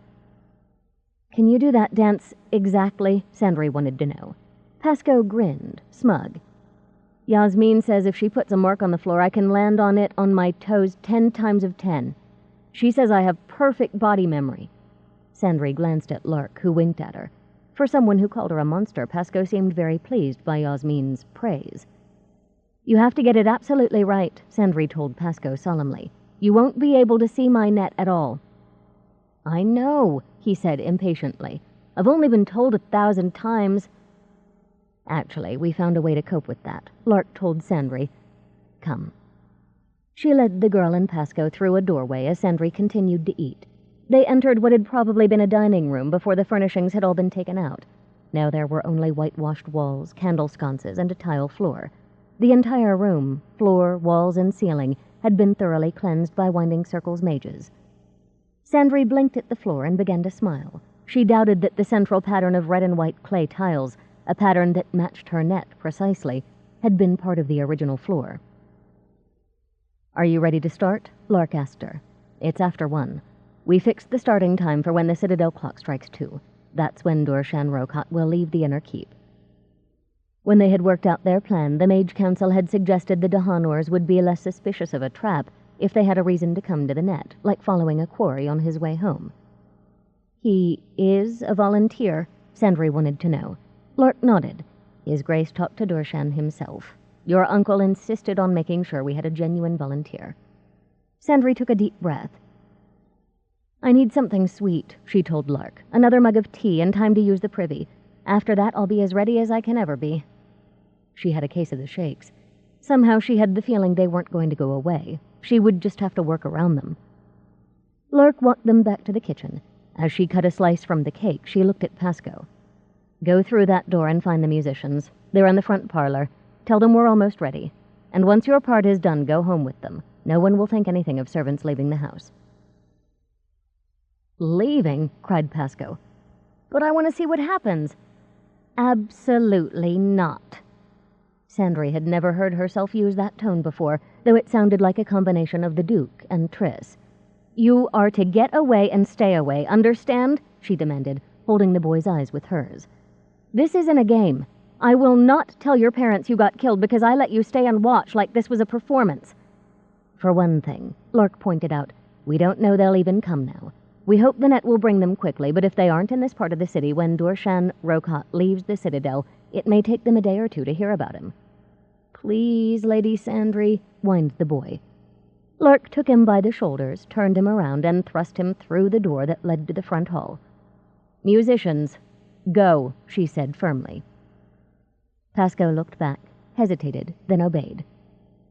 As Lark poured a fresh cup of tea and added honey, she asked gravely, "Was it very bad, dear? Spinning neon magic, tying the net?" Sandry shivered. "It likes real magic more than anything," she whispered. "It isn't happy if it can't eat what you have, and it never stops trying to get in." Lark smoothed her hair with a gentle hand. "I would have given anything to spare you that." Sandry hugged her teacher. "I know." She finished her cake and her tea, went to the privy, then washed her hands and face in a bucket of water. When she next entered the empty dining room, the musicians stood in the door that led to the front of the house. Pasco waited in a corner. Other council mages came to watch. Crane, Winding Circle's dedicate superior, Moonstream, the Duke's healer, Comfrey, and Skyfire, who was the head of the Fire Temple, and a handful of others. Sandry knew the plan was that these mages would be outside the house, concealed within spells, standing guard. When Pasco finished the net dance, they would sprinkle the lines of ash across the ways into the house. There was a chance the Dahanors might leave footprints. If they did, the Watchers could give Sandry some warning of the killer's approach. The Guildhall clock struck 2. Up at Duke's Citadel, the play they were staging for the Dahanors was just starting. It was Skyfire, a one-time general, who had devised this part of the plan with the help of the Duke and Erdogan. They had no way to know where the assassins were. They might be in the Duke's residence, trying to get at the inner keep once more, in the outer bailey of the Citadel, or somewhere between the Citadel and the waterfront. With that in mind, everyone had to act as if their quarry could see them at any moment, from the time Dorshan Rokot walked out of the inner keep and demanded to go home. The handful of people who were to create the charade and keep it going had orders to make as much noise and fuss as possible. That way, even if the killers were not watching, they would hear Citadel guard or city gossip about the crazy old man who turned down the Duke's hospitality. Dorshan Rokot would be walking out of the inner keep now. It was time for Sandry and Pasco to add the power of their net to the killer's discovery that one Rokot was available to be murdered. "Have we soldiers to arrest the Dahanors?" Sandry asked Lark as she opened the ebony box where the net was kept. "In the cellar and upstairs," Lark replied. Sandry looked down into the box. Her shadowy creation was invisible against the black wood, but she could feel it there. Tying and knotting the net, she had become attuned to unmagic. It was stronger now, the knots increasing its power as it fed back on itself. Her skin tingling with fear, she gathered her net in her arms. She had left bits of her own power like yarn ties at the corners so she could find them. Taking the first corner, she placed it on the north point on the pattern, over a round socket in the floor. Lark knelt and fitted an ebony peg into the socket to anchor that corner of the net. Sandry then went to the eastern point of the tile pattern and set another corner of the net there. Crane anchored it with an elderwood peg. South came next. Dedicate Skyfire anchored the unmagic with an oak peg. Last was the west corner. Sandry nodded her thanks to Healer Comfrey, who placed a hawthorn peg to hold the net. Now Sandry moved back from her creation, trying to ignore the dark film that lay over her clothes. Everything she had worn or used for this working would be burned when this was over. In her vision, the dark cords of the unmagic net were stark against the red and white tiles of the floor pattern. Best of all, they matched it perfectly. "Pasco," she whispered. As he walked in, Dedicate Skyfire stopped him and pressed a leather pouch into his hand. "Once you complete the center square," Lark said, pointing, "drop that in the middle. Understand?" Pasco opened the pouch. Moonstream said, "Don't," and Skyfire barked, "Careful with that, boy," as he peeked inside. Pasco glanced at them, then lowered his nose close to the mouth of the pouch and gave the tiniest of sniffs. When he looked up, he surveyed everyone with eyes that were huge with reproach. "This is dragon salt." "That it is," replied Skyfire crisply. "It's illegal," the boy persisted. "Having it gets you 10 years in the granite quarries up north." Skyfire uttered a bark of laughter. "Nonsense, young Accolon. No one survives 10 years in the quarries." Pasco stared at the tall Dedicate, his mouth stubborn. "Selling it gets your guts ripped out on Penitence Hill." Sandry put her hands on her hips. "We know it's bad, Pasco," she said quietly. "It's how their mage has done so much damage without his unmagic eating him alive. It's bait, all right? Otherwise he'll see the net and never step onto it. We'll have the other two and not him." Pasco nodded and closed the pouch, tucking it into his pocket. He came to stand at the north corner of the net. As the musicians played the opening of the dance tune, Sandry heard him whisper, "Come to me, rats." When Pasco heard his cue, he jumped lightly into the center of the first net square. He danced beautifully, his toes flicking one way and another, pointing to each corner.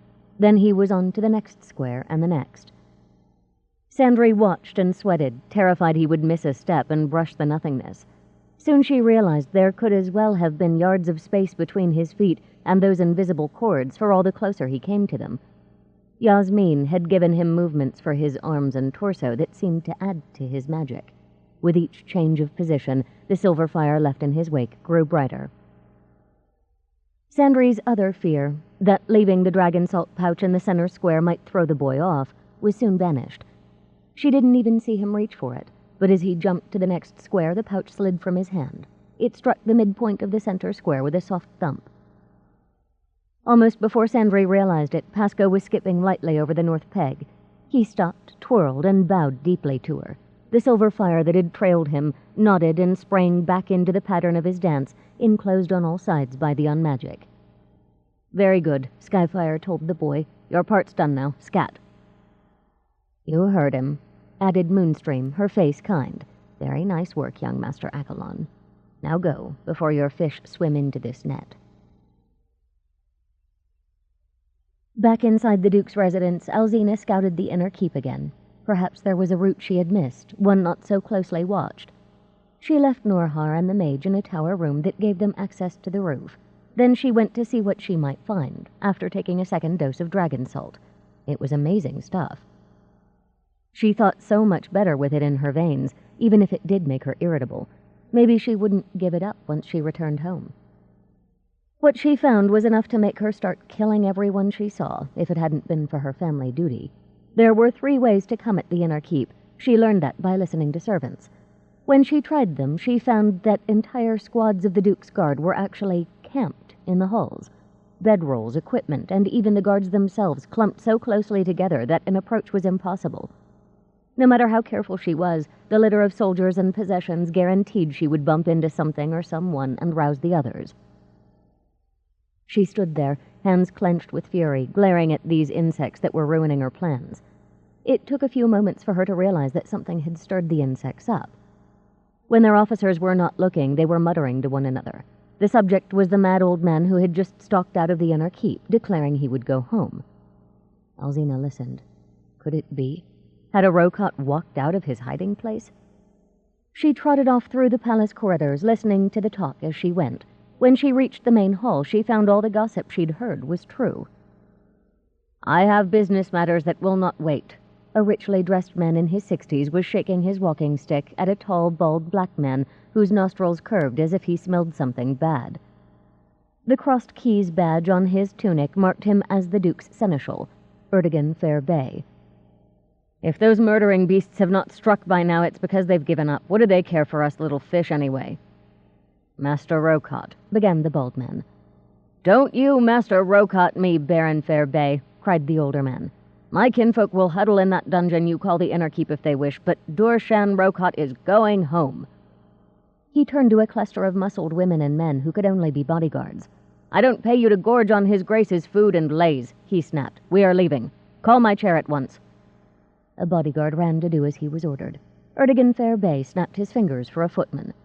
"Since Master Rokot no longer desires our hospitality," he said, his voice clipped, "tell the watch commander I require 2 squads of Duke's Guards to accompany him home. 2 squads, mind. I want all Summersea to know this man is under the Duke's protection." He turned away and began to climb the broad stair that rose from the hall. "You'd think these people didn't want to stay alive," he muttered. Alzina watched the old man and his guards leave, wondering. They were so close to the inner keep and all those Rokots, but there was that carpet of guards to think of. Perhaps no one here had thought to watch the keep's upper stories as well as the ground floor, but it didn't seem likely. And here was a Rokot, an old one, as old as Palak Dahanor had been when Rokots cut off his head, who insisted that he return to his house. Every instinct clamored for her to go after the old man. Her Dahanor masters had taught her that as one of her first lessons. Take the weak and easy prey first. No matter that his was one of the houses they hadn't scouted before they killed Jamar Rokot. Tracking Durshan would be as easy as breathing with all those guards around him. People would talk of their passing for hours. The Dahanors need only follow the gossip. Take the weak, easy, and stupid prey first. Those families in the inner keep were going nowhere, and finding that carpet of guards had discouraged her. A killing today would improve her mood. Letting this prey escape was mad. What if he reached his house, stayed a few hours or a day, lost his courage, and returned? She wouldn't even have his head to display somewhere like this large, drafty entrance hall. Maybe the sight of a fresh head would give this cursed Duke Vedris another heart attack. In the confusion of his collapse, who was to say they wouldn't relax their guard on the inner keep? This sense of rightness was the most powerful feeling she'd had in a long time. She knew it in her gut. Durshan Rokot's killing would break this cycle of frustration. When she reached the room where she had left her husband and the mage, she found Norhar wild with energy and the mage shivering. Quickly she told them about the old man and the human carpet. "He's a spoiled elder with no more brains than a rabbit," she told Norhar. "I want his head." Norhar caught fire over the idea, too. He hoisted the mage into his carry frame. "Cover us well," he told their charge as he tightened the straps. "No slip-ups." "I never slip up," mumbled the mage. "I'm not the one who got cut and needed a healer you had to ki—" Alzina slapped his face. "If you are not silent, I will cut out your tongue," she whispered. He stared at her with eyes that were set in deep black circles with no trace of white remaining. "How are you different from the pirates?" he wanted to know. "They hit me when they felt grumpy, too."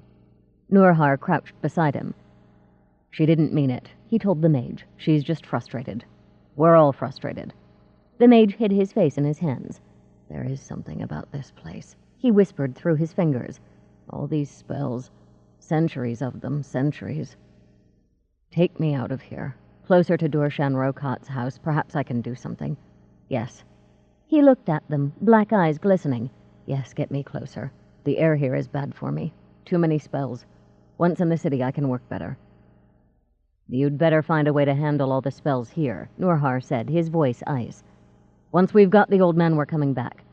He picked up the mage's carry frame and slung it on his back. "You'll get us into that inner keep if I have to use your head as a battering ram." Pasco was following the musicians out when he rebelled. This wasn't right. He wanted to see his network. They were treating him like a child, when they might have no chance to get these rats without him. He was going to stay, that was all there was to it. But how?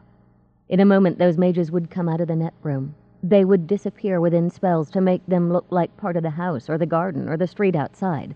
He'd heard them talk about that. If they saw him, they would make him go. Suddenly he remembered something from the day before. Yasmin had been teaching allurement dances. One had a movement that caught his imagination. The dancer held an arm straight out with the hand at right angles to the arm. The dancer then pulled the other hand over her face with the fore and middle fingers parted in a sideways arrow. While one hand traveled across the eyes, the dancer looked sidelong at the outstretched hand. Yasmin had called it a flirt.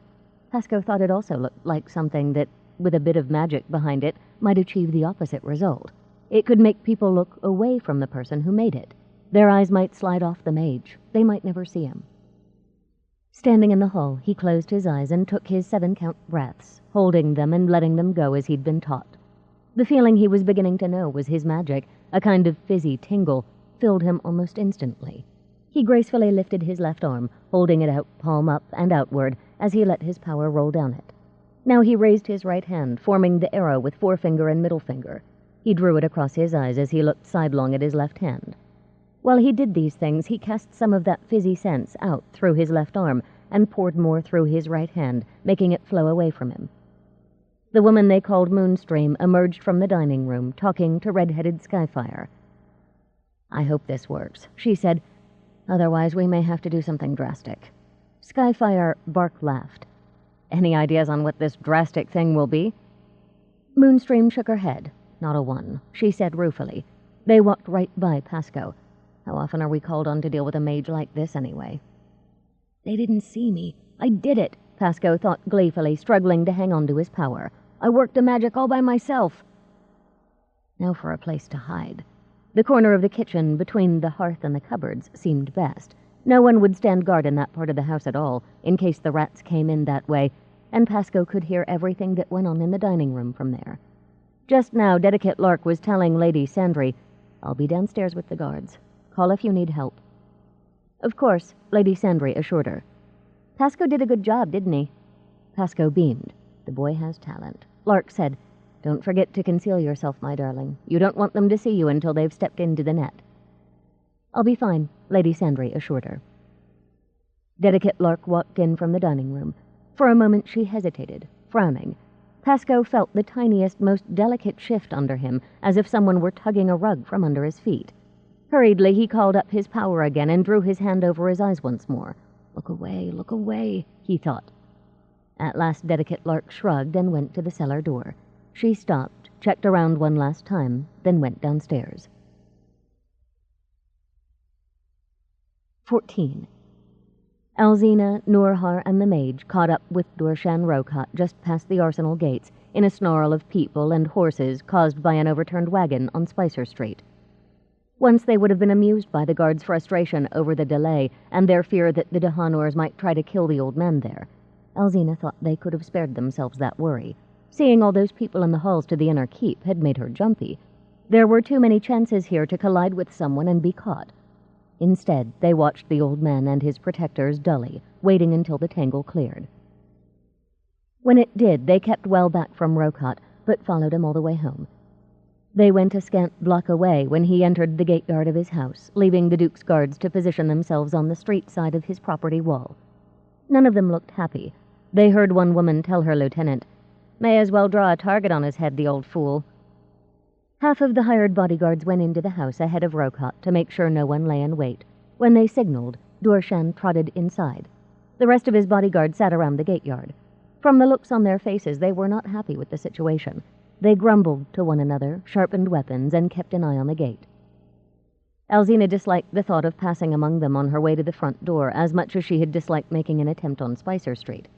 She and Norhar conferred in the softest of whispers, still a block away from their target's house. They knew that the chances were the back door and roof were watched, since the guards would know how Alzina had entered Fariji Rocott's house. It was Norhar who remembered they still carried the hooks and ropes meant for use at Duke's Citadel. Within minutes they had stolen into a garden belonging to Dorshan Rocott's neighbor and climbed over the high wall into the old man's garden. Alzina and Norhar were giddy. After days of frustration and dead ends, they were close to a kill. Even the mage seemed to catch the fever. He softly urged them to hurry inside. Pantry and kitchen alike were empty. They hesitated, wondering where the old man might have gone. Then Alzina distinctly heard his voice in the next room. She started for it, but stopped when she felt Norhar's hand on her arm. She couldn't have seen it if he had pointed, so he turned her chin until she saw the corner beside the hearth. A slice of cake hung in midair. Crumbs dripped from it as an invisible mouth took a bite. Alzina lunged for the cake and pressed a body into the corner. She guessed where that mouth was and covered it with one hand. Magic evaporated. A wide-eyed boy appeared. He scrabbled at her with clutching hands, able to feel her if not see her. She felt Norhar against her back and heard his softest whisper, "Cover him, Mage." There was a creak of the carry frame and a ghostly spell whisper. The boy vanished, this time cloaked in unmagic. Alzina gripped his waist with one arm, using her free hand to keep his mouth covered. He fought her madly now. Of course, she thought. He doesn't even have an eye slit to show him the real world is still here. For all his struggles, she easily kept him under control as she maneuvered him through the door into the next room. It was empty, as bare as if no one lived here.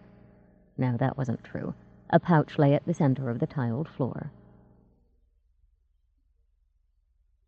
Hidden by woven air that made her seem like part of the wall, Sandry was absently unweaving and reweaving a part of her skirt when something thumped in the kitchen.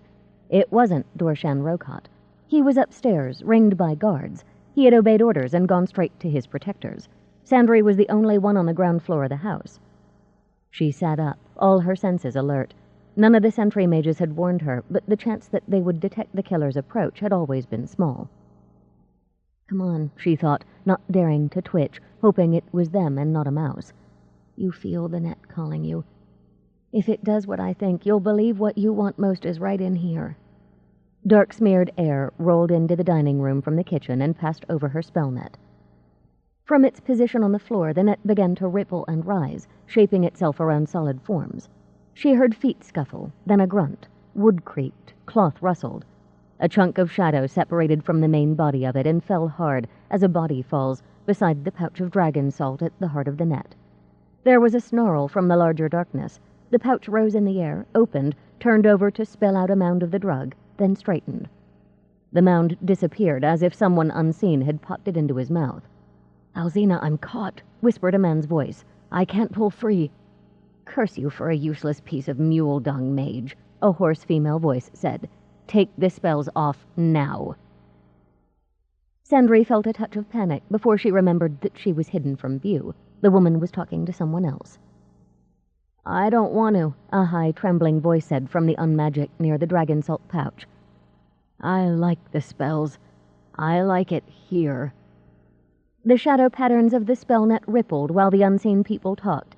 Its cords draped and twined around the larger mass, then sent out a number of tendrils.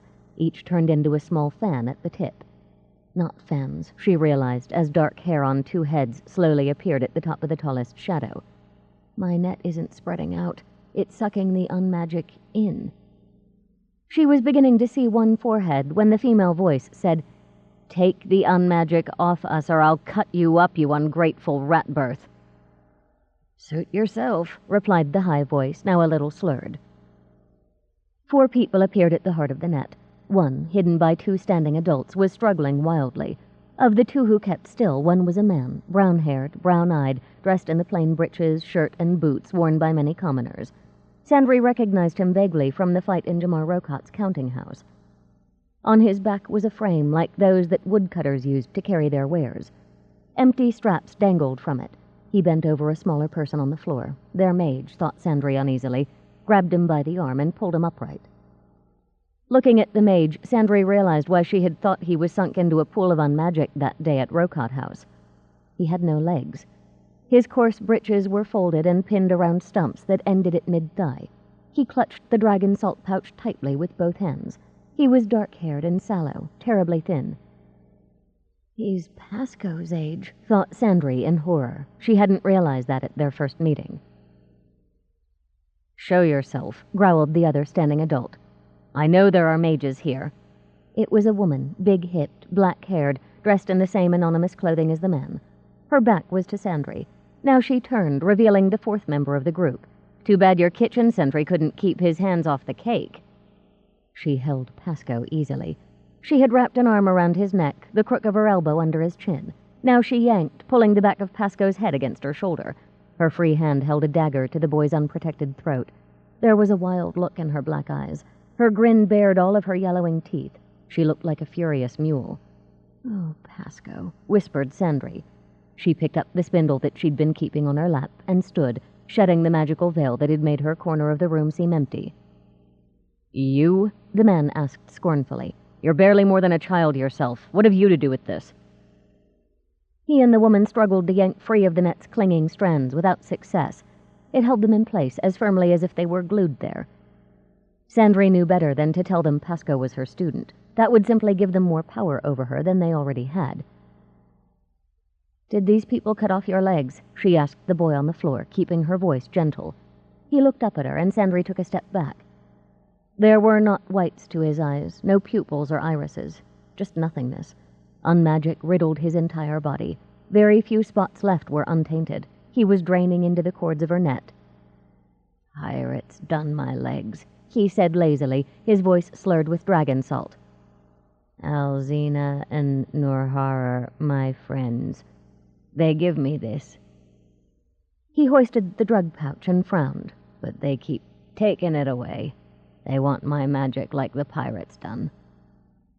"I'll bet they do," whispered Sandry. She turned her eyes on the adults, Alzina and Norhar, the boy mage had called them. "Surrender," she told them. "I think not," Alzina said, drawing the knife point down Pasco's neck. A thin line of blood followed it as Pasco whimpered. "I can make this killing last." She shifted her grip on Pasco to hold him more firmly still. "This net here is your doing? You let us go and he'll live." Sandry watched Alzina and Norhar. Both were striped with unmagic.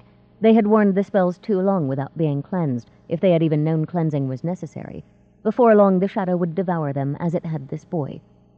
If she let them go to save Pasco, who else might they kill before they stopped existing? Would they even keep their word not to kill him? They had to like what they did, surely, to do so much of it. Her palms were damp. "I beg you, let him go.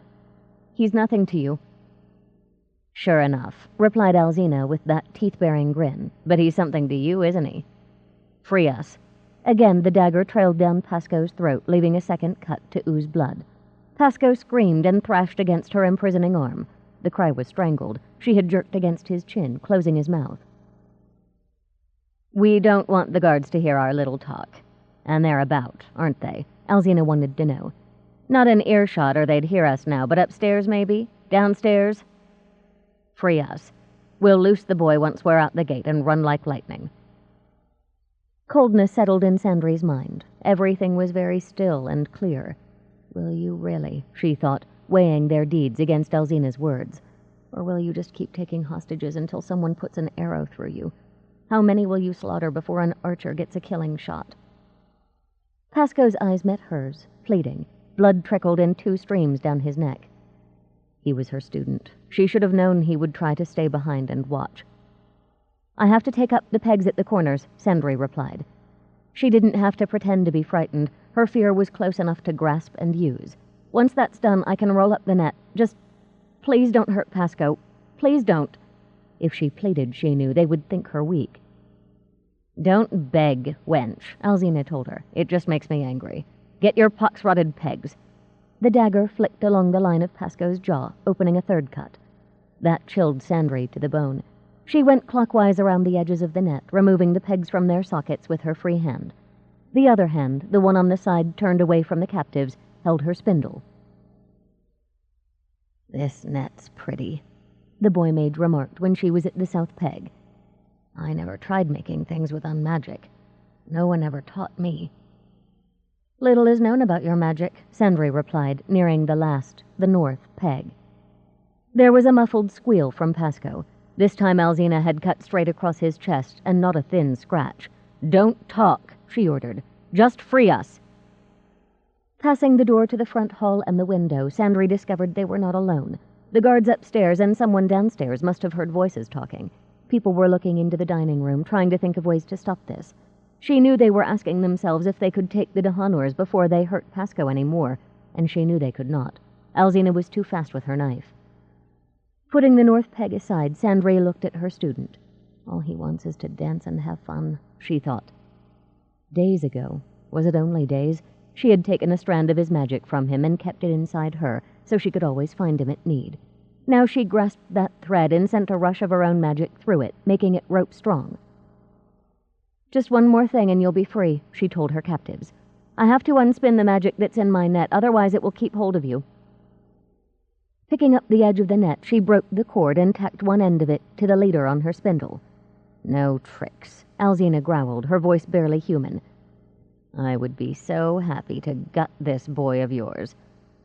"No tricks," agreed Sandry meekly. "I just have to gather the net on the spindle to make it release you. You've seen how they work."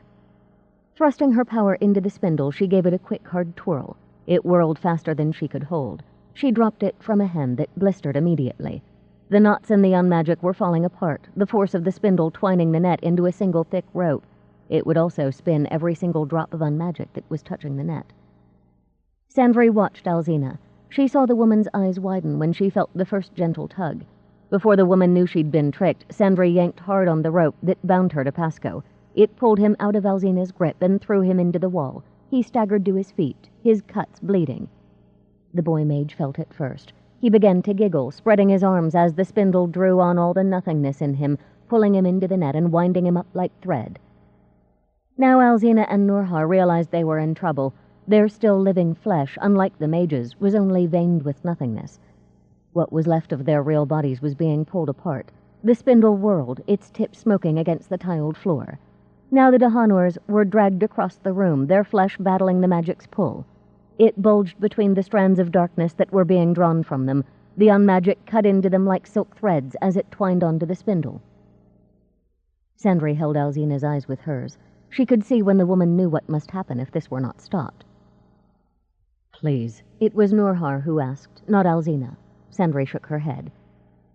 Their bodies exploded in a crimson shower, sending pieces everywhere. The impact slammed Pasco into the wall a second time, covering him and Sandry with blood. He slumped to the floor and vomited helplessly. Epilogue. "I'm still not sure I approve of moving in with dancers," Grandeur Edowar said. He watched as Pasco loaded a sea bag full of clothes into the cart that would carry him to Yasmin's school. "If your net dancing can be used to trap rats and you can direct where and when people look at you, it seems you are better suited to hairier work than we guessed. What can you learn of that from this female?" "This is better, Grandeur." Though it gave him quivers to argue with the old man, Pasco forced himself to say it. "If I only put my magic to harrying, well..." He hesitated, trying to put into words what he had learned in Durshan Rokot's dining room. "If I don't understand my magic, the good and the bad, I'm not a mage at all. I'm just a tool to be used, like that poor chuff the killers were using. Anyone could put their hand to me and make me work however they want, if they figure out how to control me.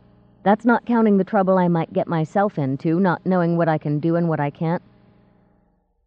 "Well, at least you've learned that much," commented Halmady. She had come to see Pasco's departure along with Grandeur and Pasco's mother. Pasco sneered at his oldest sister. To his grandfather and the silent Zara, he said, "Lady Sandry will keep me out of trouble whilst I learn. and the little monster'll work me so hard I won't have the strength to get into mischief." "If we can go?" asked the carter, her voice a little too patient. "It's comin' on to rain, and I got bundles to deliver, too." Zara kissed her son's forehead. "We'll expect you to supper every Fire's Day," she told Pasco sternly. "Come say hello if things bring you to East District." "Mama, it's not like I'm leaving the city," cried Pasco, laughing. "I'm just going to Festival Street." "Mind your teachers," Grandeur told him as he climbed up beside the carter. "We don't want to hear of you giving any trouble." Pasco grinned and waved as the cart started forward. He knew very well that between Yasmin and Lady Sandry, he was the one in for trouble. Sandry halted on the doorstep at Discipline Cottage. A pudgy young man in a novice's white habit sat at the table, awkwardly fitting together the pieces of a table loom. He stared at her, jaw hanging open. She wasn't quite sure what to say. Is Lark? The young man lurched to his feet and ran to the back of the house. He scrambled up the narrow stair to the garret. "Tomas, what on earth?" Lark came out of her workshop, a bolt of cloth in her hands. She noticed Sandry in the doorway. "Well, look at you." She put the cloth on the table and came to Sandry, hands outstretched. "You had people worried." Sandry nodded, hugging her teacher. For days after that dreadful meeting with the Dehanors and their mage, she had kept to her rooms at Duke's Citadel, eating little, thinking a great deal. She'd had to force herself to talk to Pasco a week later. Even then, she had done it only because the Duke had said the boy thought she was furious with him because he'd been caught. Once she had reassured Pasco, it seemed that life would not let her alone. There was Yasmin, who wanted to talk about his training. Lark visited to say that she had been watching Pasco's lessons at Yasmin's, but it looked as if the novice weaver she'd mentioned on Sandry's last visit was indeed a mage. Moreover, he was too shy to deal with more than one or two people at a time. She really needed to concentrate on him at Discipline. Erdogan had a tantrum with the residence housekeeper in Sandry's hearing. He told the woman that he'd gotten very fond of having Lady Sandraland cover these matters. Had servants no minds of their own to use? The Duke came for advice on matters of taste. What colors were flattering to him, what gifts might please a woman of experience, and which were too overpowering. Did he look older or younger when he rode in a carriage? That had actually been the first light moment in Sandry's release from self-hate, the discovery that her hopes for the Duke and Yasmin had borne fruit. The final spur to her return to the larger world came as 3 letters in 2 days, one from Briar, one from Dodja, and one from Triss. All were thick, all wanted to know why she hadn't written. They were full of news about what they did and what they had seen. They brimmed with life. They made her present world look shadowy by comparison, and shadows, Sandry realized at last, were the one thing she did not want in her mind. "I've been very silly," she told Lark now. "You did a very hard thing, for reasons that everyone agreed were right," Lark said firmly. "You acted as an adult, and you did it without hate. I'm not sure I could have done it without hating them after seeing that poor maimed boy." "There's blood on my hands," whispered Sandry, looking at them. "Good. As long as you feel that way, you won't become like them, will you?" asked Lark. Sandry shook her head. "You never did have sympathy for the Glooms. Maybe I should have come back here afterward." Lark put the tea kettle on. "Should you?" she asked. "It seems to me it would have been like putting off your fine gowns and donning the dresses you wore when you were 6. It was Sandry's turn to gape, slack-jawed, like the boy who had run upstairs. "You think so?" Lark laughed. "My dear, you've moved into the greater world, whether you wished to or not," she said. "As a teacher, as a noble, you've outgrown Discipline. You're getting ready to take your place on the adult stage. Pasco was just the beginning." Sandry propped her elbows on the table and rested her chin on her hands. "Remember that day you brought Yasmin to the residence? You knew then I was going to live there permanently, didn't you? You didn't seem at all surprised when Uncle said he wanted to start entertaining this winter with me for hostess." Lark got down 3 cups, including Sandry's, and put out honey and a loaf of spice bread. Sandry began to cut up the loaf. "I knew how close you two had become since you went there," the woman replied. "You would miss each other terribly if you moved back here, and he might well return to bad habits. And you're learning a great deal from him, all of it good. Comas," she called, "if you don't come down, Sandry and I will eat all the spice bread ourselves." "He's the new student?" asked Sandry. "He's a bit odd." "He isn't odd." Lark put 3 plates on the table. "He's so shy it half cripples him, poor thing. He agrees with nearly anything he's told to do, which is how he became a novice in the first place. I've got my work cut out for me to break him of that." "You'll find a way," Sandry told her. "You always do." Lark cupped Sandry's face in her hands. "You and I are not finished, my heart's own. There is still much we can learn from each other, and you're the closest thing to a daughter I will ever have." Sandry hugged Lark fiercely. "Then I can come back if I don't like living at the Citadel?" "Whenever you want," Lark said firmly. "You can even have your old room." Sandry released her and gazed at the stairs.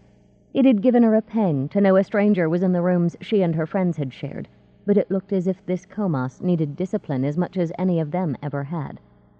And she knew Lark. If Lark said they were not finished with each other, that Sandry was as good as her own blood, then perhaps Sandry could afford to be generous.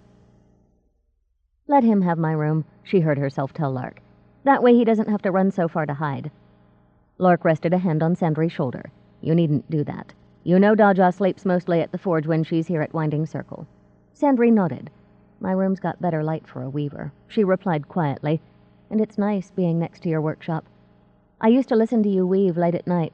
I bet Comas would like that too." "Then why don't you go and tell him yourself?" asked Lark. "He knows you are my student. You can reassure him that you aren't jealous." Sandry got to her feet. "I have an idea," she said. "My student is too outgoing and yours isn't outgoing enough. We'll mash them together and teach them as one boy. Then we'll mix them up a little and make 2 new boys who are almost perfect. Teachers will come from everywhere to guess our secret." "Mila, don't let Comas hear you," said Lark, her eyes dancing. "He might think we could actually do it." Sandry grinned. She walked back to the stairs and began to climb. There are other mage kids out there, she thought.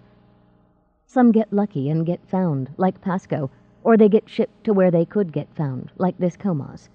But the pirates found that poor boy, and then the Dahanors, and they used him up. I must keep in mind to watch for other mage kids, and I'll write Triss and Briar and Daja and tell them. We were lucky. It's time we spread our luck to others, I think. End of Magic Steps, The Circle Opens, Book 1, by Tamora Pierce.